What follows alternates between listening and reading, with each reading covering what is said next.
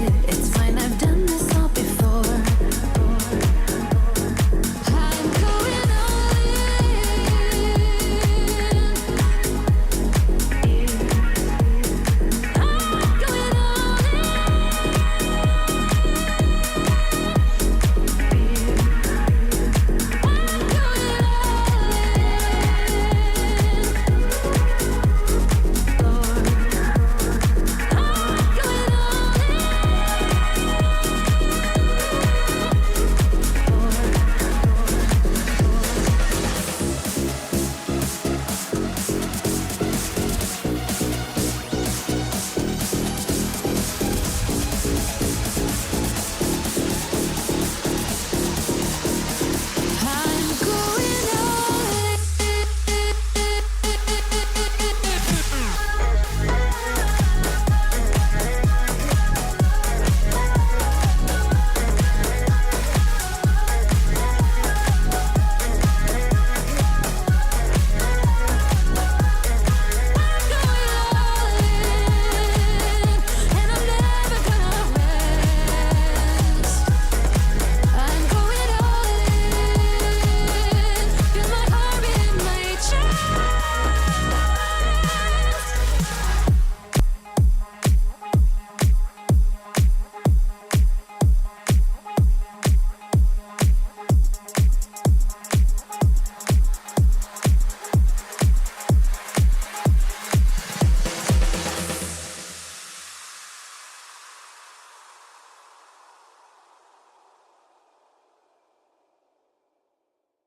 My name is Nancy. I'm a patient with relapsing polychondritis, or RP. RP is an autoimmune disease that attacks cartilage and, if untreated, can be fatal. To drive awareness and accelerate research, we established the Race for RP. Success on the track has opened doors to world-class healthcare providers, researchers, and autoimmune disease experts, leading to groundbreaking discoveries and new hope. We are driving awareness and accelerating research in the Race for RP. So, October of 2019, I started feeling very poorly, and it was just a big puzzle. I could tell it was a big puzzle for everybody. I remember in January, I went to my first trip to my ENT, which opened up so many doors for me. my wife started communicating with a doctor at the NIH out in Maryland. The foundation actually opened that door, so I didn't have to go through a long waiting period to get seen by the NIH. Dr. Ferrara diagnosed me with relapsing polychondritis. Everything came to pretty much a boiling point in July of 2021. I had been doing a little bit better, but that lasted for 3 weeks, and then I got really the sickest I've ever been. And so the rescue took me out to the hospital, and they put me on life support. And I had my wife on one side of the bed and a son on the other side, and all I could remember was just holding each of their hands, squeezing them, and that was the extent of the communication. Because my lungs were in such a bad shape, the doctors gave me an infusion of something we have never heard of before, and that is IVIG.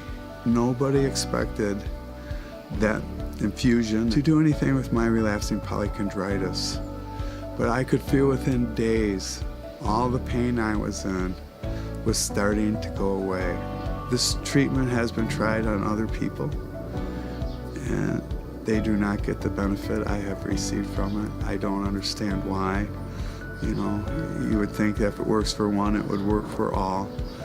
But relapsing polychondritis is a very hard disease to figure out. And that's where the Relapsing Polychondritis Foundation and the Race for RP really come into play for people with this disease.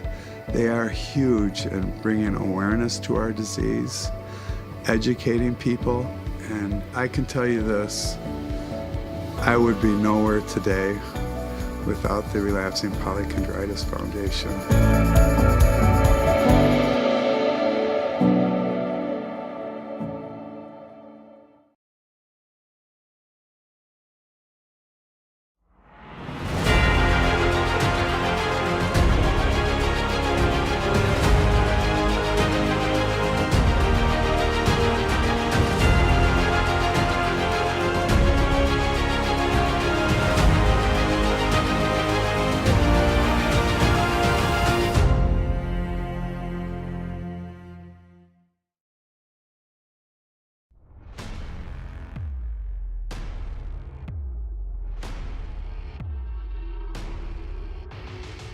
Despite the highly competitive nature of racing drivers, the racing world is a very close-knit family. So when the opportunity arises to come together and help fight for a good cause, you'll often see everyone roll up their sleeves and get to work. Of course, it doesn't hurt that they get to have a good time in the process, which is what we'll certainly see tonight as we get ready to watch the E-Race for RP, and you'll see it all live here on Podium Esports. Hi, I'm Joe Peak, and with me in the booth is DJ Clark and Greg Creamer. Behind the scenes is our director, Ryan Bauer, and he's using cameras provided by Dougie Beer. We're getting ready to head out here to Daytona International Speedway, where the drivers will be qualifying for a bit, and then we'll head off to the race. And as you can see, I've got DJ and Greg with me right now. DJ, this is going to be your typical Daytona race, GT3 cars. I have a feeling it's going to stay close. Yeah, it's going to stay very, very close. The draft coming around the long straightaways around here through NASCAR 1 and 2 and NASCAR 3 and 4 going to be absolutely crucial, but you've got to minimize any errors you make going through that infield section. A little bit of a bobble through there, that can lose you just a little bit of time and find you falling out of that draft range, and once you're out of the draft range, it's very hard to gain it back up. And Greg, we've got a few notable names in here as well. It seems like the big shots have shown up to help raise for the fund. They've come out in droves, and it's been absolutely wonderful. They recognize this is such an incredibly good cause, the Race for RP, to help find cures, treatments, and obviously research to be able to do that for relapsing polychondritis, as well as other autoimmune disorders, and that's what relapsing polychondritis is. And DJ, you were talking about the draft and minimizing mistakes on the infield.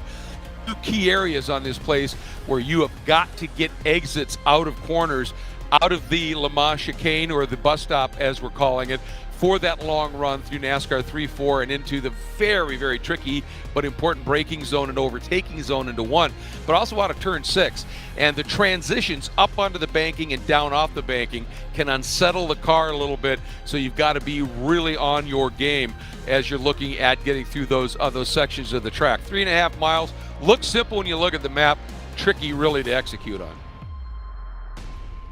Yeah, it certainly is. And speaking of the map, I do believe we have a little bit of video to show of what we are up against. Let's take a closer look through Google Maps here, DJ. And Daytona International Speedway, been one of the homes of sports car racing in America for quite some time here.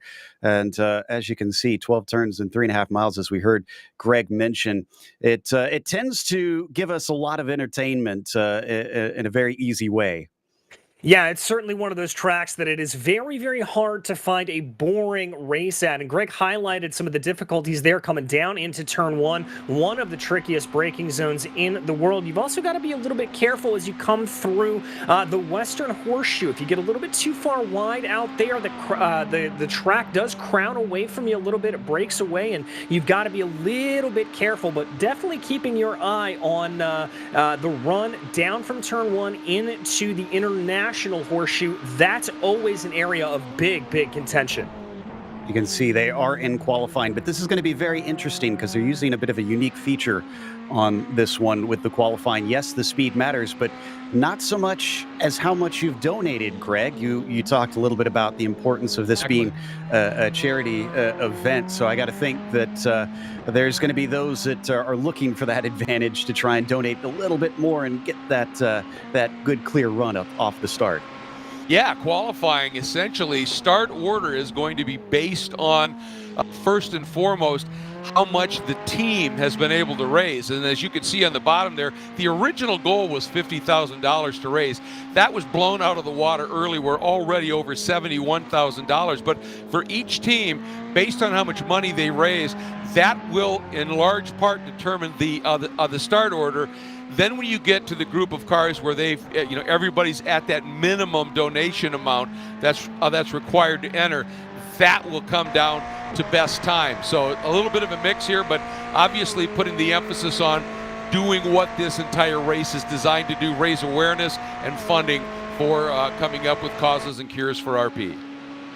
Absolutely, and I love that. That's just one thing I haven't seen yet in all the charity races I've done over the years, and it's an excellent feature of this. But they still can influence it because those who donated the minimum or are tied on the amount that they have donated will have their starting position determined by where they qualified. So watch out for that. And they only get 2 laps out here, DJ, which around this place in 20 minutes, that's a lot of time to try and fit this in. So they can kind of pick and choose, even though it is already nighttime. But 2 laps means that you got to get it done right almost the first time. Yeah, you really kind of do. And one of the things that you've got to watch out for is figuring out where to keep that momentum up. As you come through NASCAR 3 and 4, we may see some drivers trying to run on maybe a little bit of a higher line, banking on that second lap to come through. But we will have to see what the strategy is here as we ride on board with Daniel Morad, certainly one of the bigger names here in this race, bringing the car down through turn 1. Morad is going to be a car to keep an eye on with the rest of his teammates here tonight. Former winner of the Rolex 24 and a surprise victory for a small team going up against the big guns when he and that Porsche program came out and they did just an incredible job. It just lit the place up that year. Ever since then, he has been somebody that really is sought after in the world of pro racing, and of course has a wonderful apparel company that's called Muradness that he started that is just taking off as well. So multifaceted guy and really, really fast. Yeah, and he's really embraced sim racing as well, coming over from the real world side. He's seen not only the value in it, but the fun in it. He streams pretty often, and he has certainly been a regular here on many an iRacing event, coming out to try and compete. We'll see how his Muradness team can do today. He's yet to set a time, so we'll see what he's able to put down once he gets some numbers on the board here. He's heading into that Le Mans chicane, recently renamed, more frequently known as the bus stop. And that looked pretty smooth that time through. So, but he doesn't like it. He's going to pull over, and that Mercedes is going to have to start over. Meanwhile, we head to another big name here, DJ, Robert Wickens. Yes, indeed. The former IndyCar and DTM driver and current Michelin Pilot Challenge driver bringing his Mercedes out on track. And I think it's a little bit interesting here that both Daniel Morad and Robert Wickens choosing that Mercedes. As we talk about the balance of performance here across these different GT3 models, that Mercedes tends to be pretty quick in a straight line. And there's another big name joining us here in the session, Mr. Tony Kanaan himself. Absolutely, and in a Ferrari, interestingly. So he's in the Italian make to see if he can try and challenge some of the popular German cars out here. It's not just the Mercedes. You've got Porsche. I believe Audi is one of the choices that is possible. BMW as well. And they've entered plenty of different opportunities, plenty of different choices for our drivers to try and pick and choose. And they do have differences. You heard DJ mentioning there, Greg, about the BOP. I know it's not always popular among some drivers and fans, but it exists here in the sim world as well. Each of the cars with their strengths and weaknesses will probably determine who is strong where on this track. A very good point. And one of the things with that Mercedes, one of the reasons it's so popular, along with the fact that it's got a lot of grunt running that big V8. The other side of it is the car seems to be very, very user-friendly. So for less experienced drivers, they get comfortable with it a lot faster than they do in some of the edgier cars. And one of the reasons is the car seems to really soak up bumps, which means you can get up on curbs a little bit without upsetting the platform. And that's really, really huge. The Ferrari tends to be really slippery and Kanaan a little bit too hot there, back end, getting away from them. See if he's able to gather it up. But those cars, obviously the Ferrari is really, really powerful as well, but a little bit slipperier than the Mercedes.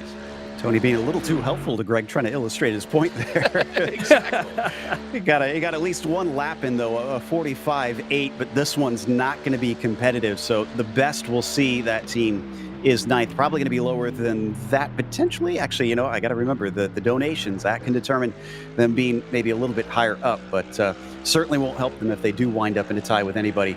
He just had another spin out on track, because right now we're watching another one of our Mercs heading down through the International Horseshoe. This is Morad once again. First lap got deleted. Second one is now going to be the lone and only lap that this white and red Mercedes is going to be able to take. Yeah, and that's going to put a little bit more pressure here on Daniel. Sometimes when you go out there and you have those 2 laps, you put down a banker lap on your first lap, not necessarily pushing to 10 tenths, but just getting a decent representative time down on the board, and then you can really go for broke on the second lap. But obviously that little bobble that Daniel had going through Le Mans on the last lap, that's going to erase that banker lap, and that is not going to be the best thing for him. So he has really all got to put it on the line here and only now. 70 cars off of the banking. Go ahead. I mean, Daniel certainly has the experience here, both at the track in person and in the sims. That key corner here we talked about, you just have to flow immense speed through here without having the car step out too much. That looked pretty good. Complete this lap, and he got through it. That time it looked really stout. Yeah, checked, and he was not given a slowdown penalty for that one, so it was clean as far as I can tell, unless he just clipped it enough that he somehow did not trigger that here in the iRacing sim. He's going to take it down to the line. Where is he going to put himself in terms of time here? Not necessarily grid spot. Looks like he'll get a 1:44.3. That's actually good enough for second fastest so far. The Heart of Racing has a team here today, and Juncadella right now has the top time. Yeah, holding on to that top time there by about 6 tenths of a second. So a good run there for Juncadella. Here is Nicholas Woodman for the Questionable Tactics Racing team in the number 13 right now. Now, this is one of the Porsches in the field, completely different necessarily than a lot of the other cars that you see in this GT3 field. More of a rear engine setup. They have moved that engine a little bit further up in the car over the years, but I would still categorize as the majority of the weight being on the rear end of that car. It can make it a little bit tail happy at times, and Greg talked about how the Mercedes is user friendly. This Porsche, I would argue, is the exact opposite. I referred to the Mercedes being a lot more user-friendly than some of the edgier cars. Well, you're looking at one of them, right? The edgier cars, the pros really can get up on the wheel in the edgier cars. It's a little tougher for gentleman drivers and gentlelady drivers to be able to extract everything out of these cars. And with this Porsche, they have inched the engine in the GT3 car forward, but nowhere near as much as in what used to be the GT Le Mans car, which was the RSR. And as a result, you still have that big lump essentially behind the rear wheels, and that has a huge pendulum effect for the centrifugal forces on the car going through corners.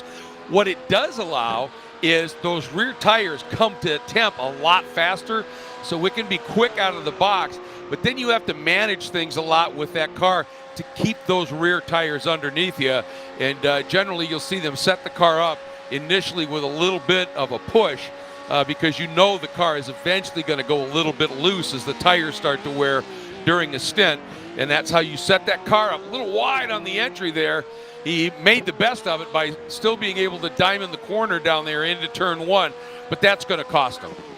Yeah, it did not look good at all. And I guess the good news in terms of a race of this length is that it's going to be here towards the night, so cooler temperatures. Right now it's only 79 Fahrenheit on the track itself, and they're not probably, I would hope, too concerned about overheating those rear tires unless they really abuse them. But Woodman is going to try and see if he can salvage this second lap. Last time out was a 46.2, actually just shy of a 46.3 out there. Good enough for 13th place. Make that 14th. It looks like Herrera just crossed the line and went 9th fastest. So still a few drivers left that have some laps to their name. They're making a lot of use of the time out there. They can't fiddle with the setup since this is a fixed setup series, DJ, but they can watch and see who's doing what where.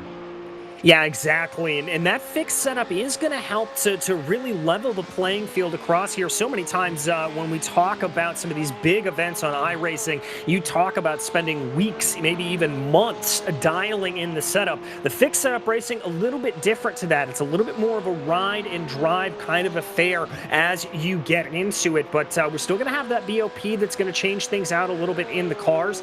That's going to be interesting and to see how that plays out. But I will say, it does look like the majority of the field here today opting to go with the Ferrari. It looks like that is the car to be in.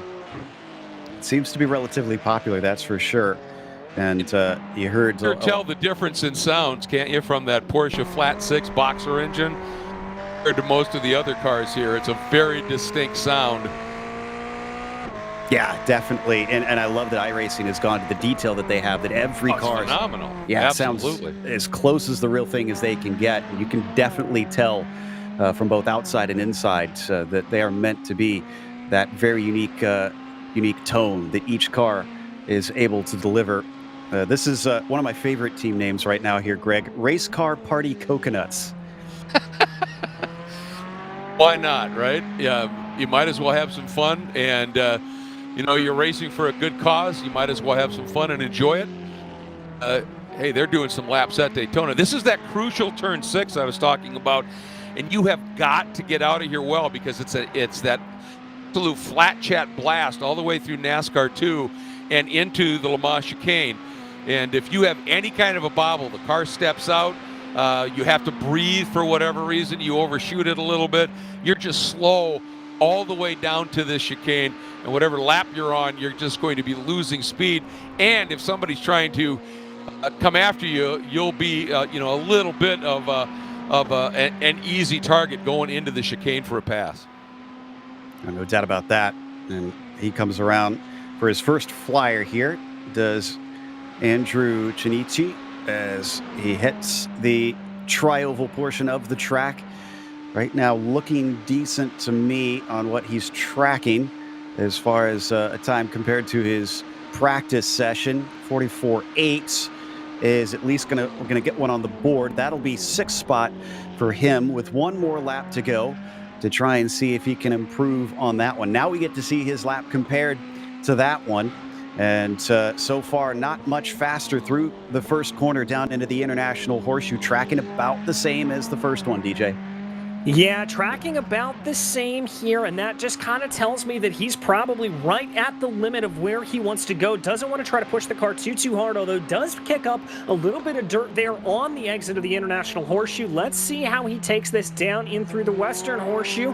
Gets that just about perfectly. You want to take that tighter line all the way through there. As I said, that road there really crowns away from you. If you try to go too wide through the Western Horseshoe, you find yourself on a sort of anti-camber running, and that'll certainly throw it off. Other part of it, I think, where his lap, he may be in a little bit of trouble for a fast lap here, was he was quite wide of the apex again down in turn 1, and you want to run tight around that corner, and you diamond it a little bit, but you still want to be close to it. And when you're that far out, you're just running a longer distance, and when you're measuring things in tenths and hundreds and thousands, that can make a big difference. Yeah, it seems like that is such a make or break corner. So easy to screw it all up, basically in the first braking zone of the lap. So will Andrew be able to improve? I'm still showing about a tenth slower than the previous lap, unless this changes drastically. I'm not expecting any higher than this 6th position on the timing board. Let's see what the Ferrari's got. Crosses the line, 44.9, and yep, about a tenth slower than the previous lap. Not seeing anybody else able to set a time right now. You do see the Road Shagger team with Dennis DuPont in that car out, essentially running practice laps now that his 2 have been taken up. So this is essentially just extending whatever time they can to try and get some information before we head off to the race session, which should be relatively soon, hopefully here. Then we'll be on our way for 2 hours of racing. Yeah, you were talking... I'm sorry, DJ. Joe, you were talking about how tricky it was for turn 1. Remember that that is the highest terminal velocity on this track, is into turn 1. You get on the brakes, and you're literally braking as you're gently turning in. And remember, I talked about the transitions from the oval down to the flatter part of the track. Braking, turning, and then you're making that little transition. And if you angle it right, it isn't too abrupt, but if you're a little off in that transition, it can unsettle the car, and that can have you skate a few feet wide. Turn 1, literally, it's the best overtaking area and one of the trickiest parts of the racetrack all at one time. So it's crucial, but a little bit diabolical. It's one of those things that I really appreciate about this track as well, because it causes a lot of excitement, that is for sure, as you do have that challenge, while at the same time knowing that you really got to try and make use of it as best you can. And it looks like Dennis is just going to keep on circulating, hoping to try and do what he can to really rack up the laps here. Looks like he is teamed up with Gavin Ernstone out there from Club West. And we'll see how that number 10 fares once we get to the race proper. There is your order. But again, do not count on this being the grid order, as they will be changed around based first on how much they have donated. And of course, if you also want to donate, we have some special things that you can do. I do believe we have a link in the description, as well as there is a command in the chat. It's a donate ! I think it is, or is it? Let me double check on that. I believe it's ! Donate, Joe. Got it that is the backwards. way to Thank be able to do it. Yep. Thank you. Yes, exclamation point donate. I'm going to get that right there. And that will get you a link in the YouTube chat. Just type that in, send it off, and our bot will help direct you on where to go. And so that you too can donate to the Race for RP to help research for relapsing polychondritis. And down into the bus stop once again we go, Greg. It definitely seems like Dennis is savoring every second of this extra practice session. Yeah, he is, and I mean, he's really running some nice lines. I was watching his line through turn 1, really snug, and you could. It was very smooth. The transition from the braking coming off of the ABS into the throttle without igniting the traction control too much. It looked good. And just watching his line there, chicane, the Le Mans chicane, it looked really good. He really got up on that second right-hander, the curb there, straddled it really, really well. And he's finally decided that's enough, as looks like, yeah, the qualifying session has indeed ended. So nothing can change from there. There's nobody out on track to be able to improve in that final minute. Well, as we wait for them to get that grid ready. That's going to give us an opportunity to have a quick break. We'll come back with our 2-hour event and the race for RP here on Podium Esports.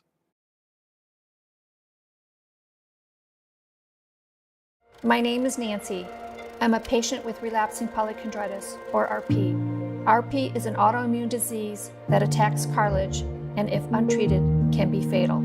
To drive awareness and accelerate research, we established the Race for RP. Success on the track has opened doors to world-class healthcare providers, researchers, and autoimmune disease experts, leading to groundbreaking discoveries and new hope.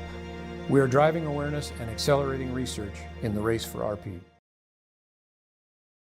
So, October of 2019, I started feeling very poorly, and it was just a big puzzle. I could tell it was a big puzzle for everybody. I remember in January, I went to my first trip to my ENT, and he was the first person that brought up the word relapsing polychondritis. My family decided to dive in and do their own research. My son was able to contact the Relapsing Polychondritis Foundation, which opened up so many doors for me. My wife started communicating with a doctor at the NIH out in Maryland. The foundation actually opened that door, so I didn't have to go through a long waiting period to get seen by the NIH. Dr. Ferrara diagnosed me with relapsing polychondritis. Everything came to pretty much a boiling point in July of 2021. I had been doing a little bit better, but that lasted for 3 weeks, and then I got really the sickest I've ever been. And so the rescue took me out to the hospital, and they put me on life support. And I had my wife on one side of the bed and a son on the other side, and all I could remember was just holding each of their hands, squeezing them, and that was the extent of the communication. Because my lungs were in such a bad shape, the doctors gave me an infusion of something we have never heard of before, and that is IVIG. Nobody expected that infusion to do anything with my relapsing polychondritis. But I could feel within days all the pain I was in was starting to go away. This treatment has been tried on other people, and they do not get the benefit I have received from it. I don't understand why. You know, you would think that if it works for one, it would work for all. But relapsing polychondritis is a very hard disease to figure out. And that's where the Relapsing Polychondritis Foundation and the Race for RP really come into play for people with this disease. They are huge in bringing awareness to our disease, educating people, and I can tell you this, I would be nowhere today without the Relapsing Polychondritis Foundation.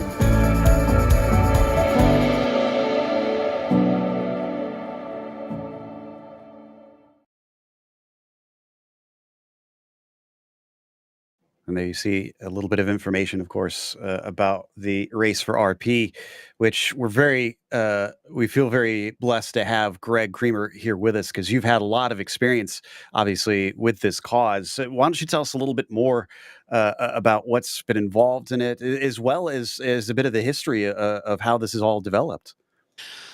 Absolutely, I was fortunate. I do the announcing for the Ferrari Challenge North America Series and Race for RP as an associate sponsor there, so I got to know some of the people from there, and just got really interested in what's going on. And RP is relapsing polychondritis, and it's an adult onset, I should say, adult onset autoimmune disease, and it affects the cartilage in the body. And the thing with it is there's no known cause yet. There's no known cure, and the treatments simply sort of mitigate the symptoms. They don't stop them. Mostly it comes from huge loads corticosteroids, and of course those are really hard on your system. But what happens is the cartilage gets inflamed, and it usually starts in the ears. One of the first moments you'll notice pain in your ears, and you're not sure why. Also the nose, but it gets into the cartilage. The cartilage that forms the bridge, the lower bridge of the nose, and those sort of things. And it's an inflammation, and at best, it's extremely painful. And if it gets into the cartilage and joints and whatever, it could be debilitating. Gets into the cartilage, say in your trachea, be life-threatening. And so that's where Race for RP happened. One of the drivers in the Ferrari Challenge Championship, Neil Langberg, his wife Nancy is a sufferer of it, and they started to put together this program and say, look, we're trying to raise awareness. Fans of racing are so vocal and so passionate and so intense about it. Let's try to raise some awareness that way. So they started getting Race for RP on the cars, having some drivers become ambassadors. Worked, and it started to really create this awareness, and thus started to generate the opportunity. And there were 3 steps to this program. One was awareness, just to make people aware of it. Secondly, was education. Okay, we've heard of this, and it sounds bad. Tell us more. So now we get the education, and then eventually it's the other research, and that the funding to help research happen. Really all started with in 2020 they partnered at the University of Pennsylvania, and they launched the Penn RP Center, which was one of a kind, a world-class referral center that offered expert multi-specialty care for patients with RP. Tended to grow just a little bit, and eventually it got connected with the National Institutes of Health and the Vasculitis Clinical Research Consortium, which is a huge research facility. And then more recently, what's been really exciting for them is the University of Texas MD Anderson Cancer Center and the NYU, New York University Grossman School of Medicine. A couple of doctors, one from each of those specialties, started to do some research on the side on their own that was funded specifically by Race for RP. So the funding part of it has been working. Dr. Kanagel Shamana and Dr. Beck, both of them, one from New York University, Dr. Beck and Dr. Kanagel Shamana, they started to work on this. She's a cancer specialist. She was doing work, she started to see some similarities between some of the cells that she was seeing in cancer research and in autoimmune. And it was exciting, because what that meant is maybe they could find one of the most important elements of any kind of research of this level, called biomarkers.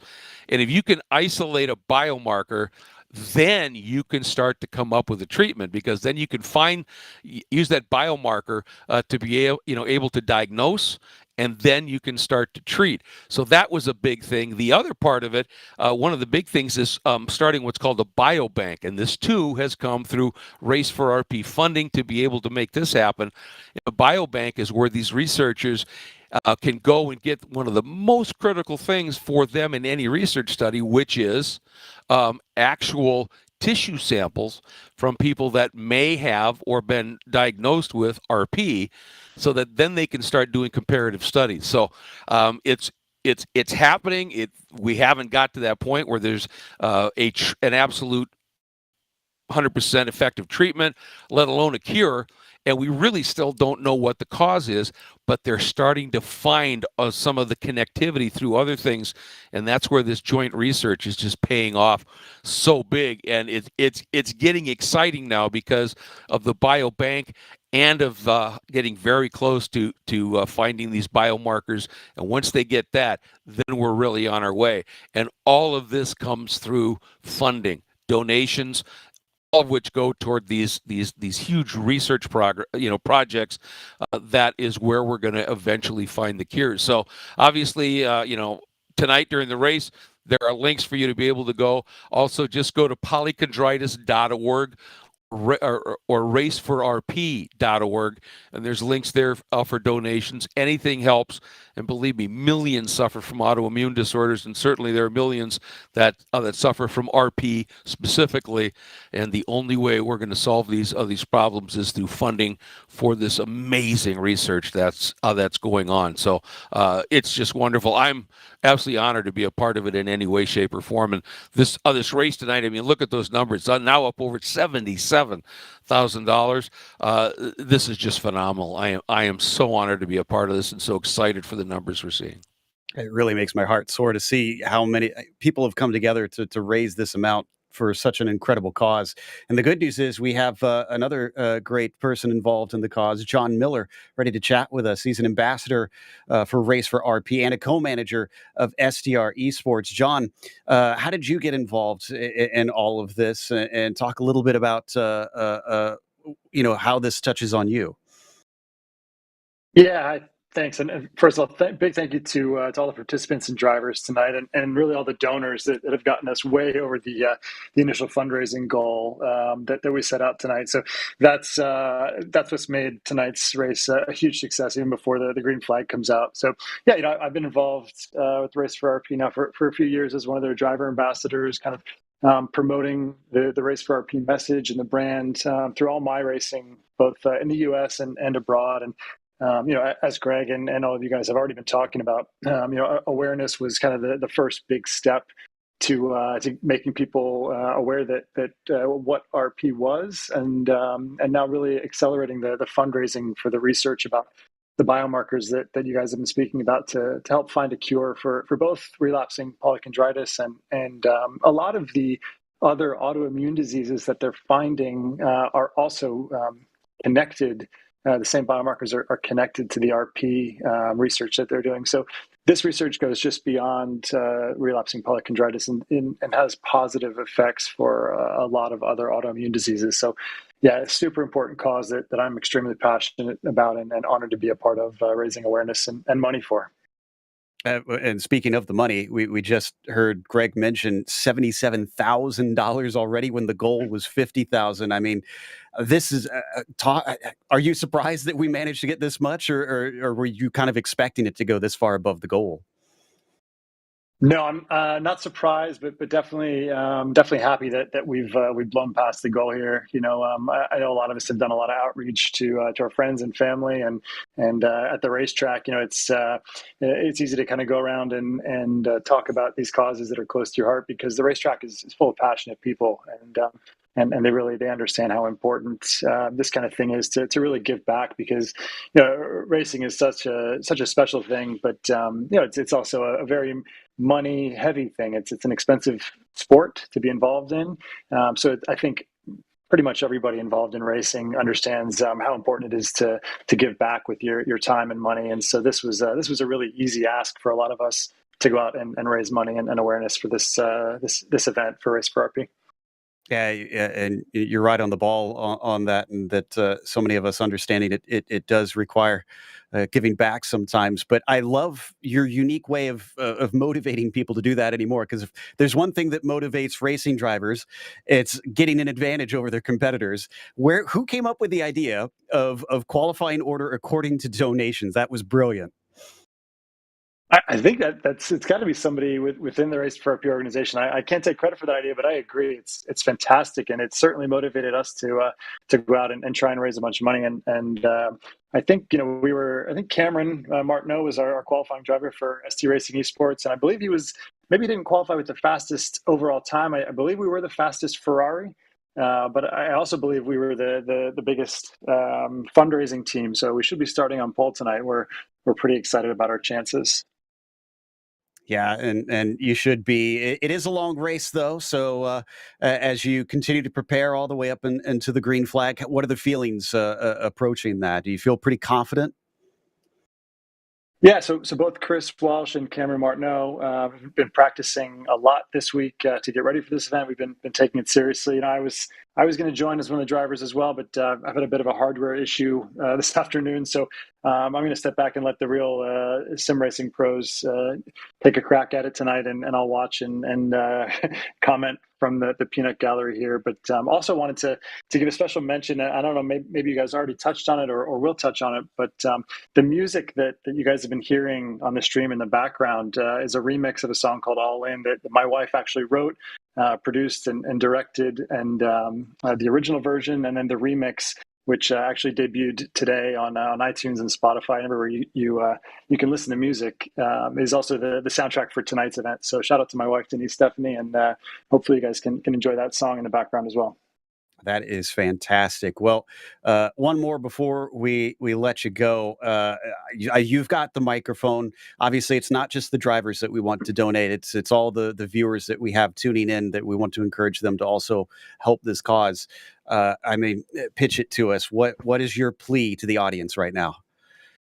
Yeah, absolutely. Thanks for tuning in, and again, thank you to all the drivers and all the donors already that we've met and talked to, both online and at the racetrack, to help raise money for the Race for RP. And hopefully enjoy the race. And if you feel compelled to continue to give throughout the race, that would be fantastic. All of this money goes towards an incredibly important cause of treating and diagnosing really terrible diseases, and there are knock-on effects that when this research gets done and we find new things about the biomarkers and all the things that Greg and you guys were talking about earlier, it has knock-on effects not only for relapsing polychondritis, which is a terrible and painful disease to deal with, but beyond that, the larger autoimmune disease world can benefit from this research as well. So thank you to the support from all the donors, from all the drivers, and everybody involved in broadcasting tonight's race. Thank you so much. Well, thank you for coming and talking to us. That was John Miller, again, an ambassador for Race for RP and a co-manager for STR Esports. As we just about are going to be getting down to the track once again here soon, DJ. Now that we've seen them start to qualify, it does look like it's pretty healthy competition out there. Yeah, it certainly does. There's a lot of big name teams that are working their way forward. Obviously, we talked about Muradness, Tony Kanaan, as well as Robert Wickens out there. eRacing Esports is going to be one to keep their eye on. So we are really, really excited to get this going. I think it's going to be a real showcase of just what the sim racing community can do. I mean, we've got some of the best and brightest stars here today, ready to take to the track, ready to get rolling, and I can't wait until we get there. Same here. It is something that puts on such a good show every time, Greg. And honestly, this place is the one that I look forward to at the start of every year when it comes to race season. Well, I mean, it's a legendary venue, isn't it? And when it started with the sports car racing and then the Rolex 24, that really sort of kicks off the racing calendar. Historically, always brings in a global entry, and thus the racing at this venue is just phenomenal. And as it says, it's the world center of racing and a special place. I want to put one period on the RP discussion. John mentioned other autoimmune diseases. Well, there's some ancillary really positive developments that have come out of the research that Dr. Rashmi Kanagal-Shamana and Dr. David Beck have been doing. One of the things is they were doing a special sort of research side project with financial support from RP Foundation, and they partnered with the National Institutes of Health. In the course of that, they actually discovered a new autoimmune disease called VEXAS syndrome in 2020, and that would not have happened. And of course, when you discover these diseases, think about it. There are people out there who have been suffering from them for a while and have no idea what's wrong. They're just thinking, well, I guess this is my body. I've just got to live with this pain. I got to live with this, debilitating effects. And then you find something like this through research, and you're researching something else, but this happens up. You've got, all right, now I know what's wrong with me. Now we can work on trying to figure out how to at least treat it, minimize it, and eventually cure it. And that's one of those great ancillary and wonderful parts of all the research that Race for RP and the RP Foundation are funding. We've also got involvement from MNR in here, and of course Ford Martin going to be joining in to talk to us a little bit about that as well. I understand that the upcoming MNR schedule has you pretty excited here at Ford. Yeah, we're really excited about it. It's going to be a great season. It's we came off a great event that we had last season. Obviously, with the in-person event, which we're really excited to see that the Coca-Cola Series for eNASCAR, the Pro Series, are going to have one themselves. So, we're really excited for them to be able to put on an awesome event, and we're looking forward to season 6. I know we have a great schedule coming out. Starting out with the COTs at Talladega. I think it's going to be an awesome event. We're really looking forward to it. There on November 7th. You see here on your screen where it's going to be so awesome. We can't wait. All the way down to the next gens at Talladega, kind of ending the regular season. And a lot of new combos are doing this year. I mean, you look at the next gens at the Canadian Tire, all the way down to run the boot at Watkins Glen, and then you're looking at ending the championship for once again at Homestead Miami Speedway. I can't think of a better track to end the season at, and the goal is to come back and have a live event for a third straight season. TBD on a lot of those details, but we're always really excited for the winter seasons because you get a lot of those guys and NASCAR. They have a bit of a break and they kind of have that race feel to it. So they want to come back and be a part of have some racing that is. So we're really looking forward to a great season 6 coming up soon. It does sound fantastic. Obviously, you've got quite the variety in there. MX-5s at the road course. We've seen that in the real world as well. I can only imagine what that is going to wind up like between the hyper competitive people that you have in that series.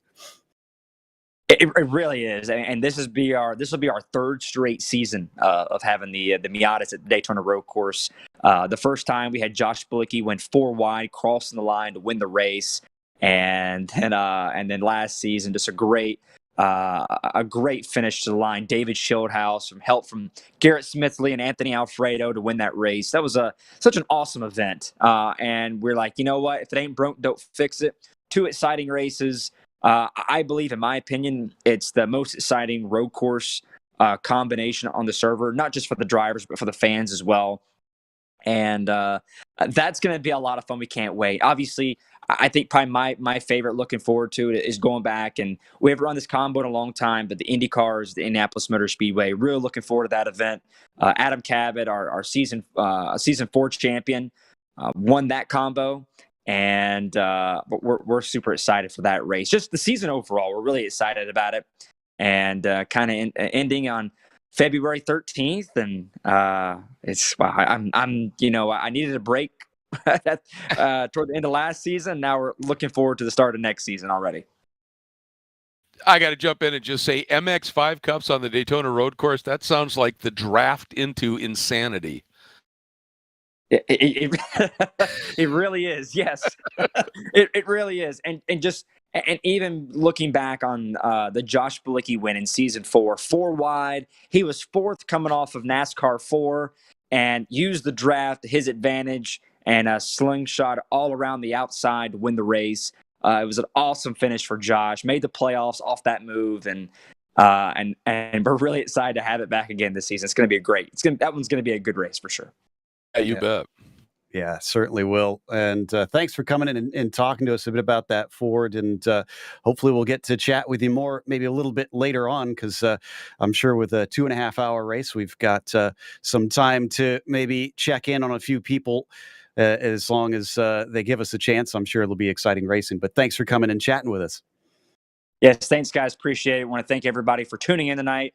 We're working on getting the session up here in just a moment. I had a little iRacing bug get us, but I think we got everything under control here, and looking forward to a great race here tonight. Great stuff there from Ford Martin from Monday Night Racing. And I can confirm that it looks like we are getting pretty close to the session being ready here, as a bunch of drivers have already managed to get in. So sun already going down in that session. You can see live pictures now here. Greg, this is a beautiful sight if I've ever saw one. The sun setting here at Daytona with sports cars. out on the track and prepping up. As soon as everybody's in here, I think we're ready to go.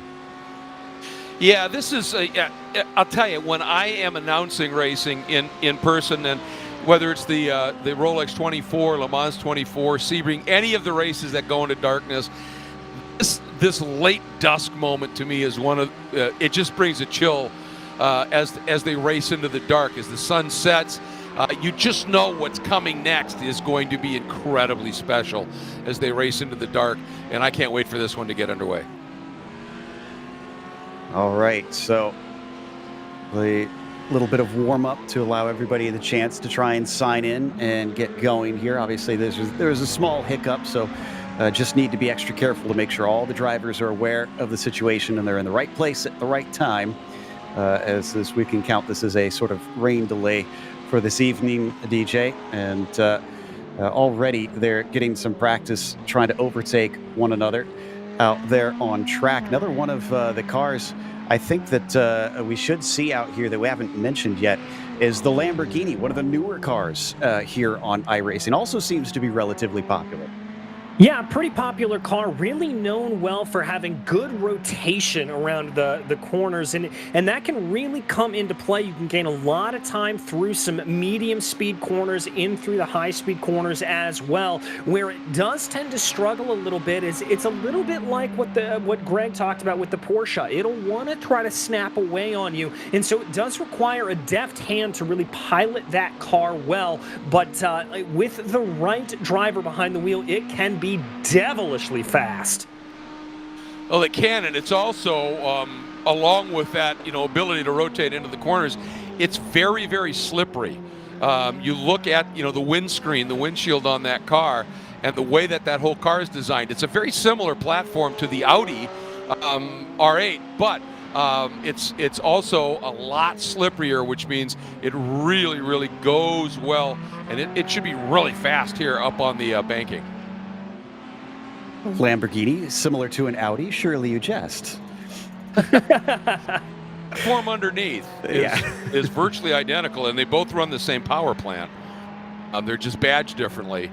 So that V10 in the back, which just makes a glorious sound in and of its own, really, really cool. But it's that different bodywork. The Audi bodywork tends to be a bit more draggy, but really that means it's going to be great in the infield. Draggy on a GT3 car means downforce. But look at that from the very front of the car to the top of the greenhouse. I mean, that is just as slick as it gets. It just punches a small hole in the air, and it doesn't affect it a whole lot on the drag on the high-speed sections of the track. Just isn't there because it's so slippery. I'll be honest, outside of the McLaren, it's probably my next favorite looking car in the GT3 field. Looking, isn't it? It looks like a sports car to me. So very aggressive, very sleek, and we'll see how fast it can be out here today once we get to the race itself proper. I think we are still waiting on just a few more to get in here before we can get running here today, but definitely got a few of the bigger names that are already in. Tony Kanaan in there. Was close. Yeah. What I understand, the reasons for turbos and all of that. Economy of the turbo in terms of, you don't have to build a big engine when you can turbocharge it to make power and all of that. But man, I love the sound of a naturally aspirated engine of the Bark. Listen to that V10. Listen to that flat six in the Porsche. It's just a very special sound, and it's not muffled by the exhaust notes running through a turbocharger. It just sounds sweet. It's the visceral thing about racing that you love, right? Absolutely. And honestly, it's funny because I found that, a lot of racing opinions seem to stem from, I think, how old were you when you saw that car?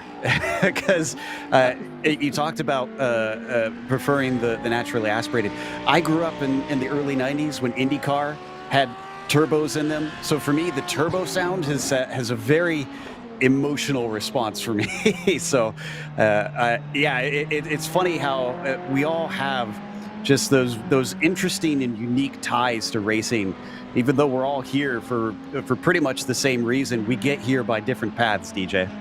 Yeah, we do indeed. And I know for me, the sound that I most associate with is that scream of the V10 Formula One engines that used to be going along. That is my formative sound that clings into my head. But I have to agree with Greg. That really and truly, that Lamborghini, when you hear it either on the sim or in real life, it is unmistakable. Same with that just bellow from the Mercedes. You can hear that car coming miles away, and you know exactly what make and model it is by just what you hear. That's exactly right. And, I'm a bit older than you guys, and the sound for me that was always the most compelling was the sound of the V12 Ferrari, Formula One, and in sports cars. And in the Porsche 917s, when they bolted two flat sixes together, that sound is that just goes right down into your bones and into your soul, and it locks you in for life. And on a certain level, you're almost mad at it because it's such an addiction, and it just redirects your entire life. And makes you follow this stuff. And you know what? Most people become racing fans when they hear a car go by when they're standing at the track, right? And that those cars come by at speed, and you hear that sound, and it either locks into you or you go, meh. It hits you and hits you right. You're done for life. Yeah, very much so. I've seen that a number of times. I've seen people that didn't get exposed to it when they were younger and do hear it when they're older and suddenly just get addicted to it. And it's amazing how racing can do that. I don't know what it is, but I guess the simplicity and like you said, the visceral nature of it just combines to be something incredibly attractive to most people. I just noticed the fillet of fish on the side of one of the cars. Trying to figure out which team that is. That's the heart of racing. They're going to need a triple heart bypass or something instead, I think, of that car. That team is a pro team running a pro and GTD, pro and GT team that runs in IMSA, and the owners of that, one of them runs in Ferrari Challenge, and they are one of the most fun. They know their racing is serious, but they also know that racing is supposed to be enjoyable and fun, and they have no qualms about having some fun. And it's a fun paddock, that's for sure. Yeah, DJ and I got to recently call a race with them at Road America back in August, and got to see that firsthand. Unfortunately, they did have a little bit more of a serious moment with a big crash towards the end of the weekend, but everybody wound up okay, even though it certainly scared a number of people in the process. We hop on board with another one of our Ferraris of Lance Colley down through turn 1 in the LC Motorsports number 10. And the driver, he races in the Ferrari Challenge, does the full season, and had this standout breakout season last year. I went and talked to him and said, what's the difference been? He said, well, I've got a new coach in Jeff Westphal, and Jeff has taken a lot more active role in helping me develop the car in terms of setup and everything. But he also said, Jeff said, Lance, I'm not going to coach you for long if you don't step up your training program. You've got to get yourself to be able to last a little longer in these races, and that only comes with fitness. And Lance went out and did a heck of a job in the off season and tuning up his fitness, and came out last year in 2021 and had an absolute breakout year. So to me, the message there is anybody who's wondering, should I get a coach to help me out? Yes. And the other thing is listen to the coach. Don't assume you know it, because they've been doing this a while. They know how to make you fast, and pay attention. And Lance did, and he's having had a huge year last year and a good one this year. Yeah, we've gotten to watch that as well. We've been teamed up with Michael W. Johnson plenty of times here on Sim Broadcasting, DJ and I, and have been able to hear all the advice that he is able to offer and all the bits of wisdom, and definitely been eating those up, as he's frequently a driver coach for a lot of folks out there. And we're trying to see if we can get things underway. We understand there is just a slight hiccup in the background once again. We'll try and give you an update as I actually hear Race Control talking now. I'm going to see if I can get some info here. And Joe, it sounds like that we're going to have to reboot the server here again. Just a little bit of a glitch on iRacing's part, but that will get everything back together. And so we should be able to get going under some green flag conditions here in just a few minutes' time, it sounds like. But as we said, just a little bit of a problem here with the iRacing gremlins. Indeed. And, well, I mean, that's racing. It doesn't always go to plan, and you have to be able to roll with the punches. Same thing with broadcasting, frankly. So we'll let them try and get that sorted out here in a moment. So we'll have to take away pictures, at least for a little bit, and then we'll be back on the track pretty soon. But we hope to eventually get this race underway. We're only a little bit behind schedule on this one, and then we'll finally get some excitement out there on the track and racing proper. I'm glad that you brought up the psychological end of racing, the way that that it's gone in these recent years. Because you mentioned, Greg, you've been around this a lot longer than DJ and I have. We're no spring chickens either at this point, but you've got a unique perspective on seeing how the sport has changed. And I think it's been very cool seeing how it's gone to this realm of, you know what, we're not an island. We need help to improve. Even at the highest level, you see world champions still get coaching and psychological help. One of my favorite stories to tell that always, it just stuck with me, and I think this leads into exactly what you're talking about, is in the late 90s in Trans Am, which then was, in my opinion, in the mid 90s, Trans Am was the best and finest sports car racing series of any kind in the world. We're looking at 900 horsepower cars with not enough tire, no aero, and phenomenal drivers behind the wheel. And one year there were about 15 drivers that could have legitimately won any race. I mean, it was phenomenal. And at Road Atlanta, Tommy Kendall put his Roush Mustang on pole by like 0.6 of a second. Grids everywhere else all year long. The top 10 had been covered by 0.5 second. It was just phenomenal. I asked Tommy afterwards, I said, how did you do that? This is the reply he mentioned that has always stuck with me. He said, yes, I just made a few less mistakes that lap than the other guys. And, I looked at him and I said, so you had a lap 0.6 clear of Dorsey Schrader and Ron Fellows and Brian Till. And I mean, all of these, legendary drivers, and you made mistakes. He goes, oh yeah. He said, I can think of two places right now where I'm sure I lost a little bit. And he said, you never drive the perfect lap. Goal is to do that. That's your journey. That's your driving force, is to drive the perfect lap or the perfect stint. You never do it.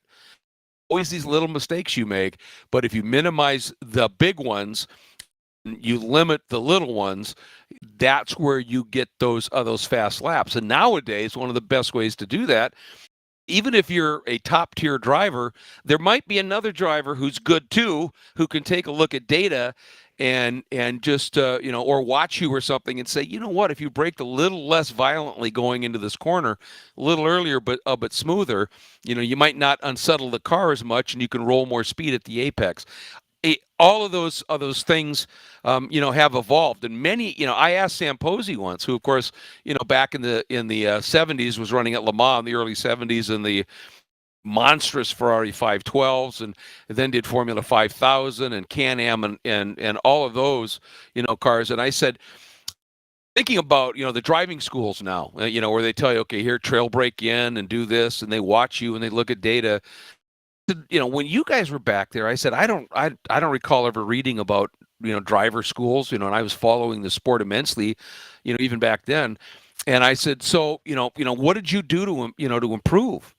And Sam looked over at David Hobbs. We were at dinner, and he looked over at David and he said, well, if we were not going fast enough, we just went faster.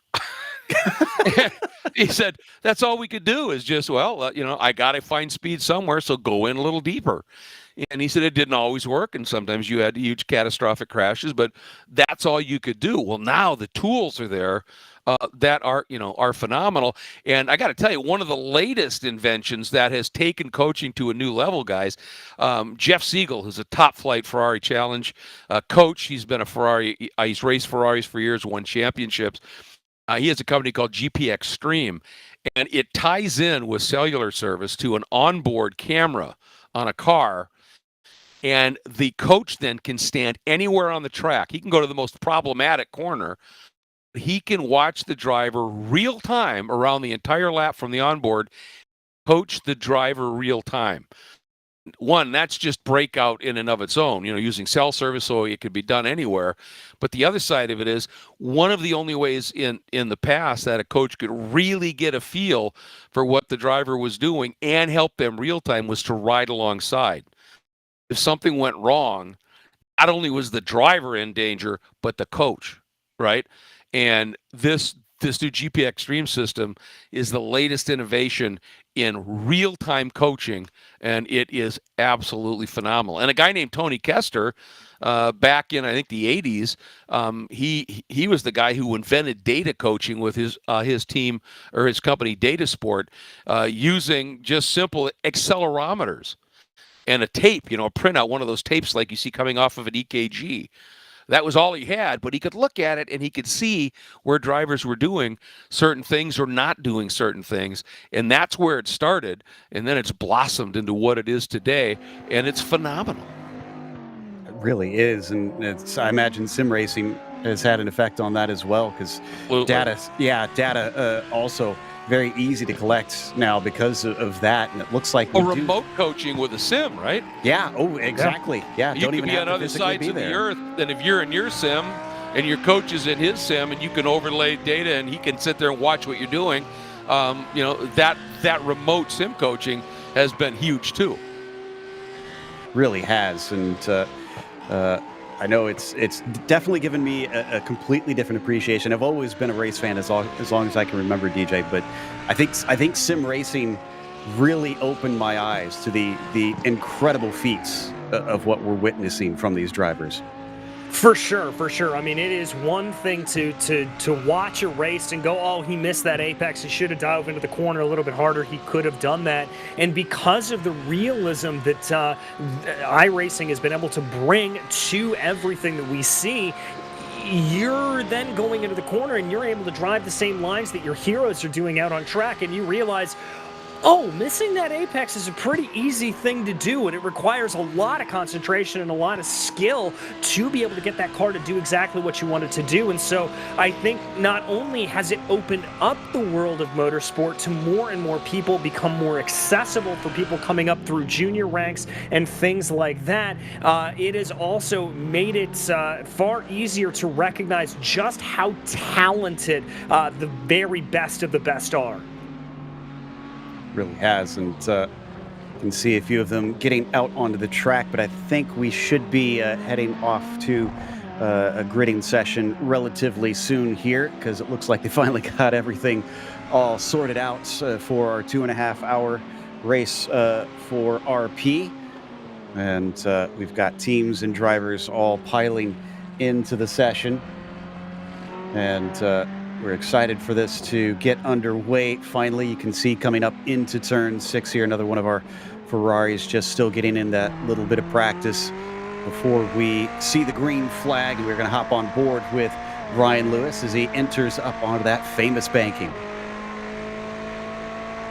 Yeah, and Joe, one of the things here that we tend to see a lot in these GT3 cars is when we talk about Daytona, normally you're used to seeing cars running 2 or 3 wide around here in the big restrictor plate style that is stock car racing. Well, normally in a GT3 car such as this, as Lewis has a little bit of a moment and gets himself off into the wall there. But my point there is that you really want to hug that apron. You want to hug down to that yellow line. That's really the fastest way to get around from from point A to point B through NASCAR 1 and 2 and through NASCAR 3 and 4. You can run up a little bit high later on if you're trying to maybe run down the hill, time it a little bit better, but I don't really think you're going to see a whole lot of passing done necessarily by holding the high line around here. Yeah, agree with you absolutely. And for the Rolex 24, the GT3 cars or the GT Daytona cars always run a little bit lower line on the banking. One, because for them they don't have that massive speed that they can flow it up high and just let it go compared to the prototypes. Also, if they stay low, the prototypes can go by them and not affect them very much in their own race. But whenever you can, you want to drive the shortest line around a racetrack. Now, you'll open up the radius, say coming up into turn 1. They'll hug that yellow line, but then they're going to swing up high to be able to set up for that corner. Same thing into the bus stop. There you see how high he just went.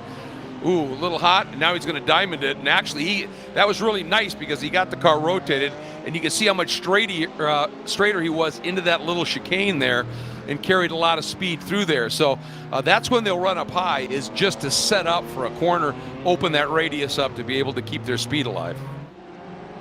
Also, while we've got the chance, just another small reminder of why we're all here. This is, of course, the race for RP, the e-race for RP.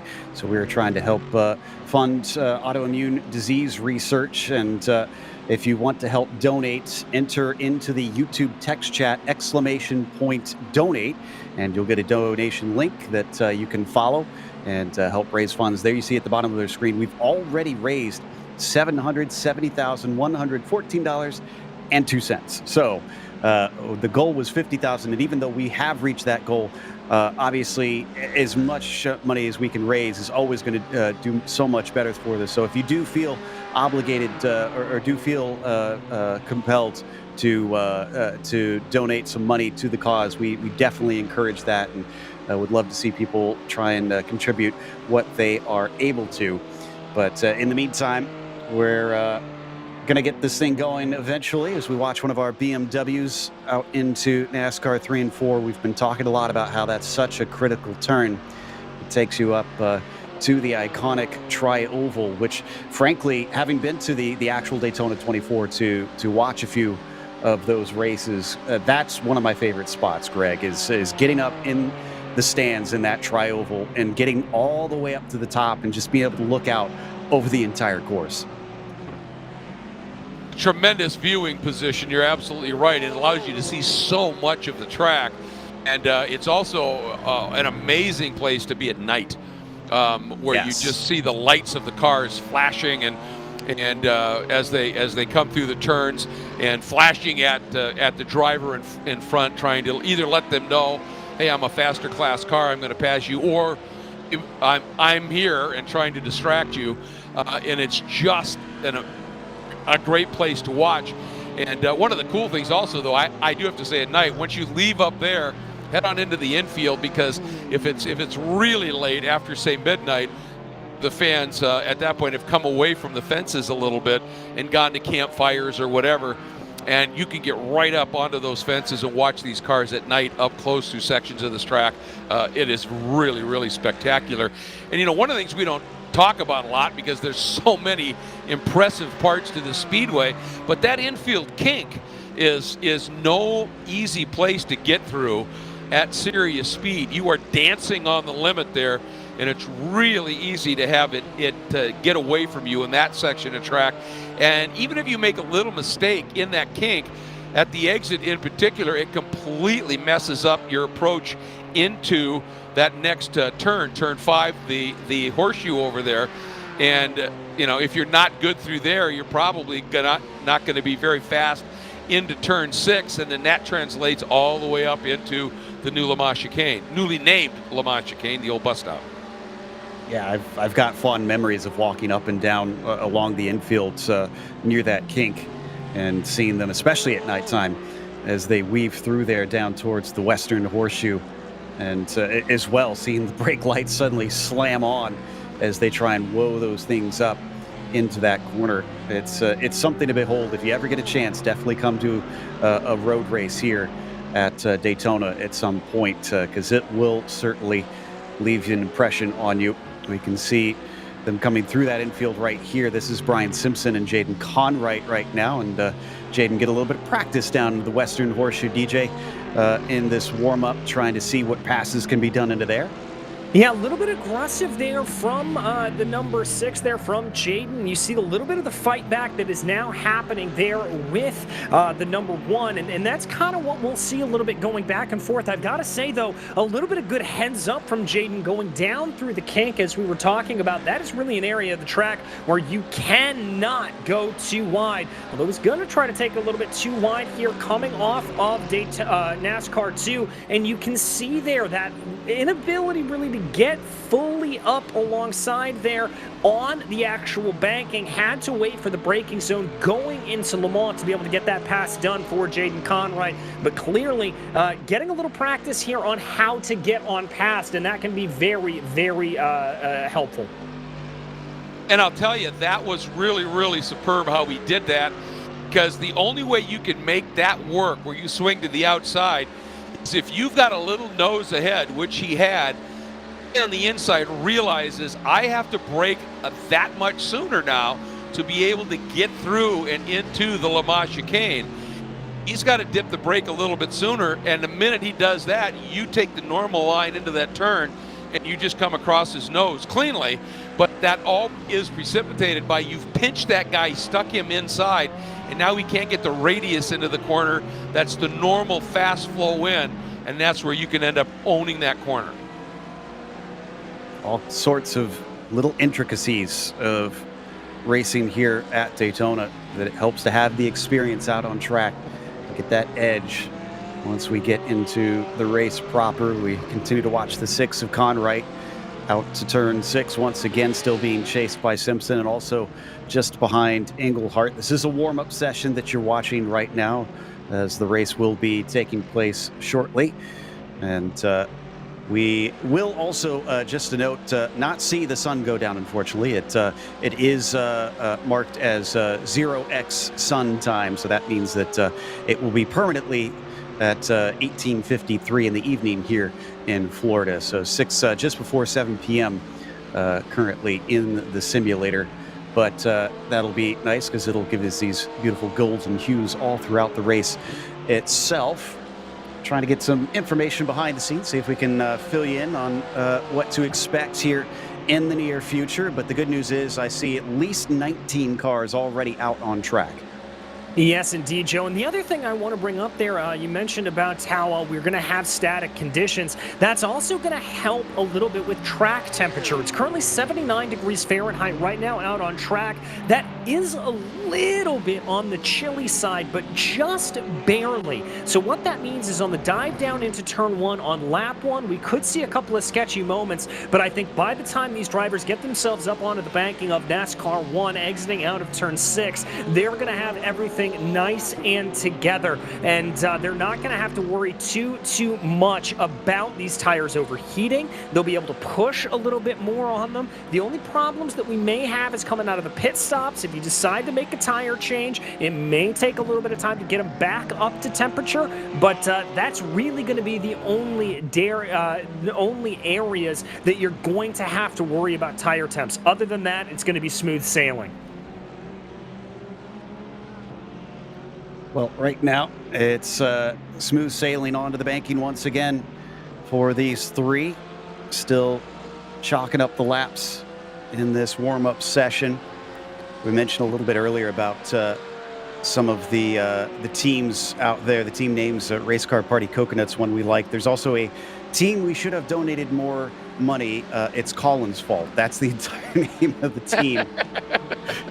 They obviously, and that's the other thing about sim racing, is there's a lot less money on the line there, so you can have a little bit more fun than you naturally would with a real racing team, and someone's probably going to shut that one down, but these guys can certainly have a good laugh on that one. But I remember back announcing an SCCA club race many years ago, and the under sponsor on the entry list for this driver, all it said was home equity loan 61435 or whatever it was.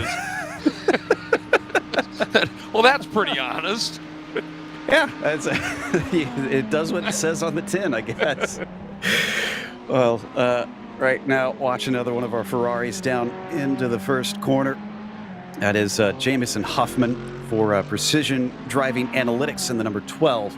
Currently, another very good-looking paint scheme on that Ferrari out there. Another thing you can really customize in the sim that would be a lot harder out in the real world, but you can do all kinds of cool things in here. So if you're just joining or first being exposed to iRacing, you are in for a very colorful and fantastic world out here that really opens up racing itself to a lot of cool things that maybe necessarily would be a little bit more difficult. You might not even get to see or do out in the real racing world.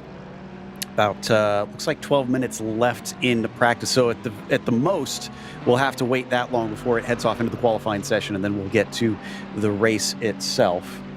We're just waiting on, it sounds like, I think one more team potentially here that is looking to join in. Might be some small technical issues to get into the server. Then we'll be given the go-ahead by race control.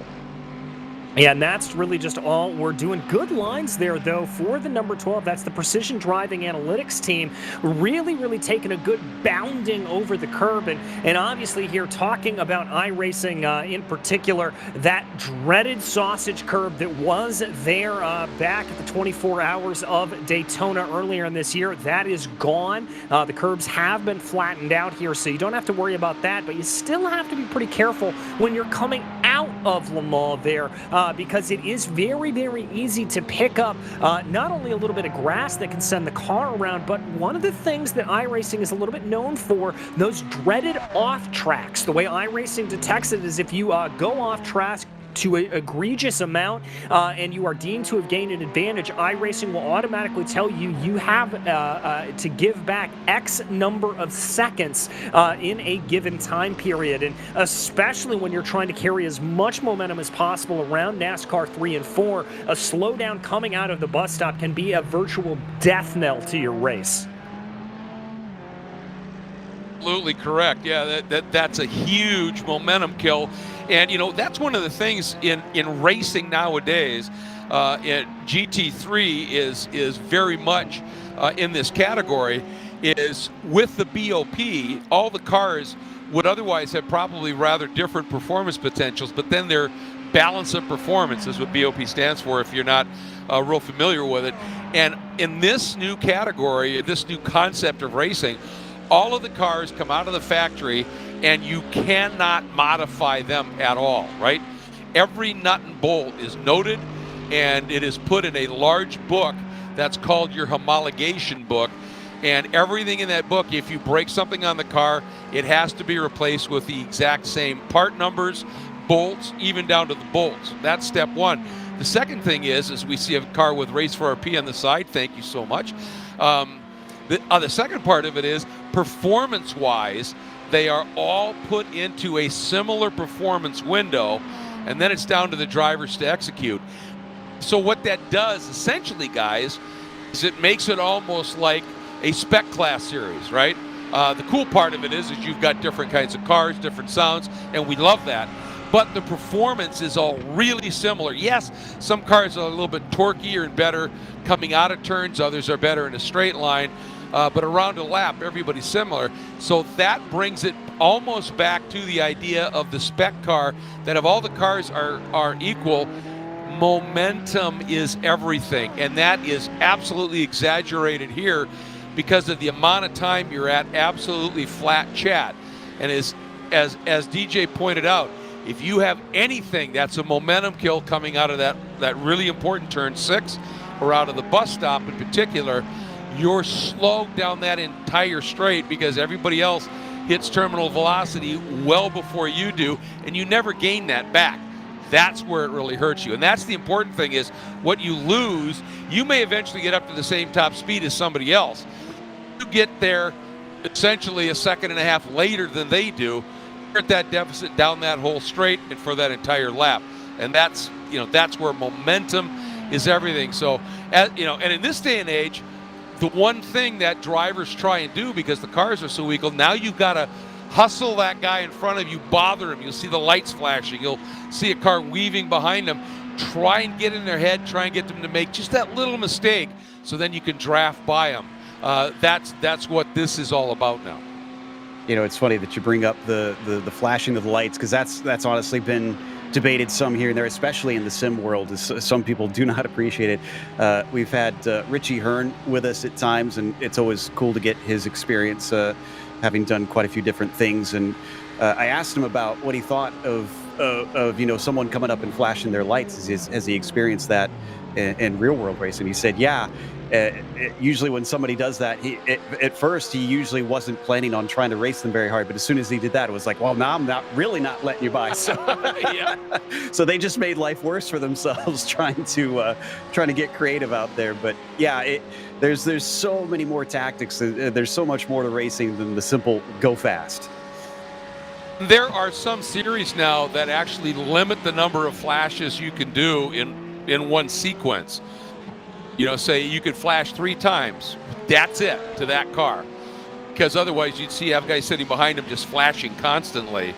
And, one, yeah, it's annoying, but 2, it can eventually become a safety issue, because you get that guy, that flash blinds him at just the wrong time. He can crash. So, even that's starting to be regulated just a little bit. I am glad to hear that, if I'm honest, because yeah, it's annoying. Yeah. Exactly, yeah. So hopefully that maybe will lessen that down a little bit. That drivers need to understand the fair play of it as well, I think, a bit in a sense. But DJ, we got 6 more minutes at the most before we head off to the next session here. I got to imagine the driver is going to be just as antsy to get going as well. The nerves are probably building. Yeah, they certainly are. I mean, you get yourself locked in and ready to go. That was a little bit of a scary moment there for the Mercedes coming up out of the International Horseshoe. But you get yourself locked in and ready to go and focused in on running. And then having these little glitches and gremlins that come up, it just kind of throws you out of the moment. It gets you out of the zone. And when you talk about drivers, you need to be in that zone where you can't be focusing on anything else around you. It is just you and the car and the track in front of you. That's where you're going to put your best lap times in. If you've got any sort of distraction, any sort of other thing that is just creeping into your mind a little bit that you're thinking about, that is going to tear you out of it, and that is not at all what needs to happen. One of the things that I've been talking about a lot in my announcing these days, because of the fact that there's so many electronics in cars now, drivers, are the ones that are on board that, along with driving the car, have to manage all of that. And the higher you get, the more intense it comes. You go to the WEC, where they're driving hybrid cars, and then you go to Formula One, all of that, and then of course the top tier of that would be Formula E. It's really become obvious to me that, along with just the gift of natural pace, the thing that separates a really good driver from a great driver is bandwidth. You're now essentially, with all the electronics, look at this, 3 abreast with that Lamborghini coming out of the pits. Everybody wisely let them all through. But you're now the microprocessor in a car, is basically what the driver is. And you're dealing with all of these electronic sensors that are providing data. And you think about that, you're managing everything in the car, and you're doing it at 180 miles an hour, pack of cars, and at the same time you're playing chess, in the sense that you're strategizing, right? And saying, we're hammering into this turn in a pack of cars at 180 miles an hour, instead of being just feared for your life. And, well, if I down change here and I can maybe get inside, I can get him, then I might get this guy on the exit. It's just mind-boggling what the really great drivers are processing here, and it's staggering. And I'd like to thank everybody that's part and parcel of this, because we're processing some more money. Look at that, guys. We're up over 82,000. Whew, yeah, nearly 83,000. And we have other good news coming our way, as it sounds like it is time to go to the national anthem, which will be sung by the very same artist we've been listening to, Denise Stephanie. say, can you see by the dawn's early light what so proudly we hailed at the twilight's last gleaming, whose broad stripes and bright stars through the perilous fight o'er the ramparts we watched were so gallantly streaming, and the rocket's red glare, the bombs bursting in air, gave proof through the night that our flag was still there. Oh, say does that star-spangled banner yet wave o'er the land of the free and home of the brave?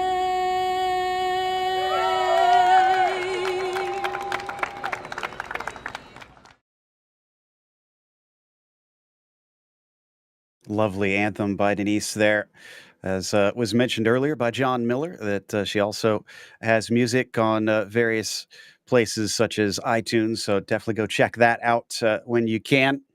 And before we go racing, one last reminder that the Race for RP drives awareness for the Relapsing Polychondritis Foundation and facilitates research to improve patient care for those with RP and related autoimmune diseases.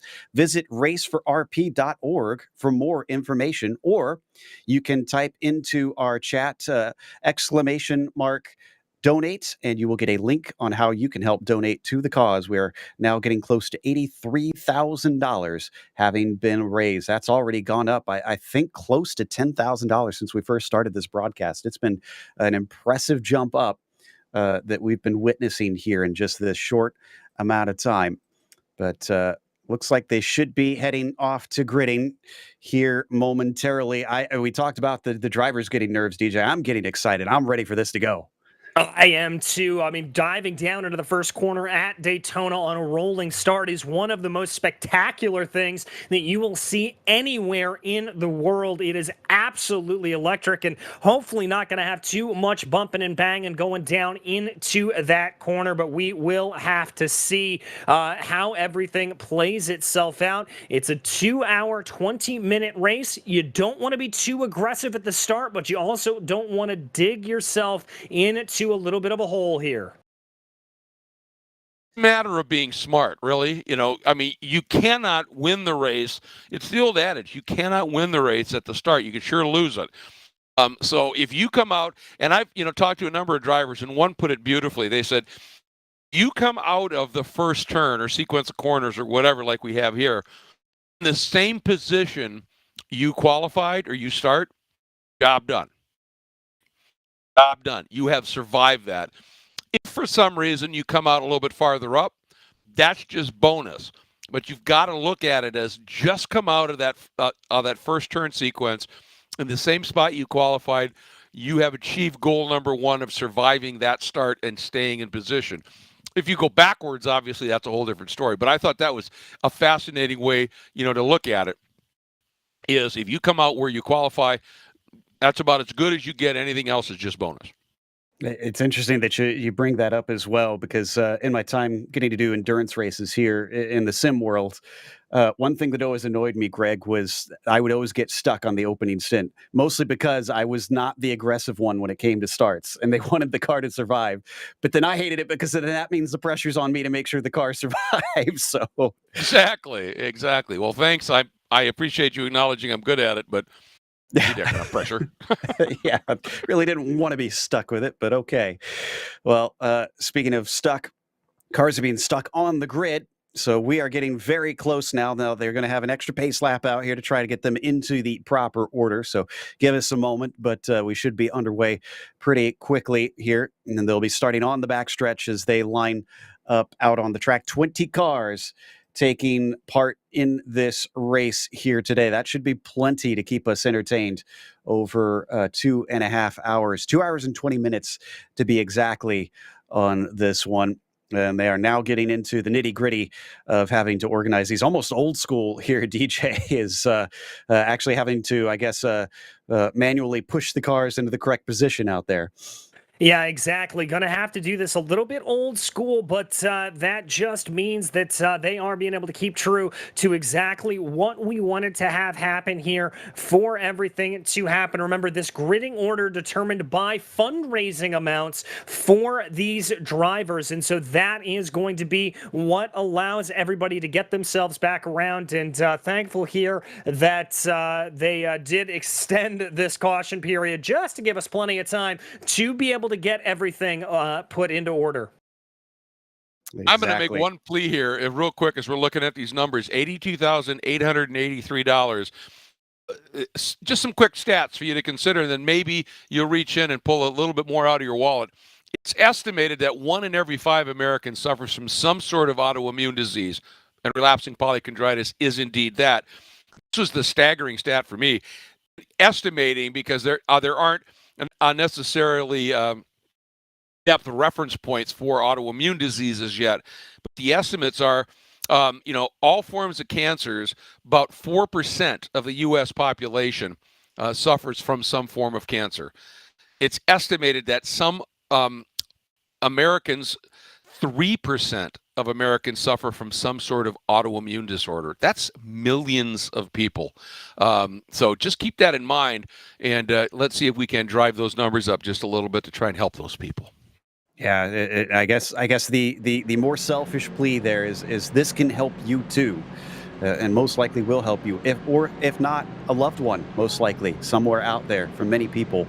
So it's definitely worth trying to help raise that number as high as we can out there today. And there you can see they're starting to line them up as they're on the second pace lap. Looks like they're going to start Martineau on the inside of the front row there in the number 38 with Moradnis's Wayne Grenon there in the number 70 to his outside. And they're, I think, getting side by side for the most part. There are a few that are still single file, but it looks a lot less chaotic than anticipated. So that's a good sign for me, DJ. Yeah, I think that's a good sign, and you can see there just everybody fanning out, going to either side of the track, giving plenty of room for the drivers to work their way up through the order because they've got some cars that need to sort themselves back out. Looks like Roadshagger moving their way up. I believe they're going to be starting here on the second row. They'll be starting off in P4 right alongside Heart of Racing. And some of that, too, if they're smart, these drivers are looking at different parts off of the normal line for grip. What kind of grip is out there, just in case, as you point out, DJ, have to get offline to make some moves because they're quicker. But these cars are so close in performance that passing is not easy here, even with these great passing zones. And sometimes you've got to get creative. And where can I maybe surprise somebody? Because on the pace laps, I went over there and went, whoa, there's some nice grip out here. That's all part of the game. Now, they will have 2 to 3 drivers allowed in this race, so there will be driver changes during this 2-hour, 20-minute event. Expect those names on the screen to change at some point. They also have a fair share rule implemented. Basically what that means is if there are 2 drivers, one of the drivers needs about essentially a quarter of the race. It's a little bit less than that if they have 3 drivers out there. We'll try and track that for you. And we will have that information on that screen if they need to get somebody back into the car and they are not fulfilling that need, because they will get disqualified if they don't fulfill the fair share for their drivers. So they want to try and make sure that everybody gets out there and gets some seat time because they don't want to lose out. Also, you can't expect a competition caution. Otherwise, there's no cautions here in iRacing on the roadside. So this will have to be thrown manually. It'll be about 40 minutes in, and that will bunch them back together. So don't fret if this starts to separate, as they will be able to come back and get competitive if you fall back a little bit. So we're getting ready to come to the front stretch now as they exit out of NASCAR 4, and up at the top of it, ST Racing's number 38 is going to be leading the way. And let's see, I think they should be going this time. I don't think they have extended the caution a second time here. Watch for the pace car ducking out, and it'll be under control of Cameron Martineau. Should be right about here if we are ready to go, and we are. Cameron has the field behind him, anxious and ready, looking for the green flag, and there it is. Green flag is out here for the E-Race for RP, and it's already 3 wide for the start coming down to the first corner. It's going to be aggressive for our drivers as Juncadella is going to try and force the issue. Looks like Grenon is going to go way around the outside, way too far around the outside. Tony Kanaan gets a nice opportunity as well as a bump, and it looks like we had a bit of an incident towards the back. There's about 3 or 4 cars off track, DJ. Yeah, that's going to be Scuderia, Clem Fandango, Road Shagger, Team HP Tech, I think all having problems. But look at this start from the heart of racing. Mega aggression here early. Juncadella takes the lead away, so the 38 gets slotted back into second. Kanaan watching from the 3rd position. Also, watch out for Jamison Huffman back there in 4th, still holding on as they get ready, Greg, to exit the infield. Yeah, that was a very, very aggressive move by Juncadella. Just got on the brakes late, was confident that those brakes on that Porsche were going to work, and was able to dive down underneath Martineau in the Ferrari. And now things are going to just sort of settle in a little bit. Everybody's just going to find their position and find out just, okay, who's strong, who's weak around me, and what can I do? And of course, they're getting their first taste of just how effective the tow is going to be down these long, long straights. You can already see there, leaving. Juncadella waving already. Yep. Yeah, he does not like being followed by that number 38 this early on. Even is trying to break it off to see if he can get that gap and not have to be looking in his mirrors as we ride on board with Huffman. The good news is it looks like, DJ, everybody was able to get the cars going once again, so I don't think anybody wasted their free repair there. No, I don't think they did. There was that big coming together. We saw one of the cars up into the air a little bit, and that could have some suspension damage that is put on it, but they'll be using this lap definitely as a bit of a reconnaissance lap to try to figure out what it is, as there we see everybody concertinaing together down into turn 1, into the heavy braking zone, and this race certainly on with ST Racing Esports and the heart of racing. Don't forget about Tony Kanaan there behind as well. Cameron's really sticking with it up there and making sure that he keeps the pressure on the leader, Greg. Yeah, that pack of 3 is great, but and he got off. I was going to say, look how effective Juncadella has been with the bite at the rear of that Porsche coming through that infield sequence, but he just pushed it that little bit too hard.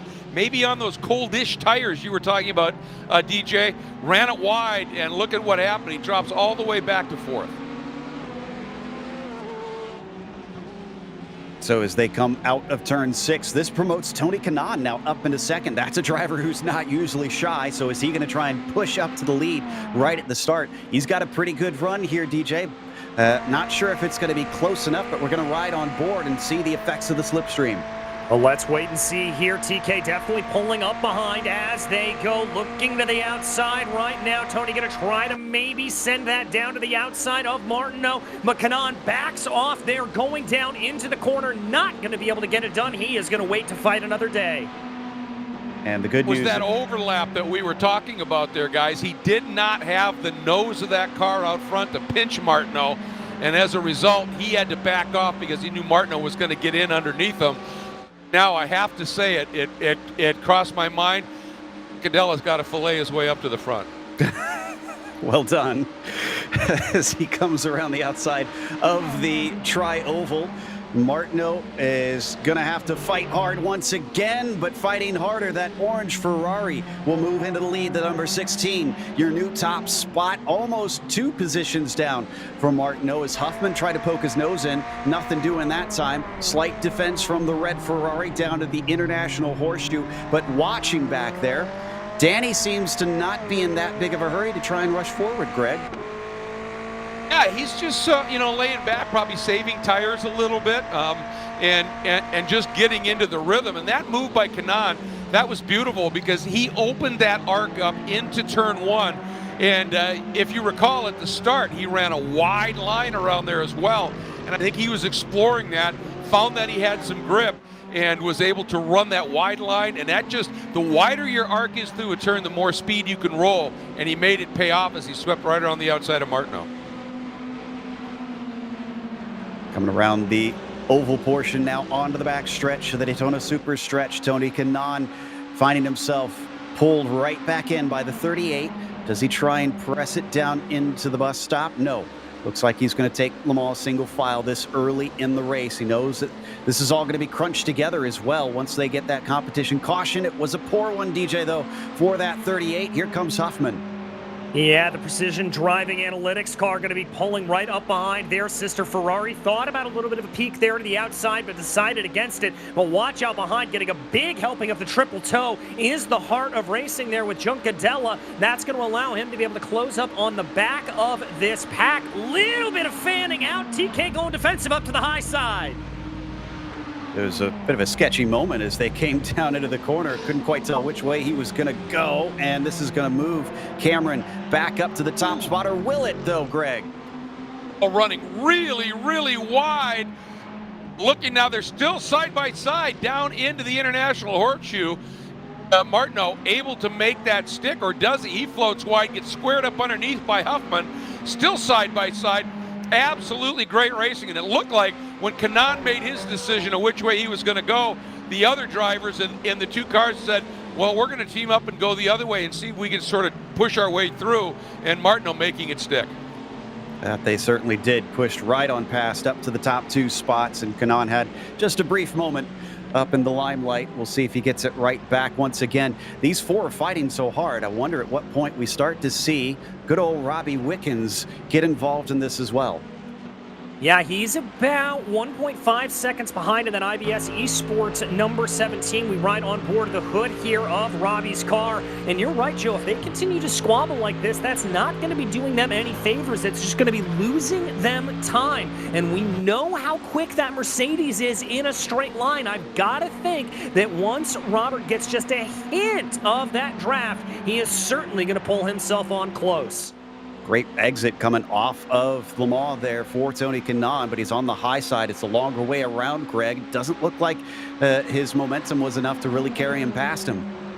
And that's part of the game, is you get that run, but you swing out, and suddenly you've got that longer, literally longer track to deal with. And look what that's allowed. Juncadella comes up, uses that double draft when he popped out and gave him a big toe, and up and down to the inside, so close.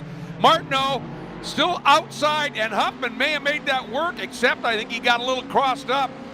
Gave Martineau the chance to come back along the inside, and he's going to have it into the International Horseshoe. Oh, and Danny's even going to try and go for second place. Let's see if he can reel that one in as he tries to accelerate off the International Horseshoe. A little bit of blinking as he's having some connection problems. Huffman side by side through the kink, and the gutsy one is going to be Danny.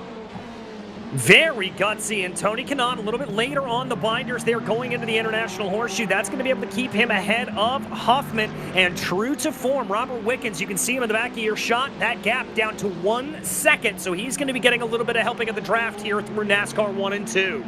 DJ, you called it. All that battling has brought Wickens right into this, and Huffman from the lead to fourth. Group of exchanges, but so much time side by side, that means nobody is on the optimum line, which Wickens is driving, and he is closing it up in a hurry. The Dunder Mifflin car having a good day at the office right now. He just wants to see that creep down further and further. A little bit of a look from Juncadella there as they came into the bus stop chicane, but then backed out of it quickly. Looks for the exit, and he gets a decent one. And he's going to try that high side once again, but man, just poked out of the slipstream a little too early, it seems. Yeah, I think he may be trying to think a little bit better about that. You see him trying to run down the hill there a little bit and almost clipping the nose of Tony Kanaan. I like the idea of doing that, trying to use gravity to your effect, but not when it gets you that close to another competitor. NASCAR style. He has some help from Kanaan. Juncadella does, as they both push their way right on by Martineau. Giuncadella back into the lead, and that gives you a really good example of just how potent the draft is when you're working together and another car's stuck out there alone. Leap into the front there. It looks like the 23 back to the point once again, but he gave it away here before. This time he's learned his lesson. He's going to be able to stay on the track. Tony Kanaan with mirrors full of Cameron Martineau behind him. We've been given so much attention here to these top four, just because there's been such action at the top. There has been some passes happening farther down with 8th, 9th, and 10th, as well as 11th place changing hands recently. But really, the top spots have been the focus of the day so far. I've been watching Matt Cresci in the number 8, and he was back. He started in 12th. Worked that car up into the 8th spot, and I happened to have a chance to talk to Matt. He was at Sonoma last weekend for the Ferrari Challenge, and we were talking about this, and he said, I've got a couple of ringers as my co-drivers in this. I think Matt's going to be somebody to keep an eye on that team, because Matt is doing a superb job with that run that he made. As I said, up from 12th to 8th, and then the ringers come in. He said, watch them in the latter 2/3 of this race, and Matt's doing a great job of bringing them right up into early contention. Yeah, that's the Corsa California car. He's got Jaden Conwright currently sharing it with him, and we head back up to the front of the field with another bump draft. This time for second place is Kanaan, gets help from Martineau, shoves them all the way until they get to the braking zone here into turn 1. Hopefully Tony's prepared for the extra speed. It looks like he is, but not our leading number 23 car, as he went way too wide, gave up a ton of time that he had pulled over the rest. Yeah, Joe, that Heart of Racing Porsche looks devilishly quick, but it just looks a little bit out of control. Driving on the ragged edge here, I would have to say, is Danny, and I'd be a little bit wary about that. You want to calm yourself down. This is a long, long race. That kind of aggression can really pay dividends if you're in the last 30 minutes, but at this point, you've just got to get that car home, and it doesn't look like he's necessarily driving like he wants to do that here at this point. Well, and Greg, you were talking earlier about the fact that the Porsches tend to have to watch after the rear wheels. If he keeps driving this thing too hard, it's going to be as slippery as an eel. Well, absolutely, and I think what's happening is two things. One, he's got good grip, as we said, that big lump of a motor sitting right over those rear drive wheels, coming out of the horseshoes and coming out of turn 1. He's got a lot of just traction. It's a great traction event for him. But I think what he's trying to do is break the toe. That's the biggest thing. If he can drive hard enough and break the toe of the guys behind him where they can't get any effect, then he can drive his own pace. But every time he builds a margin like he has right here, then he overshoots turn 1. He just has to rein that in just a little bit, especially through the infield guys. Giuncadella in that Porsche has got it just dialed right now. Down towards the tri-oval once again. I saw a bit of a move starting to form for the number 6 car. Looks like Cresci's trying to attack on Grinnan in that number 70. This is for 8th position as they head to tick off lap number 7 into lap number 8. It's going to have to do it the long way around. Looks like Wayne will cover him off down into the braking zone. Sometimes, though, that pinch can offer a chance for the outside car, and indeed, starting to gain under the binders. It looks like that Porsche might be able to do it. Not quite, as the Mercedes holds on, but barely, and having to cut across the track there, Greg. Matt is really on it today. Yeah, he is, and I thought he was going to. Oh, and he got the car in front of him, Grennan, to be a little wide going into the West Horseshoe. And now Cresci squares up underneath, but Grennan had better exit speed, even running a little bit wide because of how aggressively Cresci tried to turn up the inside, pinched his exit, and scrubbed just that little bit of momentum. You're going to hear that phrase a lot, momentum, and that's what that moment was. Oh! And it got just a little bit crossed up.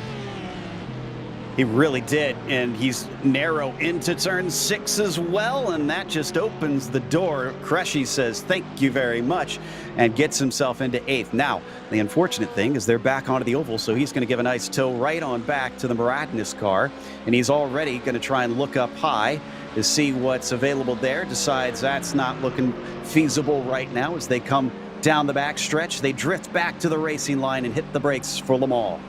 And a little bit of a look there for that Maradness machine, but not trying to do it. And Joe, I think that was a little bit of an attempt to run down the hill once again, but just didn't exactly judge it correctly as we jump back in on the leaders here. And that is our first little bit of lap traffic. That is Donnie McGovern that they are having to work their way by. I believe that is one of the cars that was gobbled up in that first lap incident, as we actually have had 3 cars come down pit lane. Scuderia Clem Fandango, Scuderia Corsa, and JMM. They all came down pit lane after that first incident. That's another great team name. Scuderia Clem Fandango. That is just fun. I love it here. On board with, but here's that kink. You can hear, you can do that flat if you're not side by side with somebody. If you're side by side with somebody, it gets pretty diabolical in a hurry. As these tires go off, sometimes you've just got to give that a little breathe at turn in just to get a little bit of energy down into those front tires so it'll point in. Otherwise, it might push just a little bit, but it's a really quick corner in that infield. We talked about those team names. Will Rogers and the team we should have donated more money, it's Colin's fault, is running very, very good times right now, and they're up to 6th place currently. Just been picking them off bit by bit. They've got a bit of a gap, unfortunately, because despite all the battling, the front group has pulled away from most of the field up to this stage. But if they can keep this up, they might be able to pull them in over time, and especially once we get the caution, that's going to crunch things back together, and without that gap to worry about anymore, they could be a threat. Well, and the one thing that they're going to have working for him here is the fact that Robert Wickens has had a little bit of a problem. He's fallen off the back, and so he's running in clean air himself, as now we've got a little bit of a move of these trio of Ferraris. Maybe thinking around the outside there. Martineau trying to go around the outside of Kanaan. Looks like if he's later on the binders, he can make that work. Yes, he does. And what these 3 drivers really need to start doing, and maybe that was a glimpse of it, is they need to quit racing each other and work together. And all that means is the guy who's in front, if the guys behind him gets a draft, we're early in this race. One, you talked about the competition yellow coming up. You start working together, and when the guys behind you come up, let them go and tuck in behind them without any fight, because then you continue to use this multi-car draft. And 2 cars in a group run quicker than 1, 3 cars in a group run significantly quicker than 1 when you do it right. And you just have to have confidence that then when you're the guy back here in 4th and you get a run, that those guys will let you through. And if you do that, they might be able to start taking back what is now the better part of a 4-second gap that Yuncadella has opened up on the field. I have to agree. It's going to need some team tactics, no doubt, between opposite teams, if anything, to try and make something work out here as we see them down. They're all racing the prancing horse, huh? Yeah, exactly. There you go. What team is known for those team tactics? So Ferrari's all around for those at the bottom end of the podium and just outside of it, trying to see if they can catch up to a Porsche up ahead. Still more lap traffic as well. And sounds like we are expecting pit stops to be coming up soon. Now, that should be relatively early unless they've limited the fuel cells on these cars, which I thought I was told that they had full fuel cells, unless people are trying to work this one backwards.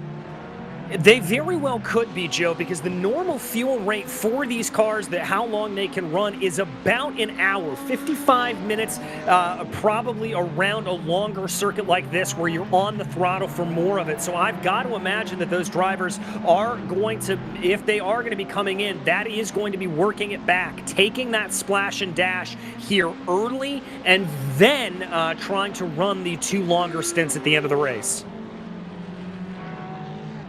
We also got to remember that we do have that competition caution coming out. If they do have full fuel cells in these cars, then surely I would think wait until that competition caution, lose less time under yellow, pit then, and then go from there. But we're riding on board with It's Herrera. open during that competition yellow, Joe. Yes, they'll be closed for the first lap, and then they'll be opened up as soon as the pace car has picked everybody up. That makes sense. I was going to point out just a little bit ago while you guys were talking, we watched Martineau, Kanaan, and Huffman going down into turn 1. Martineau had a wide line through there, and earlier in the race, we would have seen Kanaan and or Huffman try and dive underneath. Didn't even attempt it. I think they maybe got the memo that they're losing too much time. The problem for them is they may have waited too long to start working together because now they're into traffic. Juncadella, I think, with that Porsche in the twisty bits on the infield with that engine over the drive wheels, he gets a good launch out of the turns and can make those passes on these lap cars maybe a bit more effectively than these very slippery Ferraris. We finally got some information on the pit stop situation. Yes, they have full tanks that they can fill, but this is a fixed setup. Is down to the inside with the lap traffic, going to slow up Martineau, and he's going to lose 2 positions in the blink of an eye there, unfortunately. Huffman and Kanaan sneaking through. That was Kurzajewski there in the 15, who unfortunately just couldn't make his car disappear, and that cost the number 38 a couple of spots. But in regards to the pit stops, the fixed setup only started with 13.5 gallons, and this is a high downforce setting, so that's going to suck up the fuel even quicker. That's why they're expecting them in pretty soon here. All right, that explains it. Remember, we talked about at the beginning of the broadcast, a fixed setup here for all drivers across all cars. So they are all running very, very similar setups, even if you are racing a Ferrari versus a BMW versus a Mercedes. Well, we continue to watch this Ferrari triplets here working their way around. Huffman maybe thinking about moving up the track there a little bit on Tony Kanaan, trying to see if he can get anything going into Le Mans. You know, guys, since we have some people that are watching maybe for the first time and not experienced, the reason when we say a high downforce setup to be harder on fuel, downforce means you've got a lot of grip in the corners, but the car has a lot of drag in it. And the best way to describe that is when you're going down the road when you were a little kid and you'd stick your hand out the car window. When you held it flat, you didn't really feel the wind, but when you tilted your hand, you got that big blast on it. Well, that's drag, and downforce through the wings, through the underbody of the car, through the dive planes or the trim tabs on the front of the car. That is what makes downforce, but it also creates drag. And when you have a draggy car on a track like this where you're at high speeds for long periods of full throttle, it just eats through fuel. Ooh, bit of a move down to the inside as he finds his competitors distracted. Martineau is going to snatch up third place once again. That was a savvy little move because initially, Greg, it started as Huffman trying to attack himself. Yeah, and sometimes you just get that a little bit wrong, and somebody does a nice counter move, and suddenly you're just frozen off the line. Nothing you can do about it. And I just, again, want to point out a little bit farther back in the pack, the number 6, Akreshi, not only gone around Grenon now, but has gone around Shinichi and is now up into that 7th spot behind Rogers and Wickens and then this group. So they continue to move up through the order. Matt Akreshi doing a great job here and bringing that Porsche right up through the order. And with all the battling we're seeing up front here, these guys are not that far out of this as we go back to this insanely good battle between Kanaan and Martineau right now with Huffman watching. They've continued to just bleed time left and right. It's up to 8.5 seconds to Juncadella in the 23. So they've given up, I think, on the hope of trying to catch him, or just are waiting for that competition caution to bring him back in. Let me just jump in. I think part of that big gap, and remember Matt Kurzajewski ran wide down in the turn 1 when that group was trying to pass him. And everybody had to check up, and that could have cost them a second or two alone right there. And Kurzajewski, another driver that is currently racing in the Ferrari Challenge Series, he's got experience here at Daytona, believe it or not, in real-life racing, but it's in stock cars. He's raced ARCA and Xfinity cars here. It's very new to road racing, so they're out there supporting Race for RP, and I bet you getting a little bit more experience for him on road courses for next season in Ferrari Challenge. Yeah, I love the cross-pollination that we've been seeing a lot in road and oval lately, because I know over in the SRO series in the real world, we're starting to see some stock car drivers give a go at racing sports cars on the roadside as well, as they come off of the Western Horseshoe once again. Here we go, another lapped car. This is Jeffrey Bate and the 14 machine just in front of them, but this is perhaps the best spot they could catch him, DJ. Yeah, it really is. He'll be able to probably go up high here a little bit and let them go on by. But by the way, we do have our first driver down into pit lane. That's going to be the LC Motorsports entry of Justin Hoffman, the number 5. That is going to be the first driver to come down pit lane. Although this could get a little bit hairy coming up behind Bate. Oh, that's going to be a big checkup into Le Mans. Yeah, didn't catch him when they needed to. But doesn't look like it held up Kanaan all that much. Martineau had a poor run out of the corner, and now Huffman trying to do something with it. Drifting up to the high side, it looks like Jeffrey's just going to make it nice and easy on them. You can see on that run into the Le Mans chicane just how slippery that Lamborghini is. It took them forever, and they couldn't get up alongside of them. And they had to wait till the exit chicane to be able to get that pass done with a little bit of help. Oh, and Wickens is going to try and take advantage of this. Look at this. Beautiful. They get checked up, and Wickens gained a ton of time under the braking. Yeah, he is Rogers all the way has up. pitted. Yeah, he has. Good call there, Greg. So it looks like the 18 car. 18 car is in and taking service, and so is the 19. Both of them in as we now ride on board. And this is what he's been trying for, Greg. This is what he's wanted, is to get into this draft train. Exactly. And he's just been very, very patient. And you know what he has done, because he's been running pretty much on his own, driving his own pace. He's been watching what's going on. Robert Wickens is so savvy. And, you know, obviously everybody's going to be in, but he has done a brilliant job of saving tires. And as a result, you know, he might be able to stay out a little bit longer because he hasn't been in such cut and thrust, and he might be able to wait for that competition yellow. Indeed. So up ahead of him, there was a great bit of momentum for the 38, but decided not to use it. Everybody checks up a little early into the bus stop chicane. Anybody going to try and get the exit off there? And also, who has to pit this time by? Because we've seen about half the field have to jump in at this stage of the 18 that are out on track. We'll know pretty early, as you do have to get on the brakes from pretty high speeds down here. Well, it does look like Danny Juncadella is coming down into pit lane. Couple of drivers fading off there. I dare say all 4 of them are going to be coming in, getting onto the binders into the lane. Wow. Absolute latest moment there for Tony Kanaan.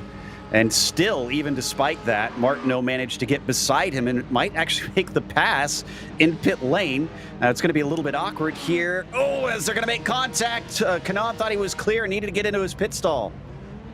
Oh, and he missed the box. He missed his box a little bit. Looks like... Well, Juncadella has pitted and is gone. Wow. Wow, that is impressive. That he was that far ahead. He's already taken service and is back out and rolling. So rest of the field pretty much in. And yeah, it looks like Chris in the number 13 is going to be able to pit and be the last one to pit here. That will be everybody done on lap 16 for our pit sequence, this first pit sequence. Now they come back out on track, and look at the difference there between Huffman and Martineau, Greg. That's huge. The better part of what? Almost 2-3 seconds that they lost in the pit lane. Yeah, I'm seeing on my time and in scoring there's a 4-second difference between Jameson and Cameron right now. That is not good for the 38 team, because it was going pretty well for them since the start of this race. Started it on pole, and we're at least holding on to the front group, the sort of front group for second place at the very least, and then now suddenly it's all dissipated. But again, DJ called it that he overshot his pit. Yeah, that's true. Yeah, and for those of you who are unfamiliar on iRacing, that's one of the things that happens here, is that there is an automatic pit stop service that does take place, but you've got to be within those margins. And Tony there looked like, because of that contact with Martineau, he just misjudged that a little bit, had to flick the car back into reverse and get back into the box. Now, the one good thing that he does have coming is that in about 12 minutes, we will get that competition yellow, and everything will bunch itself back up. So, obviously you might be wondering, well, why is Juncadella pedaling, or the new driver in that car, pedaling so hard right now to open things up? Well, with a competition yellow, the best thing you can do is get a bunch of lap cars between yourself and your pursuers. And it looks like that is, he has done that really, really well with that rocket quick pit stop. And part of that, guys, was probably his in and out lap. Yeah, that's a good point. Probably just able to push it that little bit harder compared to them, which is impressive considering how hard they pushed in to the pit entry in that group of Ferraris that we watched. You mentioned the driver in the 23. It is still Danny, and I'm checking through. I don't see any driver changes this time, so it looks like no, I take that back. Roadshagger did swap out Gavin Ernstone with Dennis DuPont, it appears. So that is the one team that has changed drivers.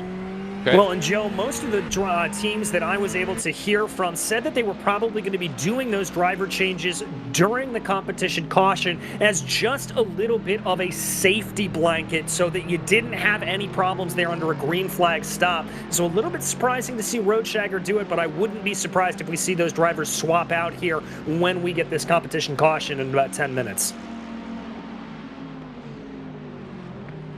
Well, as they carry on into the Western Horseshoe, we see the battle between the Muradness car and the LC Motorsports machine. This is for 7th spot. Grennan just ahead of Justin Huffman currently coming back onto the oval portion. Now that they finally separated up front, we get some screen time for those a little bit farther down the fields. And you can see that we have gained a little bit of money since we last reported as well, $82,936. Again, this is a charity race, and if you would like to help drive awareness for relapsing polychondritis, then please feel free to donate. And if you need help finding the link, just enter !donate into the YouTube text chat, and you'll get a link automatically. Otherwise, you could just go to raceforrp.org or polychondritis.org, and there are very obvious links there where you can donate as well. So if you donate here, we get to see it up on our tally board, and it would be nice to leave here with $100,000 or so in the old kitty, huh? That'll be double the goal that they had set for this, which was $50,000. So yeah, let's see if we can hit 100,000 before this one is over. Down through the Western Horseshoe, things getting close for Kanan, managing to catch back up to Martineau. But this is McGovern. That was the new, Dennis McGovern. That's a different driver than what I had mentioned before. He has a lap down, though. Has already taken his pit stop, so he's going to get out of the way, let them go. And the orange and white of Tony Kanan, is he going to give another bump draft? Yep, he likes that NASCAR style of racing. Yeah, certainly does. And Joe, on the topic there of that total, let's also not forget that there is a 3-to-1 match up to $500,000 here for Race for RP. So I'm not going to try to do that math here at this point of what we're actually going to be doing, but a 3-to-1 match for whatever you donate here today. If that is more incentive, I certainly think it is to just keep that money flowing in. You know, all the bump drafting we've been seeing out of Tony out here, I want to put a petition out to him to follow in the footsteps of Dario. Get him in a cup car somewhere. It would be fun to see, wouldn't it? Of course, with this bump draft, you've got to be very, very careful when there's any kind of steering input into the car in front, and you're bump drafting at the back, and you get it just wrong, it can snap that car around. So you've got to time it to perfection, and so far he's been executing it beautifully. Wouldn't be surprised. I think I'm also seeing him use a little side draft as well. Yeah, and he's put some laps in at Daytona before, so he probably knows the game around here. And plus, I mean, knowing the game, he's been on the simulator for quite some time as well. So he's pretty experienced on the ins and outs of iRacing and how to utilize this car around here quite well, but he still stays in behind, and obviously that will also probably help his fuel mileage somewhat if he gets right underneath that rear spoilers. With the high downforce, closer he can get, that's a big pocket of air that he's going to be able to utilize.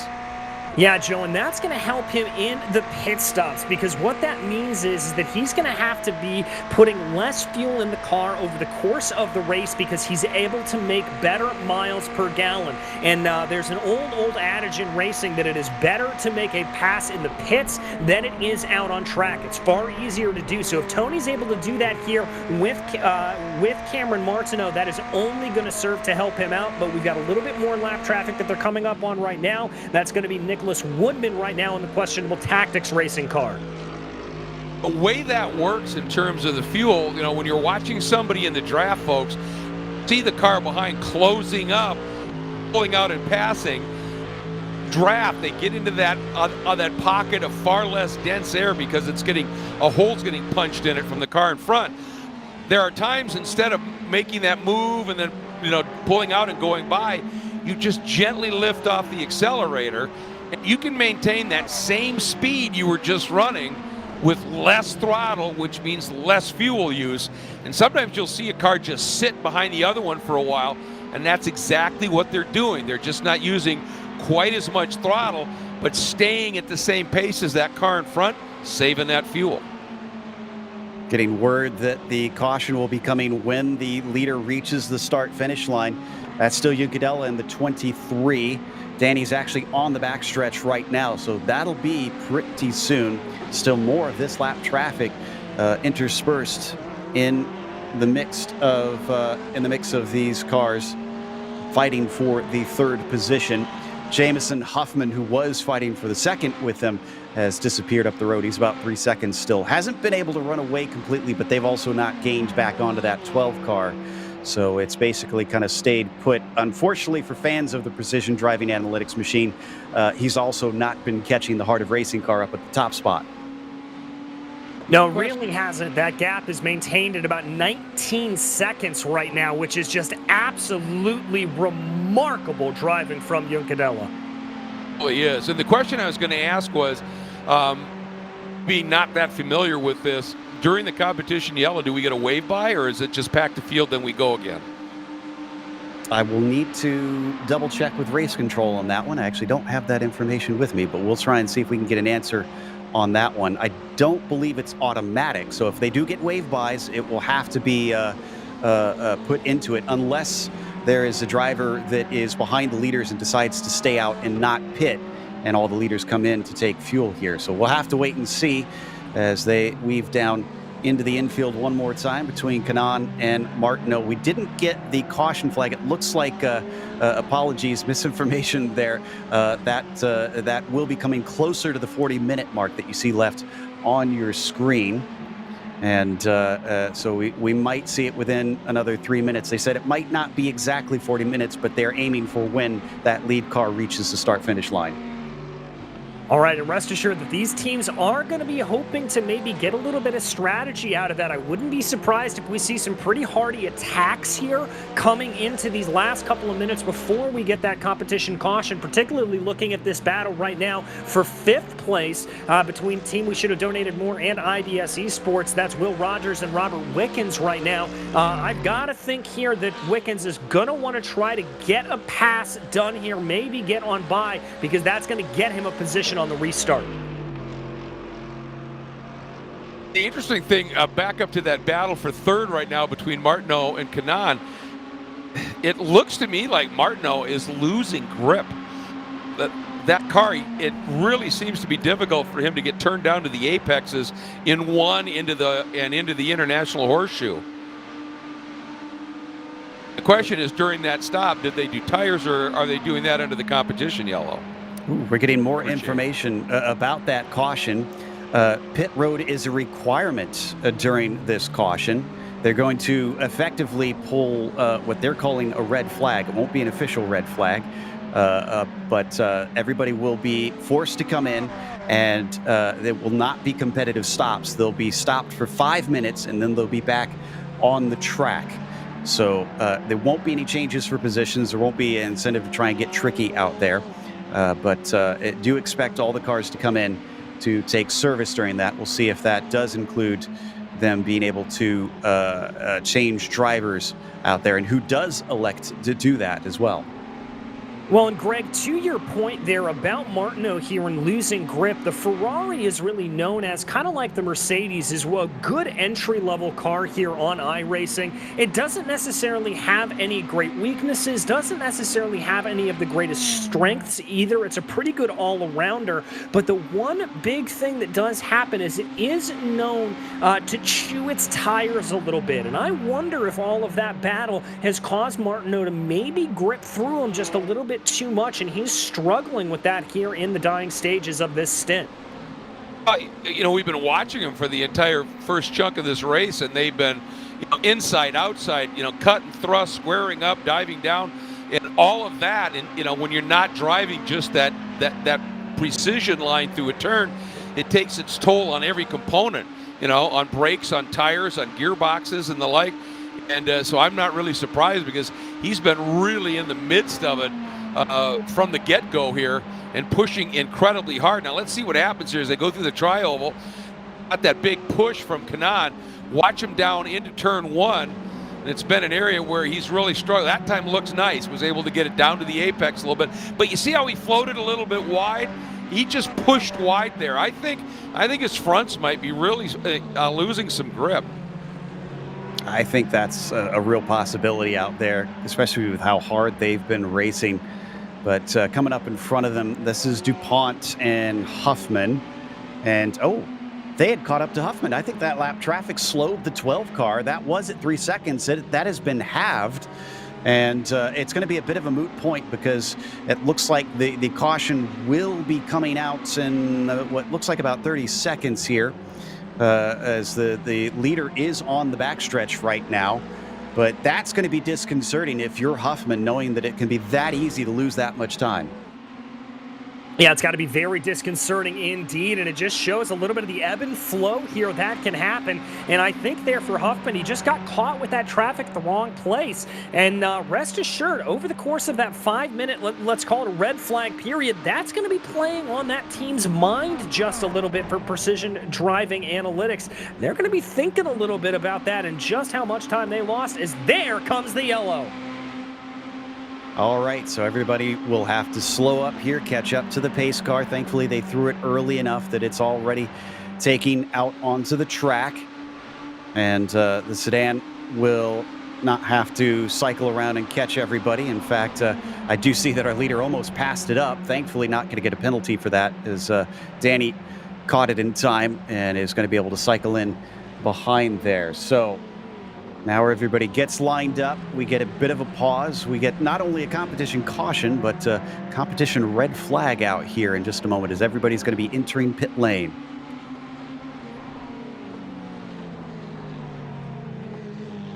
Still, all 18 drivers are also out on track. We did have a connection problem with, I think it was the Road Shagger car. Yeah, he lost, I think, about 3 laps, unfortunately, disappearing for a brief moment, but is back onto the track and is rolling again.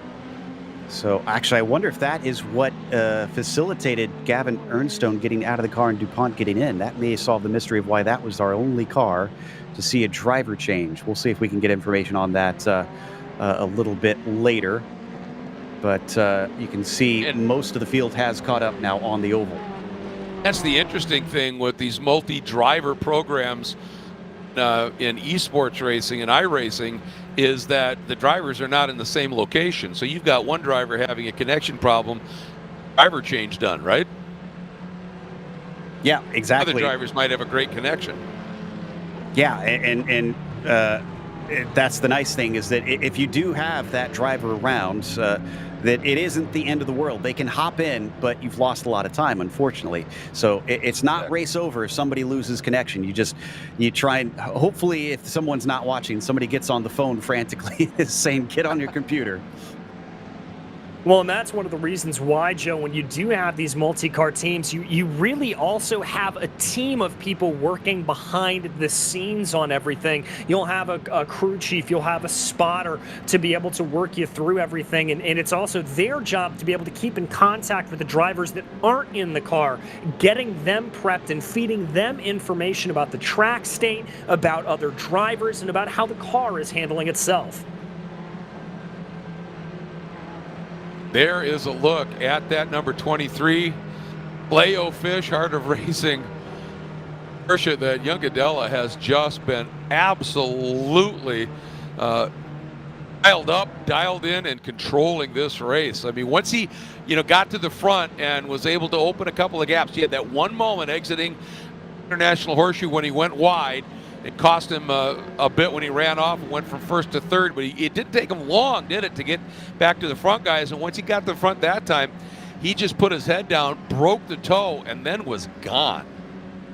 Yeah, there was just no catching him once he had gotten rid of the slipstream. So as they come down into pit lane, this will start off our pit stops. These are not competitive again, as the drivers will essentially have time to do whatever service they want. They'll sit for 5 minutes and then be back out. So while they come into their pit stalls, we're going to take a quick break here on Podium Esports. We'll be back after this.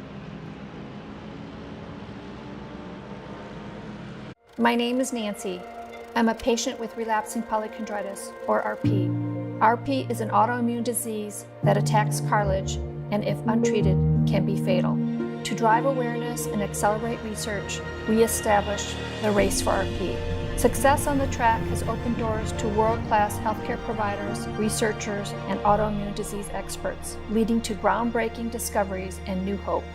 We are driving awareness and accelerating research in the Race for RP. So, October of 2019, I started feeling very poorly, and it was just a big puzzle. I could tell it was a big puzzle for everybody. I remember in January, I went to my first trip to my ENT, and he was the first person that brought up the word relapsing polychondritis. My family decided to dive in and do their own research. My son was able to contact the Relapsing Polychondritis Foundation, which opened up so many doors for me. My wife started communicating with a doctor at the NIH out in Maryland. The foundation actually opened that door, so I didn't have to go through a long waiting period to get seen by the NIH. Dr. Ferrada diagnosed me with relapsing polychondritis. Everything came to pretty much a boiling point in July of 2021. I had been doing a little bit better, but that lasted for 3 weeks, and then I got really the sickest I've ever been. And so the rescue took me out to the hospital, and they put me on life support. And I had my wife on one side of the bed and a son on the other side, and all I could remember was just holding each of their hands, squeezing them, and that was the extent of the communication. Because my lungs were in such a bad shape, the doctors gave me an infusion of something we have never heard of before, and that is IVIG. Nobody expected that infusion to do anything with my relapsing polychondritis. But I could feel within days all the pain I was in was starting to go away. This treatment has been tried on other people, and they do not get the benefit I have received from it. I don't understand why. You would think that if it works for one, it would work for all. But relapsing polychondritis is a very hard disease to figure out. And that's where the Relapsing Polychondritis Foundation and the Race for RP really come into play for people with this disease. They are huge in bringing awareness to our disease, educating people, and I can tell you this, I would be nowhere today without the Relapsing Polychondritis Foundation.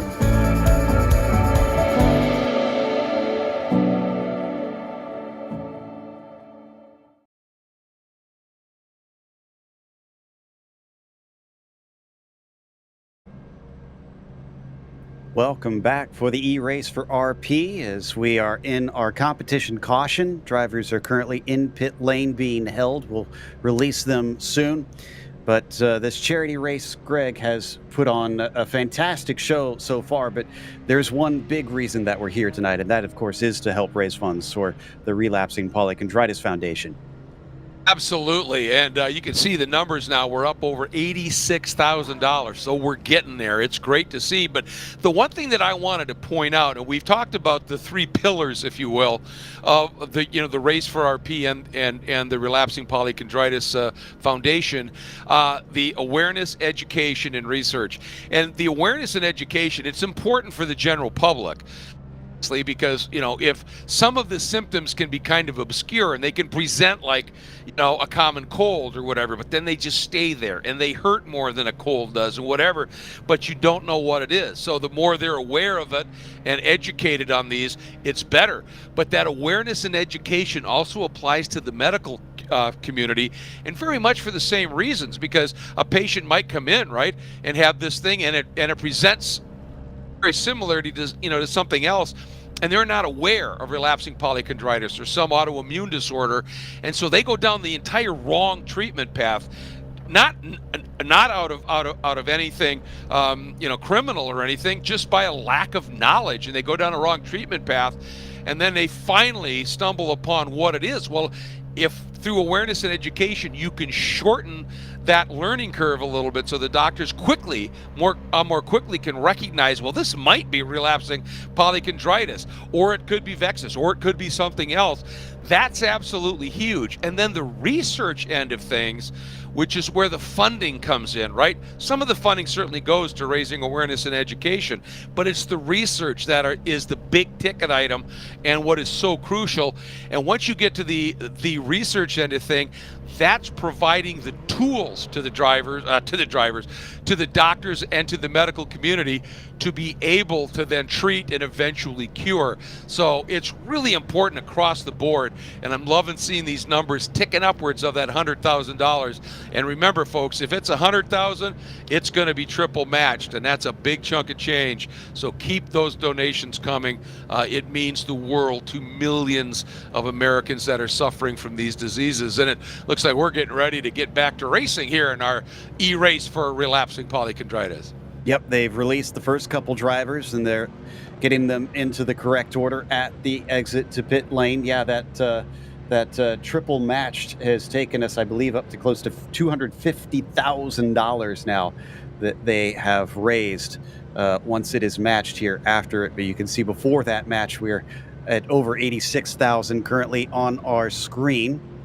Right now, we've had some driver changes as Ross Gunn has got in for Heart of Racing, taking over for Ucadella, and Jennifer McDonald's now in for Jamison Huffman in that second place Precision Driving and Analytics car. And then in third place, ST Racing Esports 38 has put Chris Walsh in place of Martineau. So this is one thing that I also love about team racing, DJ, is that this adds an extra dimension to it, because not everybody has the same pace or the same strengths and weaknesses. No, they certainly don't, and you don't know at this point what exactly the other drivers are going to be doing. You've got to be a little bit keeping your head on a swivel, as it were, thinking about, okay, well, I was racing this guy in this way, but how are they going to respond now? And so that's really going to change things up. So they're just getting them in the correct order here for a moment, Greg, as we wait for the race control to do its thing. Yeah, that's an interesting dynamic, isn't it? Is now you've got, if somebody stays in the car, the people they're racing against is going to be different. If somebody new is in the car, now you've got to take those first few laps to get acclimated into the car a little bit. You would think that you'd be saving your fastest driver for the very end and final stint. So in this one, there's going to be some unknowns out there in a way, and I think this second stint here is going to be really, really fascinating and fun to watch and fun to call. I agree. It's certainly setting things up for a lot of intrigue. And I think it looks like they have said that they are just about ready to roll, because they mentioned the pace car coming around. Actually, pace car is in what looks to be NASCAR 2 currently. How about Ucadella handing over to Gunn, going from strength to strength? Wow. Indeed. So A lot of cars are going to be doing that, but yeah, I wouldn't be surprised if the openers weren't necessarily as much of the hot shoes, which is saying something considering the Tony Kanaan car had Kanaan there to start this thing, and now they've got exactly. Medawar, and we'll see what he can do there from 4th place. And really some interesting tactics happening from that 16 early on, with perhaps some speed that we didn't see fully unleashed, considering he sat patiently behind that 38 for so long. So I think they released the last one. It's interesting too. I mean, you've got some real world race drivers of great talent that are also very good sim racers, but there's also some sim specialists that are going to be playing out in these second final stints here, and that's going to really make things fun. Yeah, I'm trying to see if Arthur Chan is out there. He's a driver I've been commentating on for almost a decade at this point, and he has long been fast, and now in the past couple years since he's returned to the sim, at least as far as I have seen, he is wicked fast. And when he gets into the car, watch out for Arthur, because he'll likely be a quick one out there on the circuit. Looks like pace car is into the tri-oval now, so it's just a matter of time, and they are going to be picked up and unleashed for the final, what looks like hour and a half of this race. Yes, indeed, Joe. And I think here at this point, hopefully we'll see a little bit more, if I was in the car at any rate, a little bit more calmness out of these drivers, maybe trying to eke their way to the end, necessarily not going as full for broke. The other flip of that, though, is if I'm sitting in the seat of Jennifer McDonald or Chris Walsh right now, I know the outright pace of that Heart of Racing Porsche up ahead, and I may be trying to put a challenge on here very early to not let them slip off into the distance like they did last time. Is there going to be another competition caution, or is this the lone one? I have not been informed about a second one. All right, let's go, Ross. He's slow. He's not quick on the gun, if you will, unfortunately. So it looks like 23 not getting the heads up from race control to take off. Hopefully somebody's able to give him a poke. Now he's on his way. There we go, and now we are back under yellow conditions, and we are ready to go back to green next time around. Gonna take a little bit of a minute here, I think, for all these drivers to catch back up to the pace car, but it shouldn't be too long. He's having a final sip on his drinks bottle. I was going to say he wasn't watching the bobber. He was still sleeping. So as he finally gets it going, is now going to have to catch up a little bit, because looks like, yeah, pace car's already heading onto the oval. So thankfully going to get it before they get up to the front. But the tire's going to be a little bit warmer once they finally get underway. Oh, I was just going to say, was that his ploy? You know, it might be. And just drive hard and get those tires nice and toasty. Oh, gee, silly me. I forgot to go when the pace car went by. So, yeah, good point.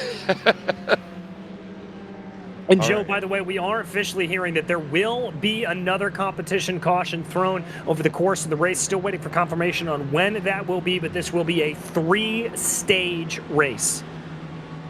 Been having a lot of touches of NASCAR here today, and that should help keep things nice and close all the way to the finish. Obviously, this one definitely more about fun, so we like seeing that this will be this will be close all the way down to the finish. And they are indeed waving cars by. Sudarita Corsa, number 15 with Yao Chen now in the car, is getting a lap back. So there he goes on through.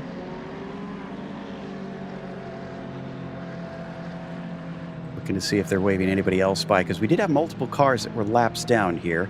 I know 3, I thought. Yeah, Tim Bamboo in the driven car, and Road Shagger because of their internet connection loss.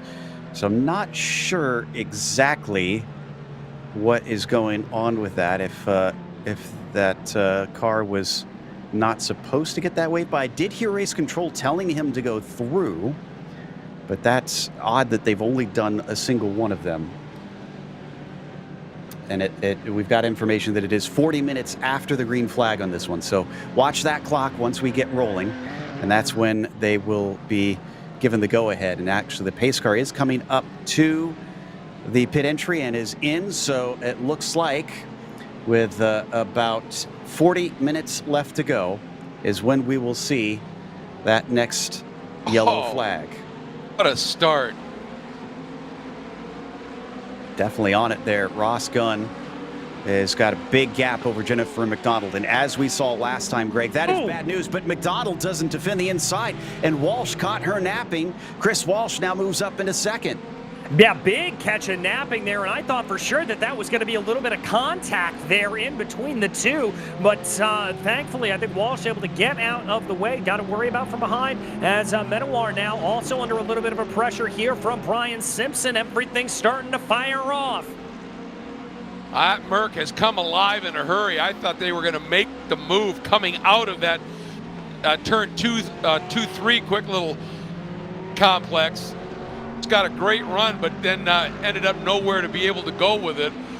Car's fired off. And the other part of it is, up front, I think with Gunn in that Porsche, remember we talked about how quick those cars get those rear tires up and working.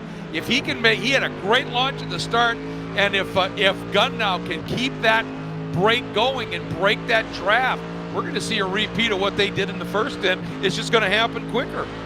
Exactly. Also, we had an unfortunate incident on the restart. Looks like the Moradnis car got loose out of the International Horseshoe. Jamie Morrow, who is now in the number 14, could not avoid him. Really ran into the back as, wow, aggressive moves coming down into the bus stop.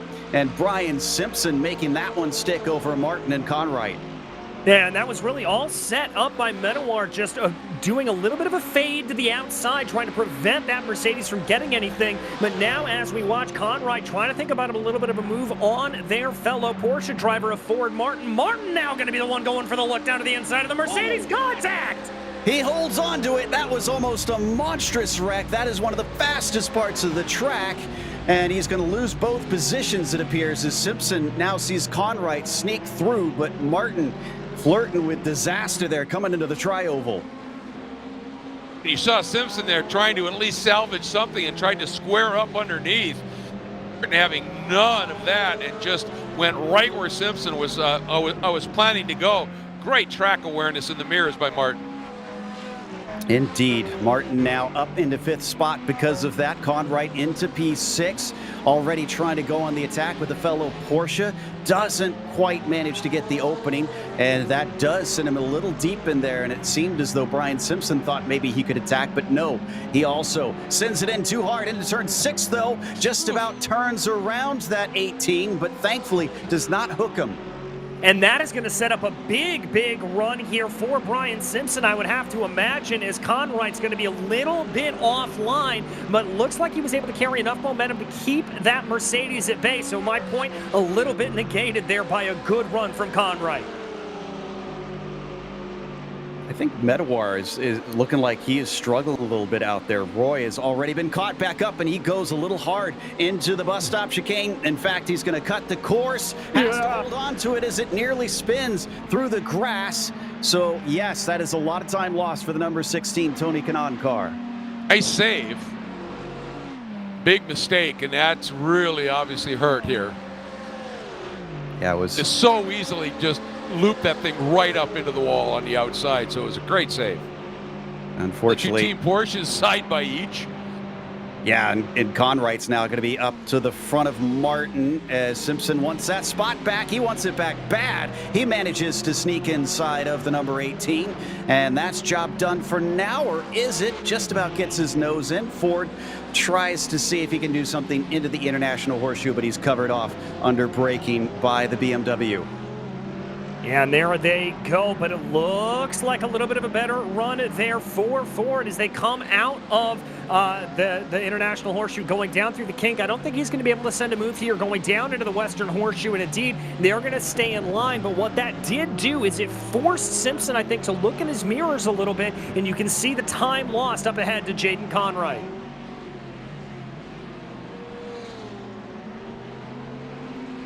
Once again, they come onto the oval. Simpson has himself a little bit of work to do. Martin in behind him could maybe give him a push if he gets close enough here. They could try to chase down the Corsa California car, but doesn't look like he's getting up to that rear bump all that quickly. Needs a good exit coming out of the bus stop chicane. Then maybe they can start to work together. They're already 8 seconds off of the leader as well. That Heart of Racing car is making a repeat of that first stint. That all started with the jump at the start. I'm sorry, but McDonald was just napping there when Gunn went. That car just didn't move for a little while, and of course everybody behind, you can't pass till you get to the start-finish line. Bottled him up, and look at the move by Conright here on McDonald. Yeah, McDonald doesn't fight it. Lets Jaden go through on the inside, down through the tri-oval, and then slots in behind. Maybe not feeling as confident in the pace here. And these early laps of the car behind them, a pass for the 5th position. Simpson managing to get back ahead of Martin after losing it temporarily. And down into the braking of the International Horseshoe. Again, Simpson just drifts to the inside to try and dissuade an attempt from the number 18.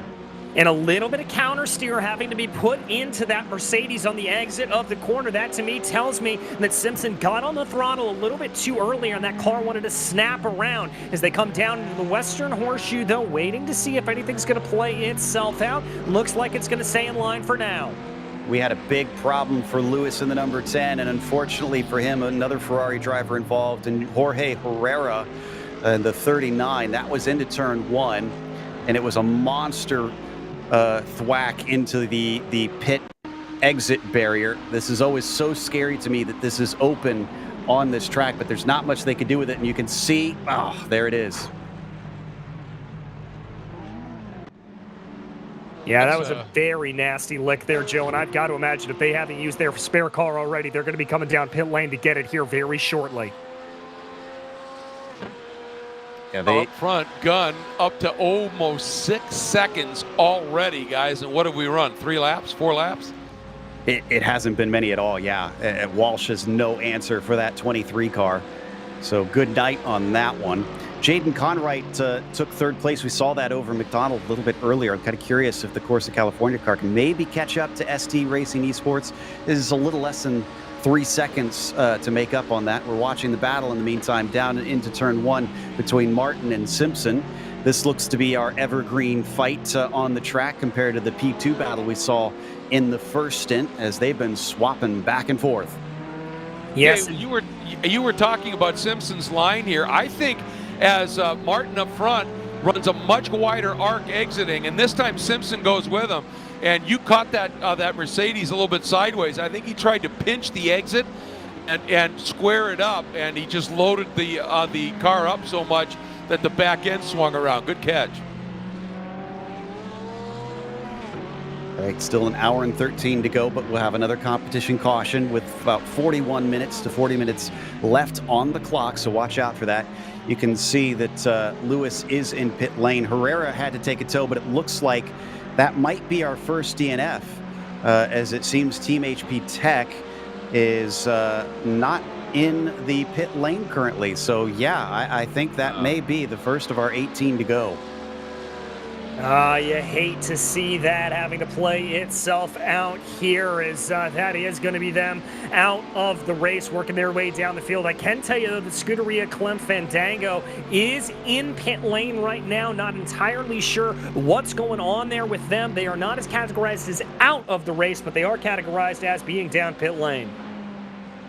They have used one of their free repairs that I'm seeing, and I think that should indicate that that was taken on a previous pit stop for them. So that probably explains why they've been sitting in the pit stall for so long, because now they don't have a spare car sitting around. They have to take the repairs and hope that it's good enough to be competitive once they return to the track, if they return to the track.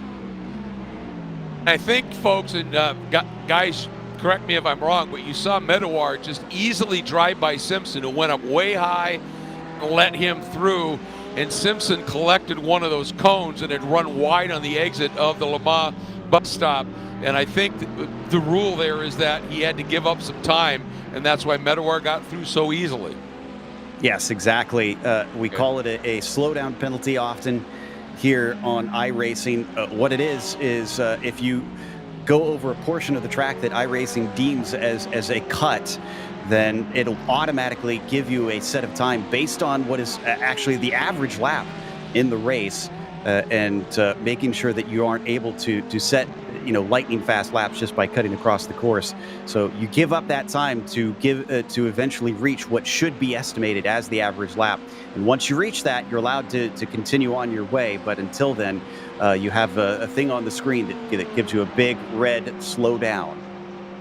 Alan, look at this move. Is now Conrad getting a huge run on Walsh. Down to the inside and through. Wow, what a move. Yeah, that's Martin there in the 18 that went by on McDonald's. So the 12 I'm sorry. It falls down to 5th place. It's okay. The Precision Driving Analytics car, remember, started this race, this stint, I should say, in 2nd place. Yeah, they're just falling down the order here, not really seeming like that car has got everything back under it.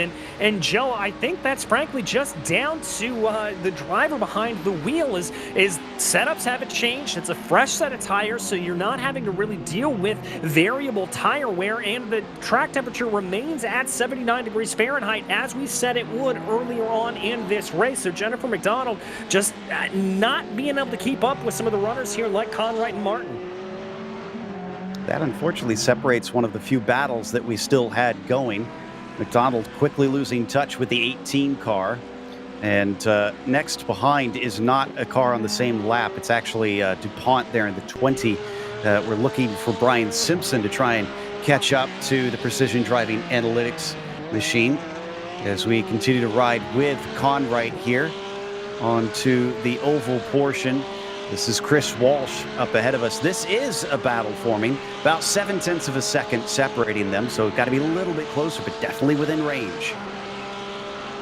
Going to start feeling that toe in pretty short order, but I think you're right. He's a little bit too far back, able to really affect it. It would have to be a really late move down into the Le Mans bus stop, and wisely doesn't do it. And I want to go back. Right here was where Simpson collected that cone and got the slowdown.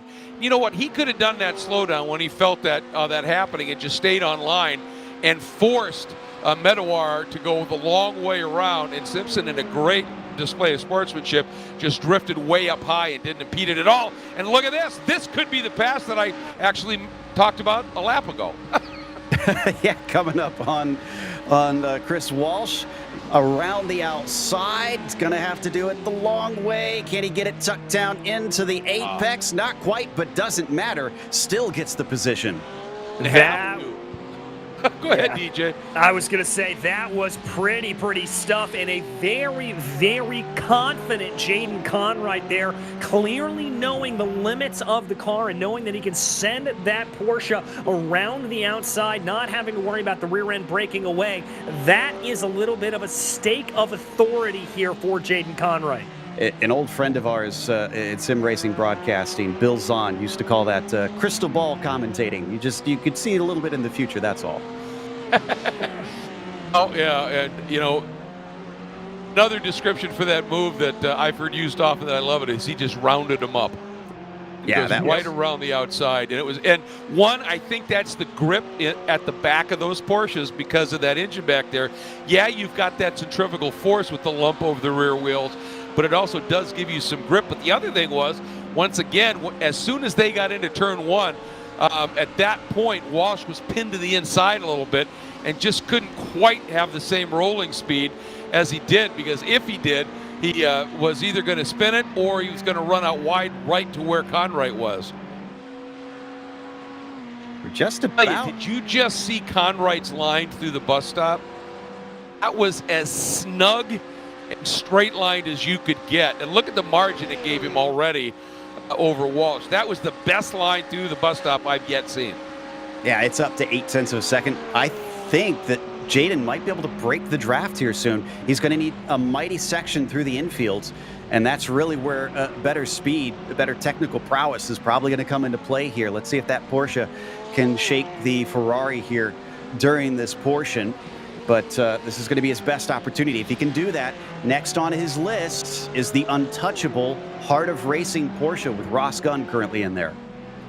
Well, looking at the times here, the gap right now is about 8.4 tenths of a second, let's call it. It's coming down, though, here a little bit, Joe, on the screens, as you can tell. This may not be done here in this stage. We may have a little bit of a race on our hand if Jaden Conrad is able to run in some clean air. Jaden Conrad in the International Horseshoe, guys, he not only picked the throttle up way earlier than I've heard anybody else, he was so good on it, he got an upshift done before track out. He is just flying out there. And if we stay on him here, let's see what he does through that bus stop, because it was like he was on rails last time through there. And that gave him a big gap that fast back to Walsh. See if he does it again here. Coming up to that entry, looking good on the first part. Through the second part, yeah, no, that is just perfection. Absolutely beautiful, running those margins, and that exit is so tricky. It really and truly is threading a needle, and that is not threading a needle. Oh! It was looking like a very good pass at first as McDonald retook into the international, or not the international horseshoe, excuse me, the bus stop chicane there. And unfortunately, Simpson tried to cut back and just timed it wrong, and it was Jennifer that came out the worst of the two. Yeah, dives down there. Jennifer just dives a little bit too late onto the brakes there. You can see she's a little bit sideways, and that contact from behind is going to be enough to send her right into the wall. Didn't lose any more positions, interestingly. A slight tap. So we'll see what the pace is like after that damage. You really want a clean car around here, but it's now 13 seconds up to Simpson, so she's got a lot to do, but Medawar is the next one back in the 16 and has not been able to overtake. You're going to just see in the background, there it is, that orange car. Race control be taking a look at that contact? I'm not sure. Yeah, we'll have to check. We'll see if they give us any information on that. They are hanging around, so we'll see if they are going to try and keep things clean. They did give a big heads up to everybody coming in that they wanted clean racing. They wanted it to look good since this is a charity race and everybody to be able to have a good time. But I didn't hear anything about penalties potentially on that. And honestly, that was just an accident regardless. It was just unfortunate timing. Certainly wasn't intentional. Yeah. I think Simpson was just a little bit surprised because, and what happened was McDonald got into the chicane so quick, she actually had to dip the brake once she got the car sort of in between those two flicks in the chicane to be able to make the second one, and Simpson didn't expect it. Well, every other driver with this sort of pace would be worried that the Filet-O-Fish car has fried its wheels, but right now Ross Gunn has no such problems and continues to hold back Jaden Conrad. It's still sitting at about 8.5 seconds. Last lap for Jaden, a 44.7. Gunn with a 44.5. So just continuing to eke away and really showing no sorts of signs of trouble brewing behind that 23. No, I've been keeping an eye on those gaps there, Joe, and Gunn has been able to pull about, let's call it about a 0.2 of a second advantage on average lap after lap. So Gunn appears to be very content. Does have a little bit of lap traffic that they will have to deal with here in the form of Jamie Morrow up ahead of them. But I've got to imagine that Lamborghini will be dispatched here pretty quickly, and it's not going to be too much of a problem. And let's remember what you were talking about earlier, Greg. Crushy was telling you that he had some ringers. Well, I'd say Jaden Conrad qualifies, considering he's taken this thing up to second. Absolutely.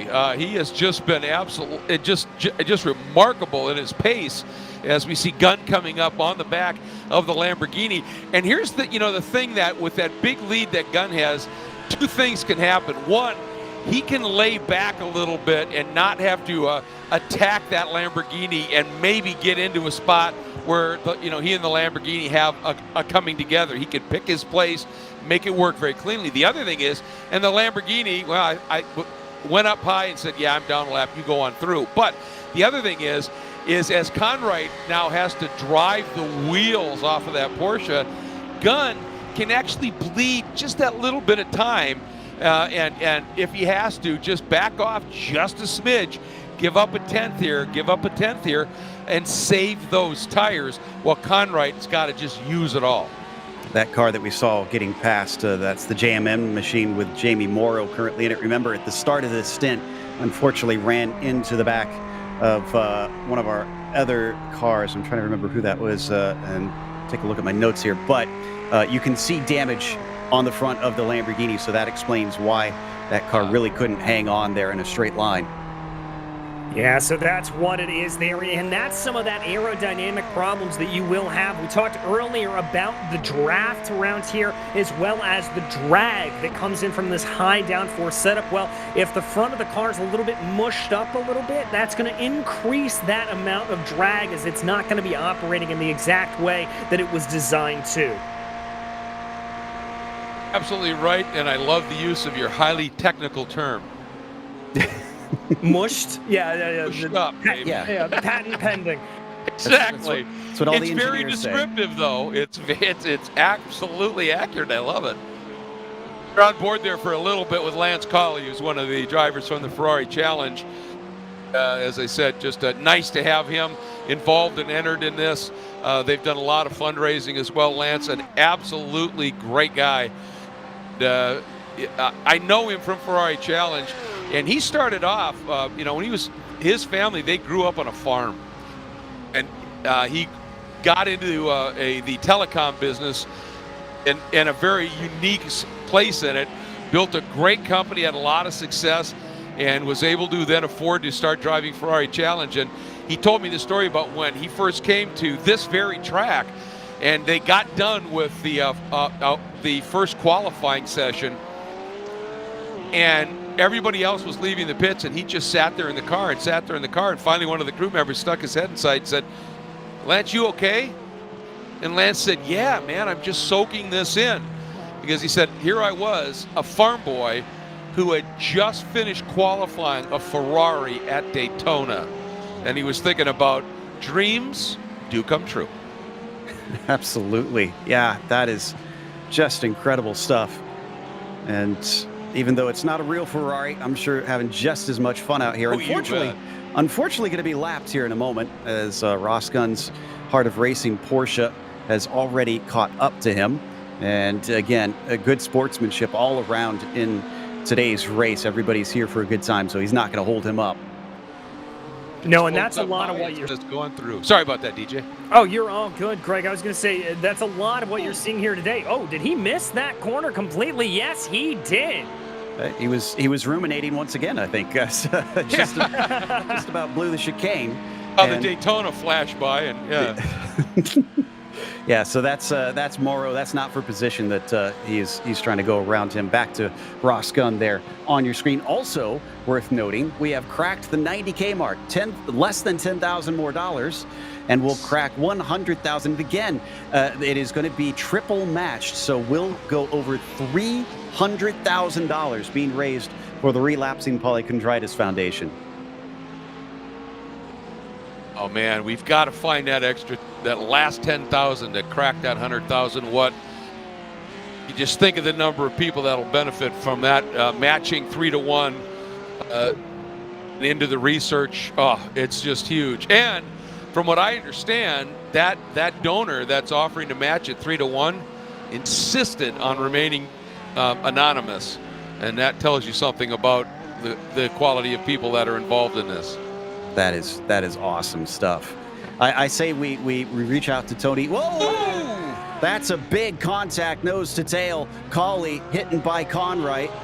And I wonder if he was trying to let Jaden by and just had a miscommunication there. Could very well be. Tricky place of the track. Oh, man. So Jaden gonna also have quite a bit of damage on the nose. And the diffuser probably not in great shape for the Chris Walsh there. Or no, excuse me, not Walsh, Colley, who got hit in the back. So, well, that helps Chris Walsh, though. There you see the 38 on screen. It's now down to about 2.3 seconds up to Conright once again. Can he catch up to that Porsche? Is there enough damage? And let's see, does Conright have a spare car? Yes, they do. Okay, so good news is if the 6 can make it to the next competition caution, which is only going to be about 16 minutes away, they will have the spare car waiting. All right, that's good Interesting to news see there for them. the nose of that number 6 again. See, yeah, here we go. We've got some camera angles on it now. Here's a little bit of a closer look. Doesn't look too bad if he does have damage on it. Maybe just a little bit of damage there on the splitter. You can see how it's slightly deformed there, and that's going to limit his front grip a little bit on the car, and that could hurt him a little bit. Yeah, but even from then, that Porsche does have a little bit of a curve up on the front splitter naturally, so I think he may have gotten away with that pretty luckily. So if the other one was a smush, is this one a crinkle? Yeah, we'll go ahead and call it a crinkle. Yeah, I like that. I was about to say before we had some excitement erupt here as far as trying to raise these $10,000. I say we reach out to Tony Kanaan again, tell him to get one of his 7-Eleven Big Gulp cups and put it up on eBay or something real quick. See if that'll raise some money. That should do it. Yeah. Absolutely.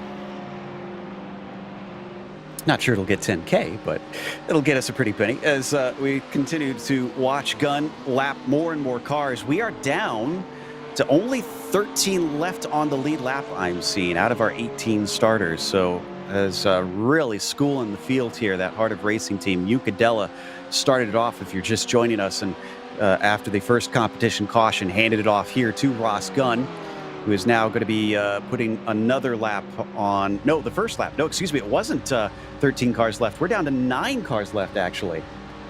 Wow, that is a very, very impressive mark from that Heart of Racing Porsche. Very, very tough running. That was Morgan Britnell that just went a lap down there for Pro Sport and putting them actually into a little bit of a battle here with Scuderia Corsa as they run into the corner. That's going to be a battle for 10th. And offline there was Britnell, and that's going to set up a little bit of side-by-side coming out of the corner. And he just went way wide as a result. He never got it slowed down enough to really try and get it back online, and just had a rough ride over some curbs. Saved it, but lost a lot of time.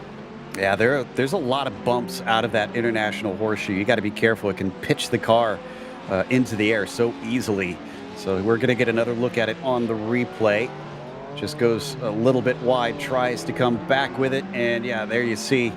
Car really got loose. Thankfully kept it from going completely off once again, and was back onto the black stuff. But that's the lone BMW in the field, guys. Yes, it is. You look at these other cars, and that BMW, the new BMW GT3 car, just a very unique look to it, doesn't it? Especially on the front end. The new kidney grille. Yeah, I'll be honest. My first thought was who stole the front of a Dodge Stratus? But yeah, it's an interesting look. It is unique, and the very cool thing about this, for those not familiar with iRacing, is that car was helped finish being developed with iRacing. They released it before it was done here in the sim, and they even had it marked as. I'm trying to remember the exact wording. I can't remember if you can recall, DJ, but it was marked on as a prototype of some sort before finally it was homologated. Yeah, normally in the real world we would call it an invitational entry before it was homologated, but I don't think that was the phraseology that iRacing used necessarily. We're going to hop on board with Sean Hayes in the 9th place, number 19. This is for 8th, actually, that's the Muradness car just up ahead of us. Another one of our Mercs being chased down currently by the very popular Ferrari brand out here today as they come along the oval portion. I've only got about 12 or 11 more minutes before we get our next competition caution.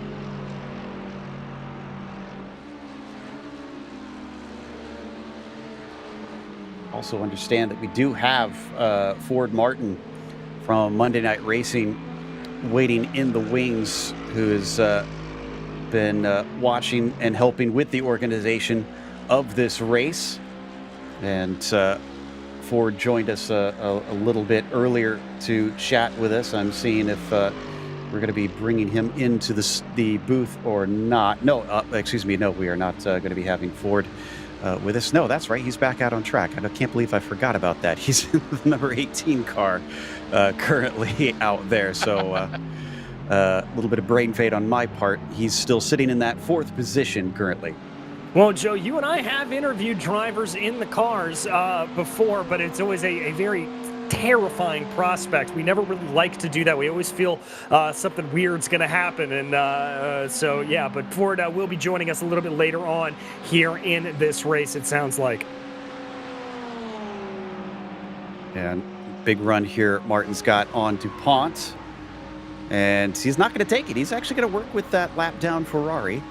So, again, thinking ahead, thinking long-term out there, and maybe either saving fuel or just trying to get a little bit extra speed on the laps. A little of each, obviously getting a tow, but then just staying put there and just stretching that fuel mileage a little bit. As DJ alluded to, if you could save fuel, shorten up your time in the pits. Obviously, the competition thing, that's a set time. But in terms of if you need a splash or something at some point, the more fuel you save, the less time you have to spend in the pits because less fuel has to go in. There's all kinds of little things that you can do that'll save you tenths or seconds, whole seconds in some cases, in pit lane. Coming down and onto the oval once more.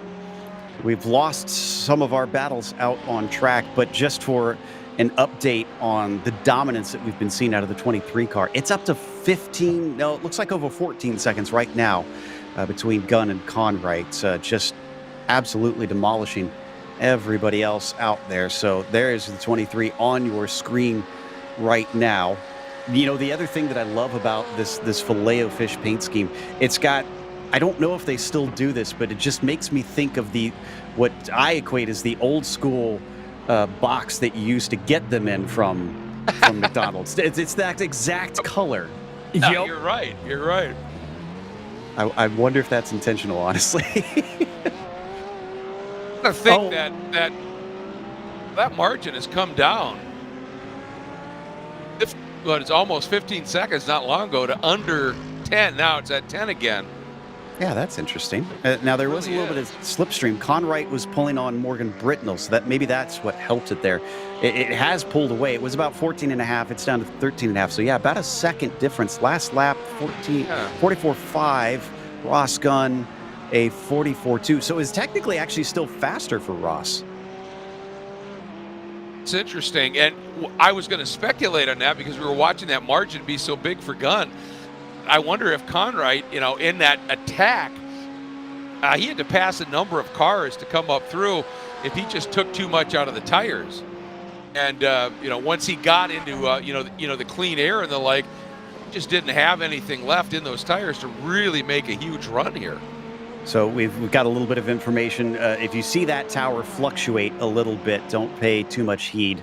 Watch, I guess, at the same part of the track. So usually about the time they cross the line. If you keep eyes on that, then it'll be consistent. But it sounds like timing and scoring might be just a little bit changey out there.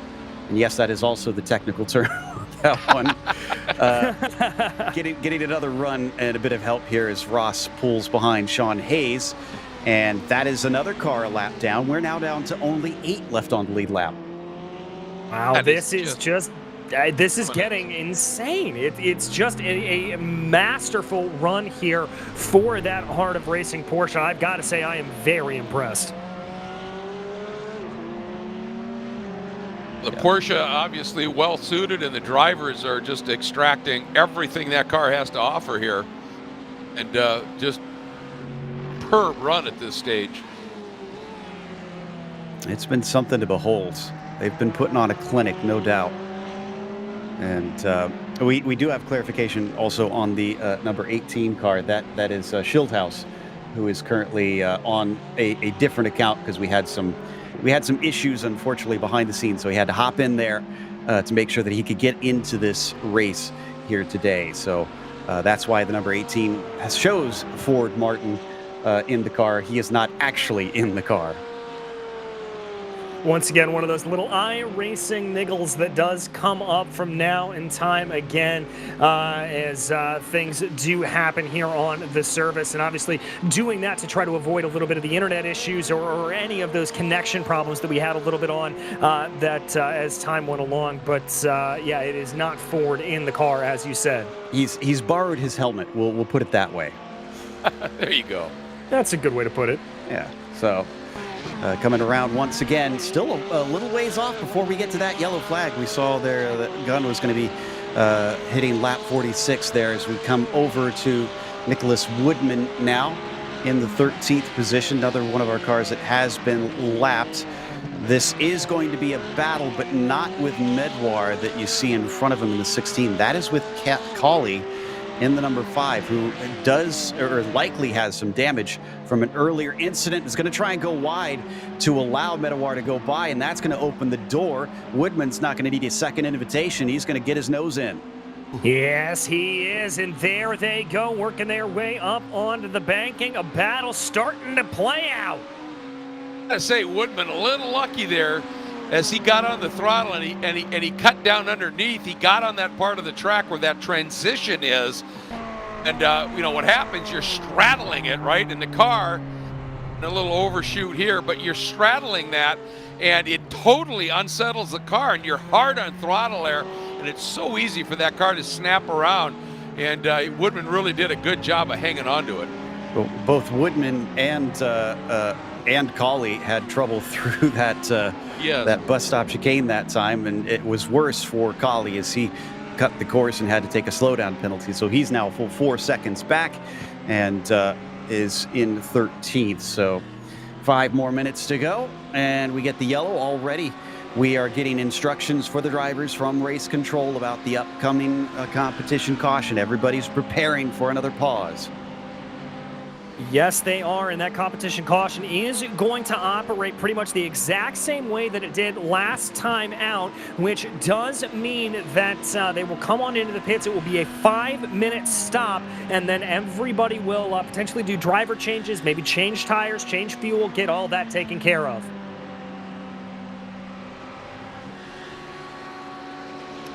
All right, well, it's a bit lonely for most of them, but this is where you need to keep that focus. I did see at least one more spin from one of our Lamborghinis a little bit earlier. We didn't cover it, but I believe it was Jamie Morrow once again at the Western Horseshoe. It was quite some time ago, so we don't need a replay necessarily on that one. Just did a self-spin through there and continued on his way, running in 14th right now.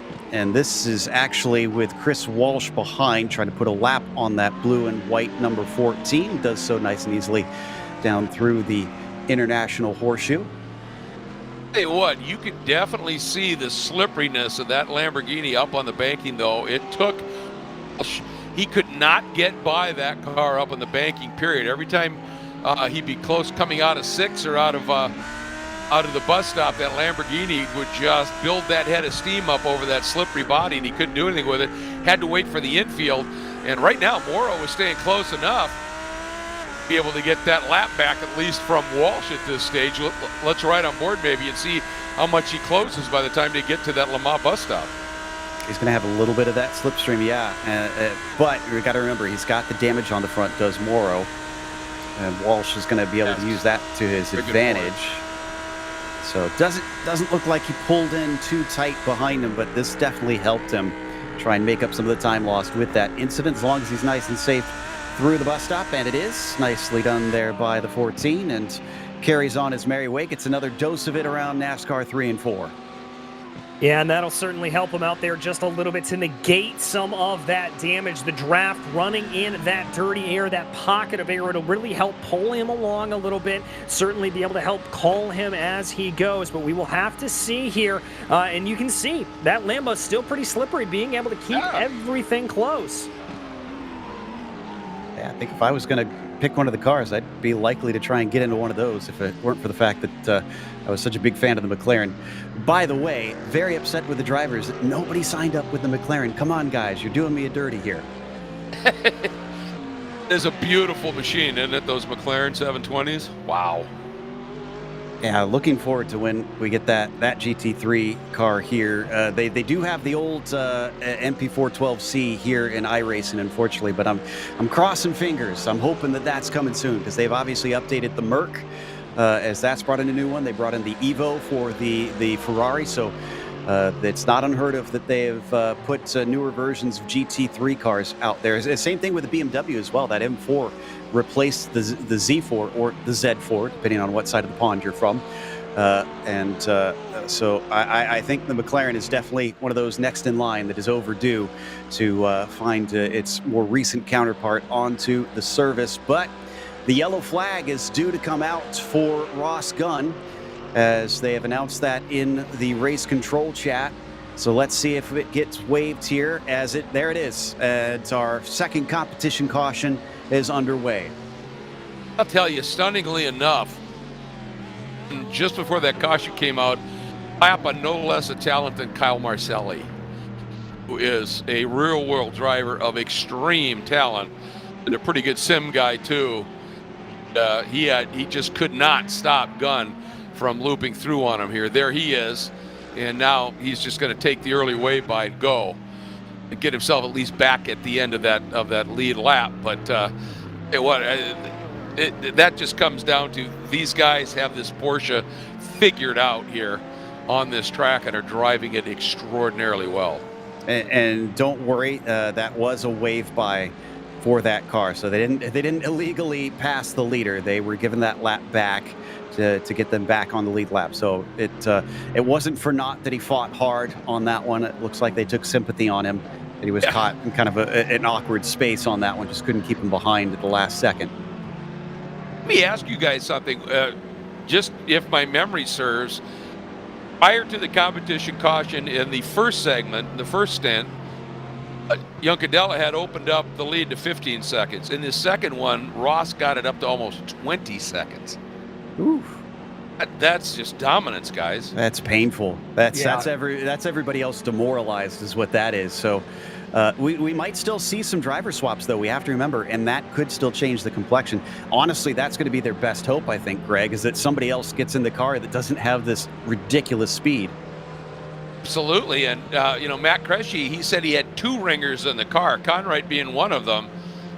Oh, that would tell me that the faster of the ringers is yet to play the game here, so we'll see.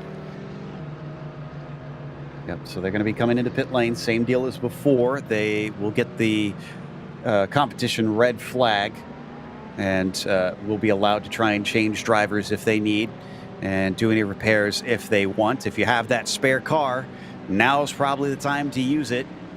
Obviously, you won't have it for the last stint if you do use it up, but if you got damage, I mean, you might as well try and get a clean car and see if you can go for the win out there.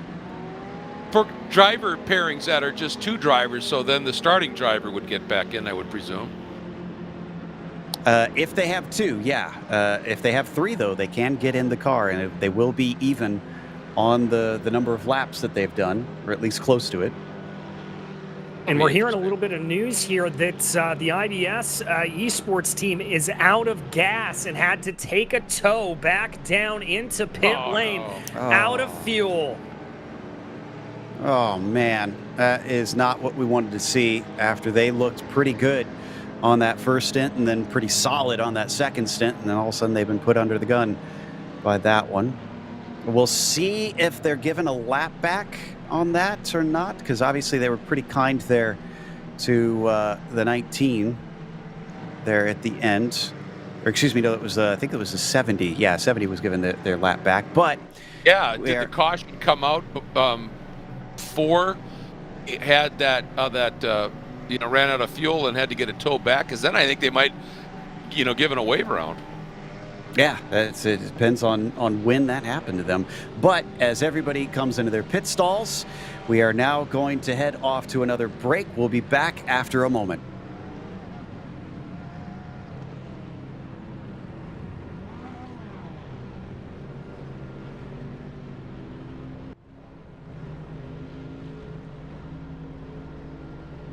So, October of 2019, I started feeling very poorly, and it was just a big puzzle. I could tell it was a big puzzle for everybody. I remember in January, I went to my first trip to my ENT, and he was the first person that brought up the word relapsing polychondritis. My family decided to dive in and do their own research. My son was able to contact the Relapsing Polychondritis Foundation, which opened up so many doors for me. My wife started communicating with a doctor at the NIH out in Maryland. The foundation actually opened that door, so I didn't have to go through a long waiting period to get seen by the NIH. Dr. Ferrara diagnosed me with relapsing polychondritis. Everything came to pretty much a boiling point in July of 2021. I had been doing a little bit better, but that lasted for 3 weeks, and then I got really the sickest I've ever been. And so the rescue took me out to the hospital, and they put me on life support. And I had my wife on one side of the bed and a son on the other side, and all I could remember was just holding each of their hands, squeezing them, and that was the extent of the communication. Because my lungs were in such a bad shape, the doctors gave me an infusion of something we have never heard of before, and that is IVIG. Nobody expected that infusion to do anything with my relapsing polychondritis, but I could feel within days all the pain I was in was starting to go away. This treatment has been tried on other people, and they do not get the benefit I have received from it. I don't understand why. You know, you would think that if it works for one, it would work for all. But relapsing polychondritis is a very hard disease to figure out. And that's where the Relapsing Polychondritis Foundation and the Race for RP really come into play for people with this disease. They are huge in bringing awareness to our disease, educating people, and I can tell you this, I would be nowhere today without the Relapsing Polychondritis Foundation.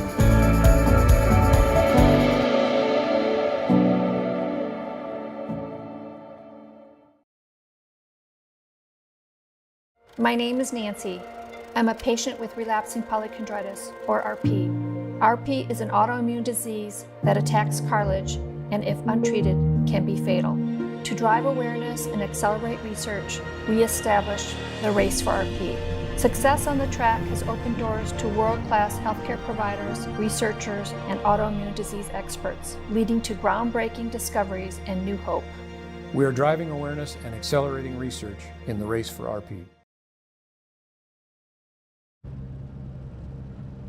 Welcome back to Daytona International Speedway. We are now going to be starting the final stint of the E-Race for RP, a charity race we've been running. We have earned over, we have had over $90,000 donated to the cause so far, and we can't thank the donators enough, everybody who's been chipping in, and also the anonymous person who has agreed to triple the donations once that number has been solidified. So everything that you see at the bottom of the screen will be upped by 3 by the time we finish this race. So we're trying to get to 100,000 to see if we can get that raised to 300,000 once it's done. If you feel like donating, you can head to visit Race for RP. You can go to raceforrp.org, and they'll have plenty of information, or you can enter into the YouTube text chat !donate. You'll get a link up there. So the number that we're at right now, for those who are curious and aren't good at math like some of us up here, $270,400 and some odd dollars with what we have currently. But we're waiting for $9,900, and we're up over 100,000. Exactly. Let's do it, folks. Come on. We got this. We can Millions do of this. people out there that need your help. You've been so generous already, and just a little bit more, and we can really do something special here this evening. Help out a huge percentage of the American and, in fact, global population that suffer from these horrible diseases, the autoimmune diseases in general, and of course, relapsing polychondritis in particular. And so close. Let's, as they say, get her done. Absolutely. And right now we're getting ready to head back onto the track. Race control will put them back in the correct order here. So when you see them slowly trundle out, that is intentional. They've been essentially red flagging the race during these competition cautions. Everybody gets a chance to swap drivers, do whatever repairs they need on the cars, and give it full service, and then be back out. So we're going to be seeing just a little bit less than 30 minutes for this stint and the final part of this race. But first, they'll be lining them up at pit exit, DJ. Yeah, the lineup up here at pit exit, make sure the order is all together and that everything is going to be nice and easy and ready to go as they run. And I guess the big story here that we're going to have to see is if that Heart of Racing machine is going to be able to pull away like we've seen it do on the last couple of runs, as that car has looked nearly unbeatable at earlier points in this race. The interesting thing is going to be that the car sitting right behind it now is another Porsche that has the same physical layout of the Heart of Racing car, and we've seen that Heart of Racing car gets up onto the heat of those rear tires, and that car just goes in a hurry. Well, we'll see who the ringer is in that second car and see how that plays out. So Boo currently in that number 23. Deans is going to take over for Corsa California. Martineau is back in after starting off this race, handing over to Chris Walsh and seeing if he can pick it up once again. Has the fastest lap for that team currently, so probably that ringer that we were talking about. And Colin Fern back, or not back in, he is the third different driver for that fourth place number 18 car. So watch out for them because they got fresh blood in there. And as we've seen often, sometimes getting someone who has all that energy and ready to go, Greg, can really add some extra pace. Question, and that's what we absolutely want to be keeping an eye on here. And is that safety car doing another lap, or are we seeing another where that Heart of Racing car is just, because I saw the safety car go through? Yeah, they've got another lap to go here because they're still lining them up. Yeah, so all right. I think they should be ready to go by the time they get back around here, because they've only got, what I'm seeing is maybe about 5 more cars that are looking to exit, make that 4. Yeah, they're going very quick. They've got practice on this from the last one, so they've got this down to a science. All right. Yeah, by the time we go green, it's going to be maybe 25-minute sprint. This is going to be awesome. Yes, it is, but we've got one little bit of a problem here that the Muradness team apparently has blown their motor in pit lane, so that is going to be another driver out of this race. They've already used their free repair. That is their day done and dusted. They would be able to sit and take repairs. It takes about a half an hour to replace the engine here in iRacing. But as you can see, well, it's going to be tough for them to get that done in time. It is possible, but they're only going to be out there for maybe the last couple minutes. And at that point, it's just a sense of pride to be able to run it across the finish line at the end. A shame. Daniel Morad in that group, I know how excited they were about doing this. Daniel is a absolutely world-class driver.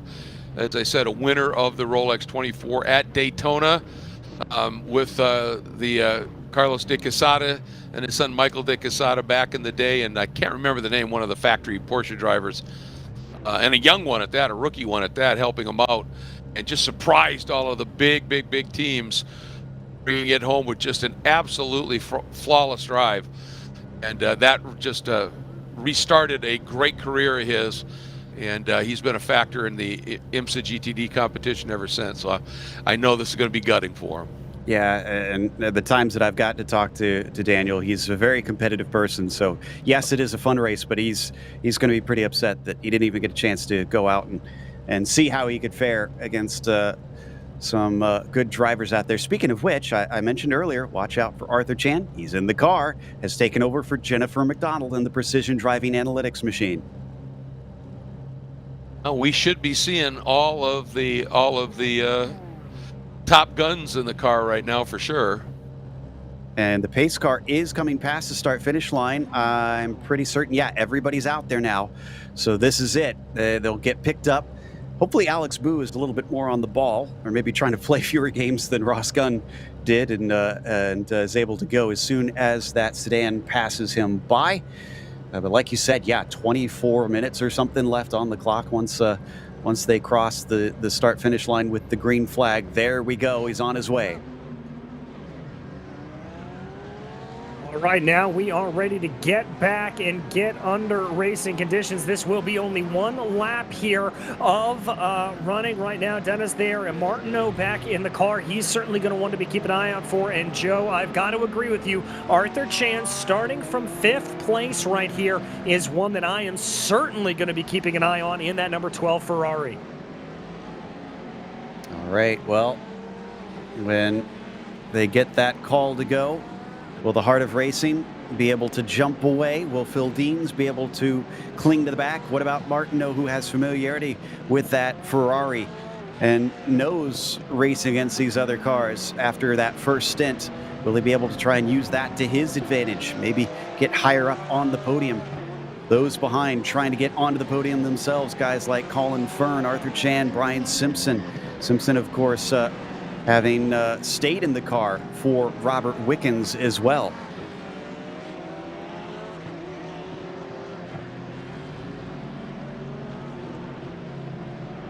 So watch that clock, because it's going to go down fast. And this thing will be over before you know it. May have been a total of 2 hours and 20 minutes, but obviously these competition yellow flags where they're unable to stop the clock has sucked up some of that time, and it's essentially going to be a sprint to the end.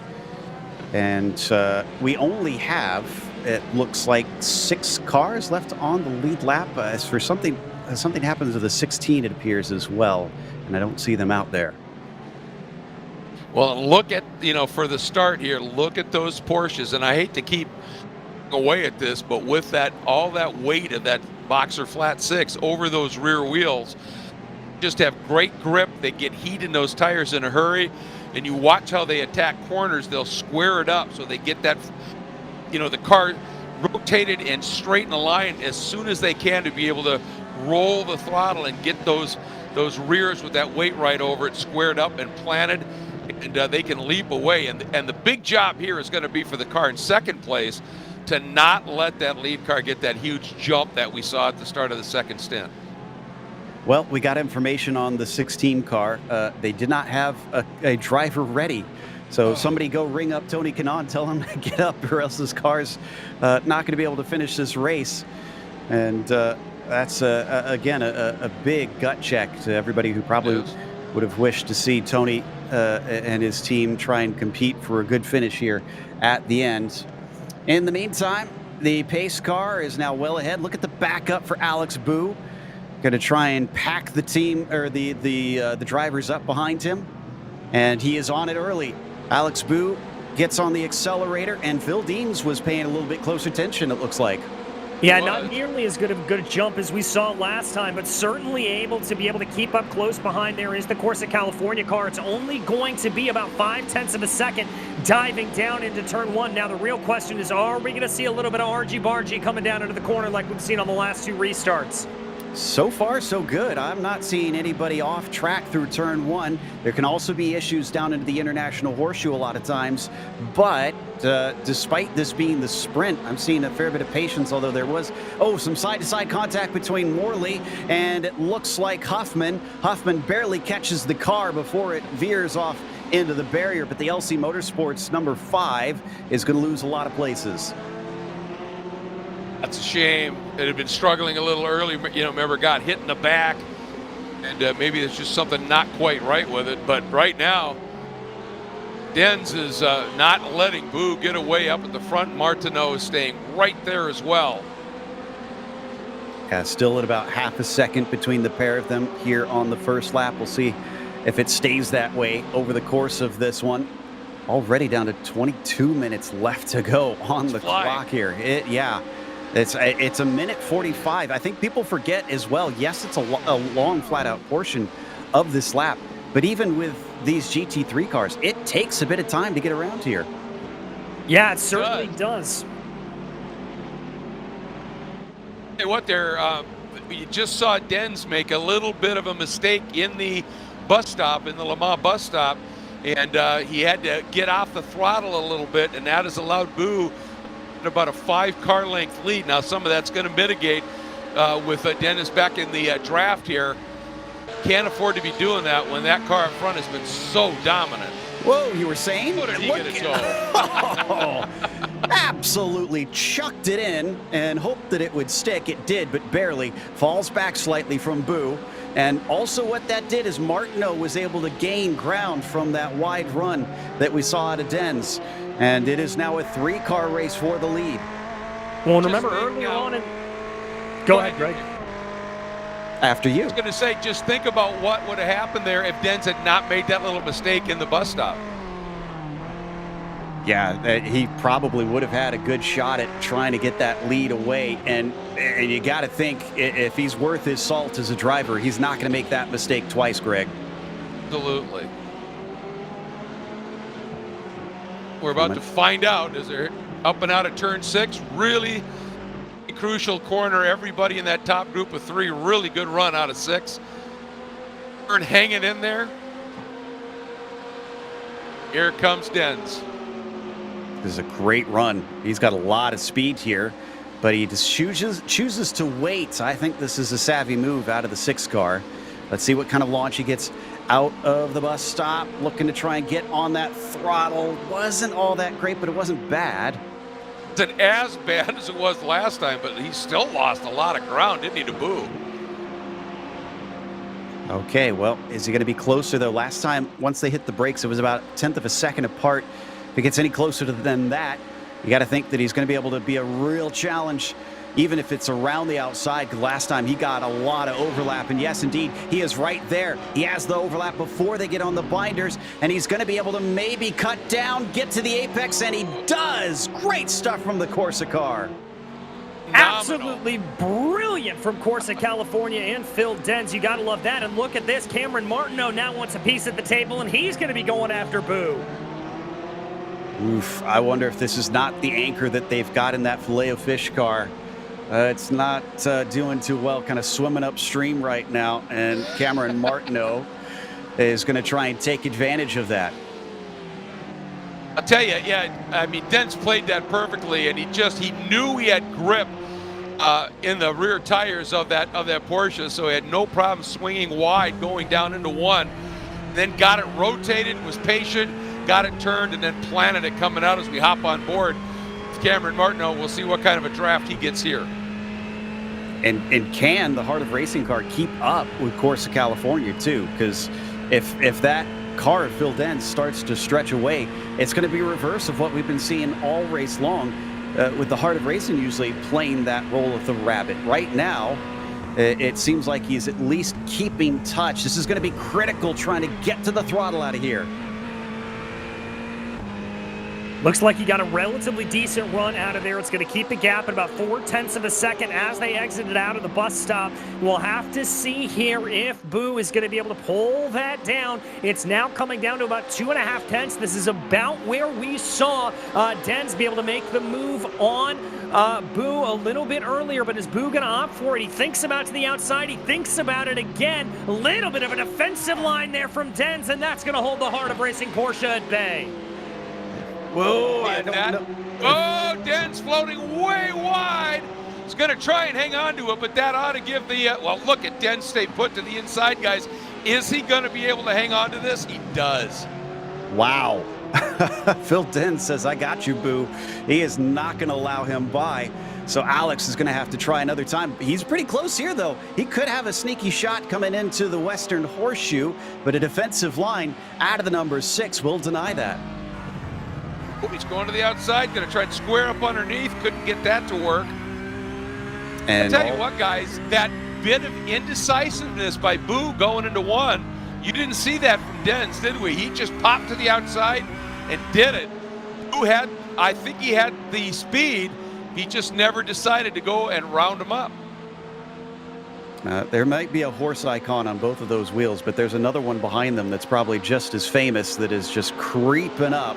Martineau eventually is going to be sick of this game of back and forth, and I got to think he's going to try and make a move eventually.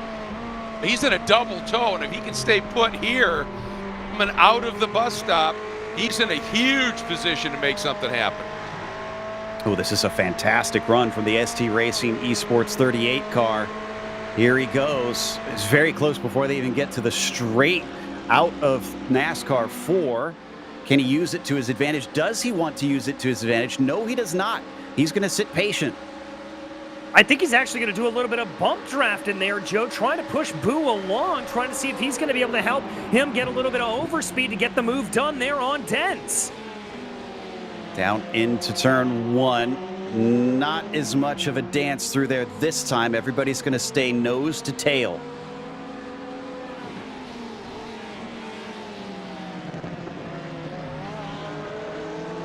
Next time by, we're going to be down to 15 minutes left to go for these drivers. You can still see the fires in the eyes of Alex Boo, wanting to try and take this lead back out off of Dens. It's not going quietly, that's for sure. Much tighter line. Just listening to them pick up the throttle early in that West Horseshoe, they are, every bit of grip that's in these tires right now, they are extracting speed out of it. Yeah, it's looking like they're trying to throw the rest of that rubber away here because, I mean, there's just not enough race to worry about trying to conserve. This is all out from here. Everybody's sprinting to the finish. I mean, if it tells you anything, they've been fighting this whole time, and they're still 3 seconds ahead from 4th place. Yeah, it's really remarkable that they're able to keep up that gap, and it just doesn't look like here at this point Colin Fern is able to keep that pace behind. It's 2.9 seconds there as I see as they exit out of the bus stop right now. Those gaps within striking range. I have good news for you, Greg. We have cracked 100K. Yeah, all right. Love it. So that Thank was... you, everybody. That was the unofficial mark that we had set for ourselves. Once we broke 50K, we figured let's go for the moon, and I'd say that's exactly what Alex Boo is doing, but a defensive move from Dens is going to hold him back. Martineau almost snuck in there as well. Boo floated so wide, I thought he was going to take a couple of cones out. You're right, Martineau thought about it, but realized that Boo was going to be able to cut back and didn't want to have him come across his nose and maybe have contact. Savvy piece of driving by Martineau as well, but man, these guys are throwing everything at it. They have dropped the rest of the field. It is a mano battle right now. It's also a bit of a fight for that 5th place as Arthur Chan has been going wheel to wheel with guys like Simpson, and he's going to get fed out off screen, unfortunately, down through that Western Horseshoe. That's been a tough one there to try and determine a top 5 finishing position, but all battling to spray the champagne here up at the top. This is about the farthest apart we've seen them for some time. Yeah, it really is, and it's just a testament to how good of a battle that we've been seeing, but it does look like there the Boo starting to close up a little bit, probably not going to send that move down into the bus stop, and indeed, but I think being that close behind that may have hurt just a little bit, but able to gather it up back on exit, thinks it's going to be clear there. Okay, I'm sorry, I lied. We are 7 cents short. I was going to say. Of 100,000. So, does anybody have a dime they can toss into the wishing well right now? Ooh, getting one heck of a run, and yet look what he does. You know what this is telling me, guys? Who does not want to lead right now? You're right, and he's worried about the draft. I think, I mean, there's a double purpose here, I think, Greg. If they can pull away from Martineau, it's going to be so much easier to fight one car than 2 for the win. Absolutely. Yeah, that's exactly what the game is here. And Martineau has said, yeah, I'm not going to put up with that. He's sticking right with him. This is impressive from Martineau. $100,000.99. Now Yes! we have officially done it. So Yes. thank you to everybody has helped us to achieve this. This is fantastic. This is such a great cause, trying to help raise for autoimmune diseases and help that research, because there's so many people around the globe that are going to be able to benefit from what we have done here today. So thank you to everybody out there. But this is not over. We got 12 minutes left. You can still donate, and these drivers know that they can still potentially win this race. You're absolutely right. And this is where we look at this. It's trying to break a little bit of the toe, and Boo saying, "That's fine. I'm just going to stay with you, buddy." Ooh, Boo running a little wide on the exit there. Yeah, I tell you who is willing them on to fight a little bit harder and not play this long game, BJ. That's Colin Fern. He wants them to start fighting, because I think he thinks if they tangle with one another, he could go from fourth to first with ease. Yeah, I've got to agree with you there on that, but the problem is Fern still finds himself about 4.5 seconds behind. Here comes Martineau, though, with a big sweeping move around the outside of Boo, and that is going to demote the previously dominant Heart of Racing car down into third place. He must have had a that cut because course. Boo ran wide and got a slowdown out of the chicane? Yeah, that is exactly what happened. Good catch there. I went back and looked, and yes, he cut that chicane on the exit. Now, I don't think he lost complete touch. It's still about 1.2 seconds from Martineau to Dens. So that's going to be marginal, but they can't mess around now. This is where it gets serious. And DJ, your call on he was a little close. I bet you that's exactly why he ran wide like that. He lost the nose, the air on the nose of these very aero-sensitive GT3 cars, and it just pushed him a little wide and ended up with a course cut at the exit of the Le Mans chicane.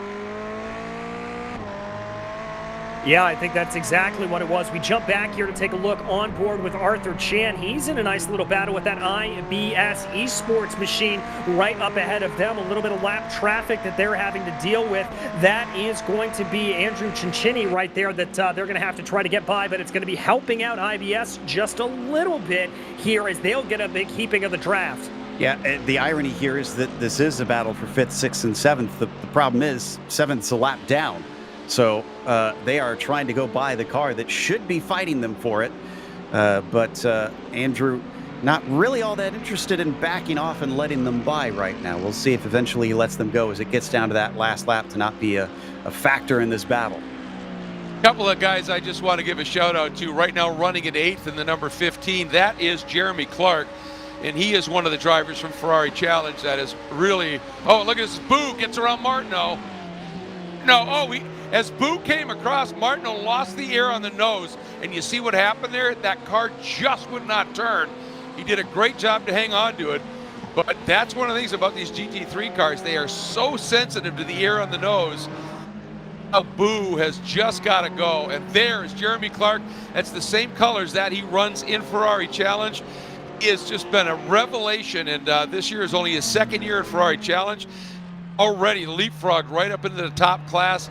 They're a little bit in this game, but I'll tell you what, Clark, just a great guy and a great supporter of this championship, and obviously also running 13th right now in the number 20, John Morley, one of the great coaches in the Ferrari Challenge, a real standout Michelin Pilot Challenge competition, and one of the guys really involved in helping get this race underway. So a big shout out to those two guys at this stage. You can see the damage, unfortunately, on Morley's nose, so he's having to work against the grain a little bit. And, the thing with Martineau and Boo, I'm pretty certain they were trying to work together because it didn't look like Cameron was trying to fight it. It's just like you said, as he cut across, it just was horrible timing, and that cost them. They're now 2 seconds behind Dens. And right now, Boo has just got to drop the hammer here and see if he can run him down. And if he gets within a second and a half of Dens, he might start to get a little bit of benefit from the toe. What would help him now is if Martineau came up behind him and the two of them just were able to run together, use that dual car speed to try and get after Dens up front. Yeah, because the leapfrog doesn't seem like it's working all that well, so let's go for the tandem potentially.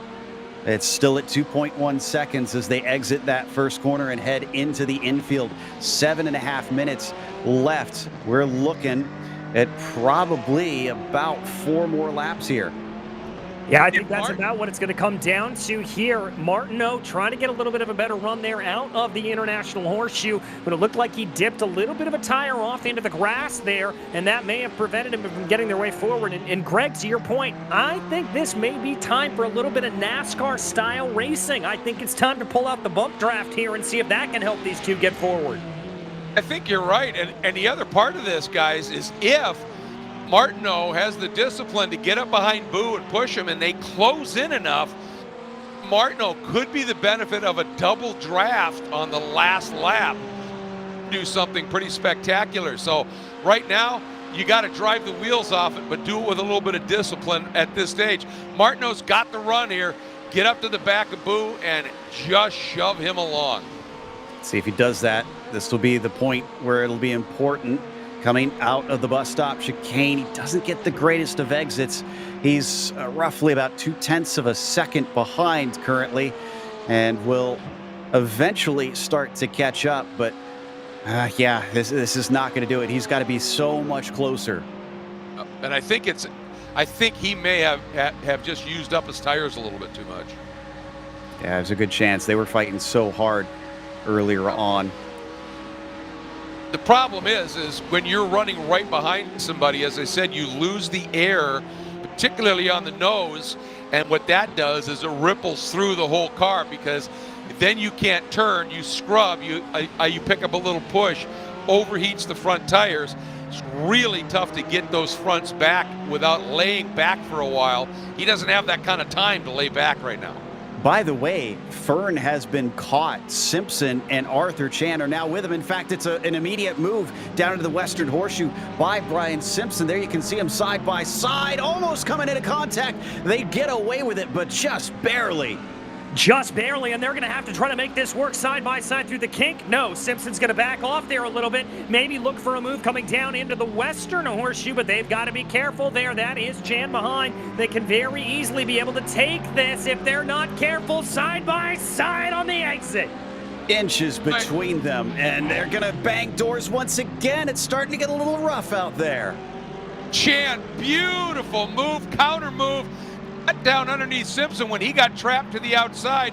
Now Simpson's going to try and use that banking to drop down, but Chan's there. He can't. Really hurt Simpson here. This got way more interesting in this battle. It was for 5th place. Now it's for 4th.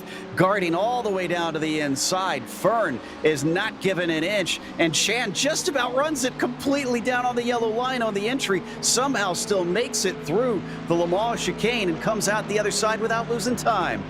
And I thought for sure that they was going to be coming together there between Fern and Chan, but somehow they avoided it. And look at this. Chan now starting to get the benefit of that draft. Here comes that Ferrari. I think it's move time for Arthur Chan.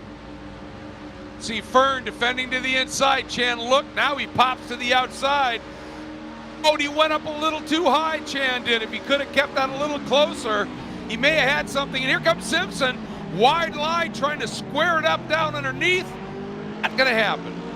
So it'll stay with the order being Fern in 4th, Chan in 5th, and Simpson P6. So look to the insider. Is that defense? That might have been defense there from Arthur Chan down into the International Horseshoe.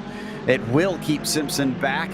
Now he sets his sights on Colin and the 18 in front of him as they head towards the kink. A little too far back to try and surprise him down in the Western Horseshoe. And, deep down for the number 18 car. He manages to hold on to it, but man, that was a scary moment for him. Fern just drifted that Porsche the way out of the West Horseshoe, and that's not going to help your speed. But Chan in and runs in a little too hot. That's going to hurt his exit here, and this is good news for Simpson. Gets a huge tow. He could try and leapfrog past the number 12 there if he wants it. They're both being pulled in to Colin now as well. Covers the inside, does Arthur Chan. Looking for the brakes. They're going to be wheel to wheel coming into the bus stop chicane, and Wow, that was brave from Arthur Chan to cut back to the racing line. And look at how much that disadvantaged Simpson. And now, wow, here comes Arthur Chan. Not only did he defend, but he got a good attack out of it. That may have been a slowdown. That may have been a little bit of a slowdown there for Fern. I think he lost so much speed there on the exit, just trying to bleed it off to the best of his abilities. Next lap's going to be white flag for our leader. And the battle for second's not over. The battle for fourth is not over. Both are red hot right now. Oh, look at this scrap for fourth spot up front. Dennis has been able to maintain that margin over Boo anywhere for 2 to 2.5 seconds. This one is furious. Oh, wide entry by Fern. Now he rolled some speed. Chan not able to quite do enough to get through, but Fern is feeling it right now. They do have a lapped car behind them. Jeremy Clark's actually caught them and is probably wondering, what do I do in this situation? Simpson nearly getting into the back of Arthur Chan, down into the Western Horseshoe. Hold on, boys. You got to see the checkered flag first. Indeed you do, but here they go. Chan with a big dive down to the inside, and that Ferrari, that's going to set up a little bit of side-by-side coming up on a NASCAR 1. Yard, look at that. Chan going way, or Fern going way up high and staying low, and Chan better drop because Simpson coming along, and Fern covered that. It's going to Slowed hold up the inside. Simpson. Oh, this is amazing. As they do this, I can tell you that the leader's taking the white flag, but let's stay here to see what happens down into the corner, and it looks like Simpson's going to be able to overtake Chan up in front of them. Fern holds the top spot. We are 1 to go now. White flag waves for the 6 car. And checking back in on that battle for P2, that is Martineau able to hold off Boo right now. They've been trading back and forth there. They were side by side crossing the stripe. Still with the advantage, Martineau has that second place. Will he be able to hold it at the finish line? That's the big question. Do you want to be ahead or behind? Right now, Colin seems to want to be ahead as Fern is trying to defend on Simpson, who's going to go the long way around into turn 1, but washes out big time. Interestingly, I think these two have realized that Dennis has, Martineau, too much speed into the International Horseshoe. Say goodnight to second place. Boo is going to have it, and Martineau just gives a little bit too much on the last lap of this race. We now turn our attention to the fight for fourth. And in this fight, here comes Simpson looking to the outside of Chan there. Contact again, and that's Simpson almost around, making contact with the lap car. It's now a 2-car battle. Oh, really squeezing him down. But he touched the grass. He touches the grass, and Chan loses control. So does Simpson. Does. And the lapped car gets into Chan, accidentally spins him. Colin Fern is going to laugh his way to the bank from this one. Wow. What just happened, Joe? We'll take a moment to dissect it, but right now, eyes turn to the number 6, weaving in celebration already. He knows he's got this lockdown. A win here in the E-Race for RP as Corsa California will win. I've got to give massive credit there. Yeah, massive credit to Dens and all of them just pouncing at that restart and being able to come back. It looked like Heart of Racing was absolutely unbeatable today, but Corsa California certainly coming back to be able to say, nope, I want this. And Matt Cresci told me, he said, I've got a couple of ringers in the car. If I can keep it close, and we're not done racing yet. Look at this, right at the line, down to the grass. Woo. Love it. Nobody giving up. Yeah, all the way to the finish. 6 cars on the lead lap. Arthur Chan did wind up 5th, and Simpson had to settle for P6 in the end. It was 7 thousandths of a second between Engelhart and Clark that we saw there, crossing the line for 9th place. Let's take a look at the replay of that incident. Let's see if we can figure out what exactly happened here, because it almost seemed like it started in the Western Horseshoe and it just carried on with the craziness. Yeah, it certainly did, Joe. And here, as you see, going down into that is Simpson trying to be a little bit of aggressive, going to the outside there of Martineau, has to check up the car a little bit, gets into the side there. That gets him sideways. Martineau somehow able to get that ahead there then of Fern, and then Martineau just catches the grass and sends him around. And I think Simpson just saw that, and that was a little bit of incident fixation and just missed his marks. And that was Chan in the Ferrari who had spun it there, actually, and it was unfortunate to see with having. I mean, that was some brilliant side-by-side racing, and just unfortunately an inch too far to the right cost him there on that. As I think we will have results here for the race, and yes, indeed, Denz, who took it home for Corsa California, took the victory in that number 6. It was the Heart of Racing who finished P2, with ST Racing Esports on the final step of the podium in third position. Team, we should have donated more money. It's Colin's fault. Wound up 4th, and Precision Driving Analytics wound up P5. IBS Esports was the last one on the lead lap in 6th. After that, Race Car Party Coconuts was in 7th, a lap down. Another name we didn't get to mention, but was one of my favorites, Questionable Tactics, in the number 13. They finished in 8th today with Constantine in that fight to the finish there. It was Scuderia Corsa finishing P9, and LC Motorsports rounds out your top 10, DJ. In 11th, it was LC Motorsports with Justin Hoffman behind the wheel, followed by JMM with Jeffrey Byte, then Driven with Peter Locks behind the wheel of that car, and Roadshagger coming home in P14. These are all drivers that started to get into a little bit of problems. Scuderia Clem Fandango, Tony Kanaan Race for RP, Maradness, Team HP Tech, then Team We Should Have Donated More, and Race for RP Lee Motorsports. And you guys were kind of speculating on the speed of Jeremy Clark there at the end and able to run those guys down. Prompted Jeremy, after he sold his business, he was a really good collegiate level basketball player, huge competitive spirit. Out of college, took all of that, put it into building a business. He built it up in short order, sold it, bought a sim, was one of the things he was killing some time with. Found he had a knack for it, and that's why he got into Ferrari Challenge. And in 2 years went from joining Ferrari Challenge to the top class. And, somebody had told me, they said, you got to see Jeremy in a sim. He's something special. Well, you saw the speed he had at the end there, and kept it interesting, even though he was down a lap. And I do have to say, guys, a huge win, obviously, for the number 6 Porsche, and the drivers doing an incredible job.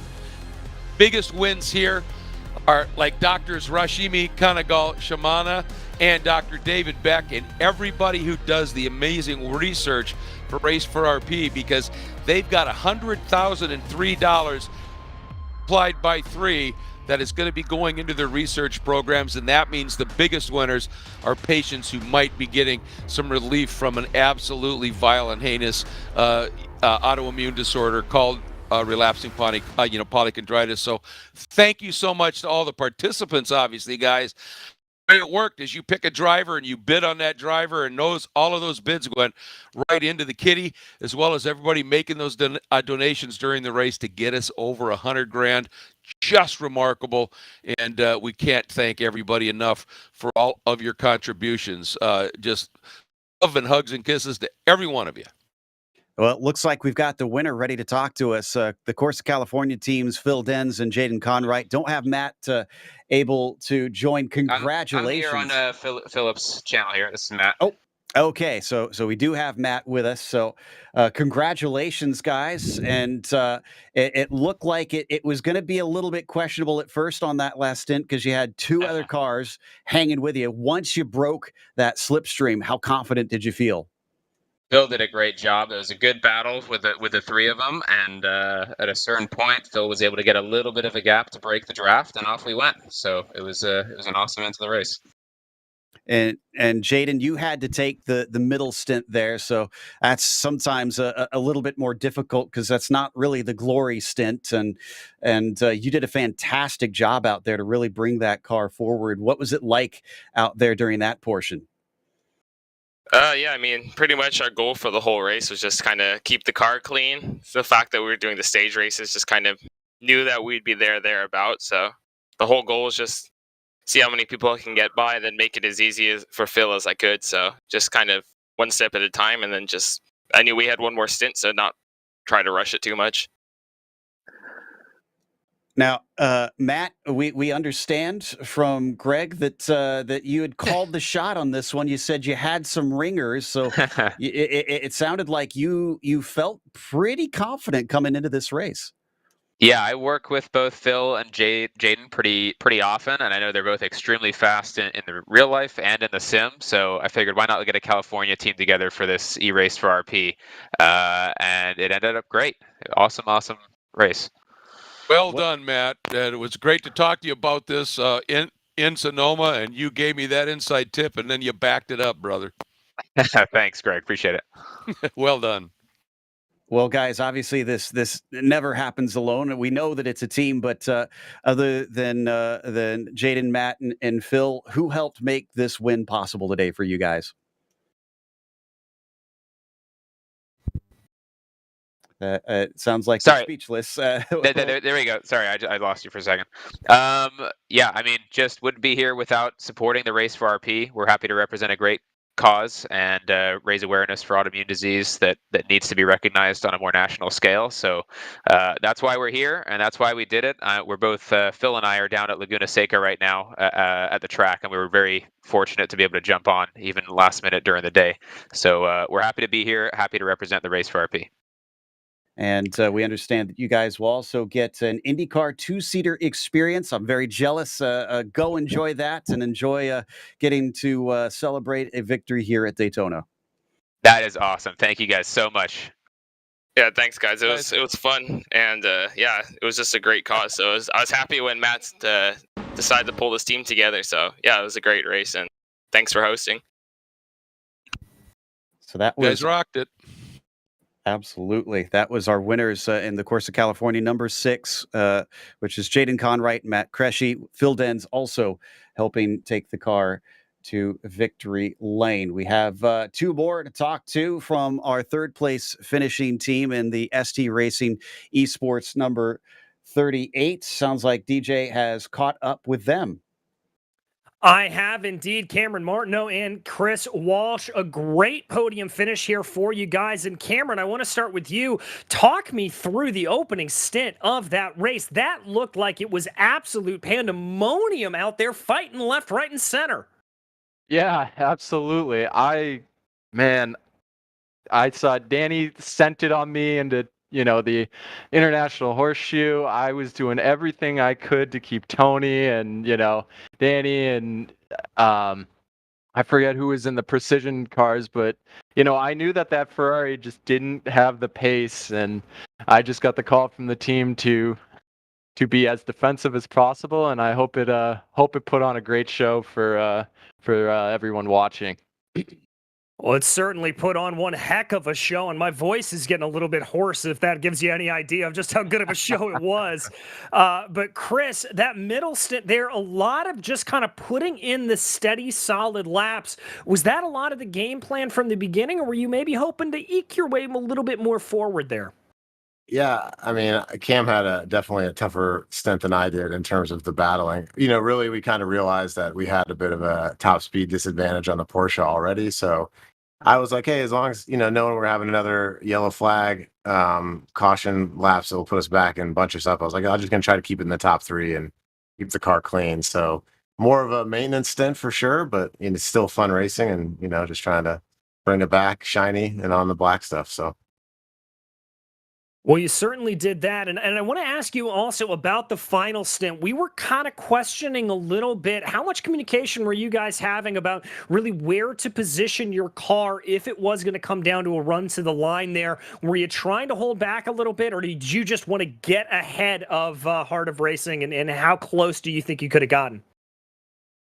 Yeah, I mean, for sure, we saw a few little wiggles here and there from the Heart of Racing guys. Alex was definitely driving on the limit, and at the end there I think Chris kept pretty quiet, and I was just letting me do my thing, and Yeah, I was just trying to line up my shot, and that spin at the end was just me really trying to push hard in the infield and really just try to create a gap if possible. And I had a plan for the bus stop for sure that might have helped us hold on there at the end, but ultimately couldn't execute it. So it was definitely a lot of fun. I was surprised that I was even able to keep up with Phil and Alex, because they were driving really, really well, really consistently.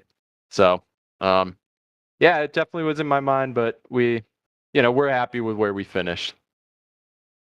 Well, that happiness has got to feel pretty good, guys. But who made this possible for you today? Who do you want to thank? Yeah, I think obviously, I think I would like to do a shout out to John Miller. Like, he did a big lift on all the fundraising for us to help us get. Obviously, it was pole position, but more importantly, to help raise money for the cause. I think it's really cool to see that we hit such a milestone. So shout out to John and Samantha Tan, you guys. And I'll turn over the rest of the time to Cam here. Yeah, absolutely. I think everyone that just helped support us in the fundraiser for this great cause.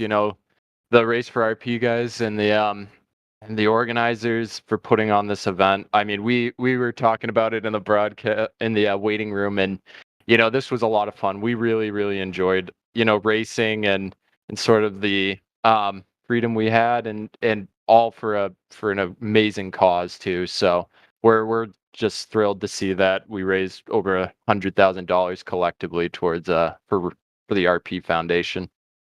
Well, and thanks for flying the Race for RP logo on the side of your car. That was absolutely superb, and you guys played a huge role in raising that big chunk of change. Yeah, we were happy to do that. So, of course, it was a lot of fun. Thanks for having us.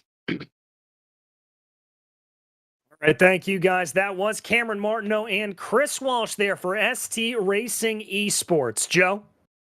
Which is going to close this up, but the fight is not over again. You can still donate if you so desire. Yes, we cracked the 100,000 mark that we were aiming for here, but the Race for RP is going to continue to take donations for a little bit, as we also have the ability to do that just by hitting the exclamation mark and typing donate in the chat. You'll get a link for that, or you can just simply go to raceforrp.org.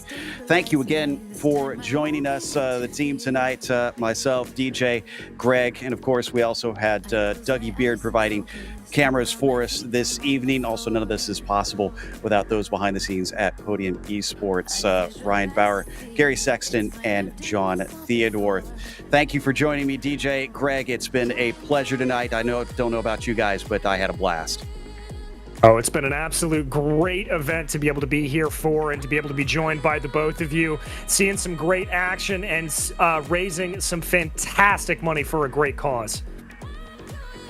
Yeah, since I got connected to Race for RP, they become very special to me in a lot of different ways. And to see the success of this evening in terms of the financial gain, and on top of it, it has been an absolute blast to call what turned out to be just a superb race. Joe, a delight to work with you for the first time. DJ, good to be calling a race with you again, and hope we get to do this again in the near future. And and again, yeah, everybody, just keep calling. Raceforrp.org, go there, or just polychondritis.org. There are links. Let's keep this money coming in, and let's help some people. Indeed. So once again, we have to thank everybody for tuning in. Thank you so much for watching tonight's broadcast of Race for RP. I'm Joe Peak, and I'll see you on the track.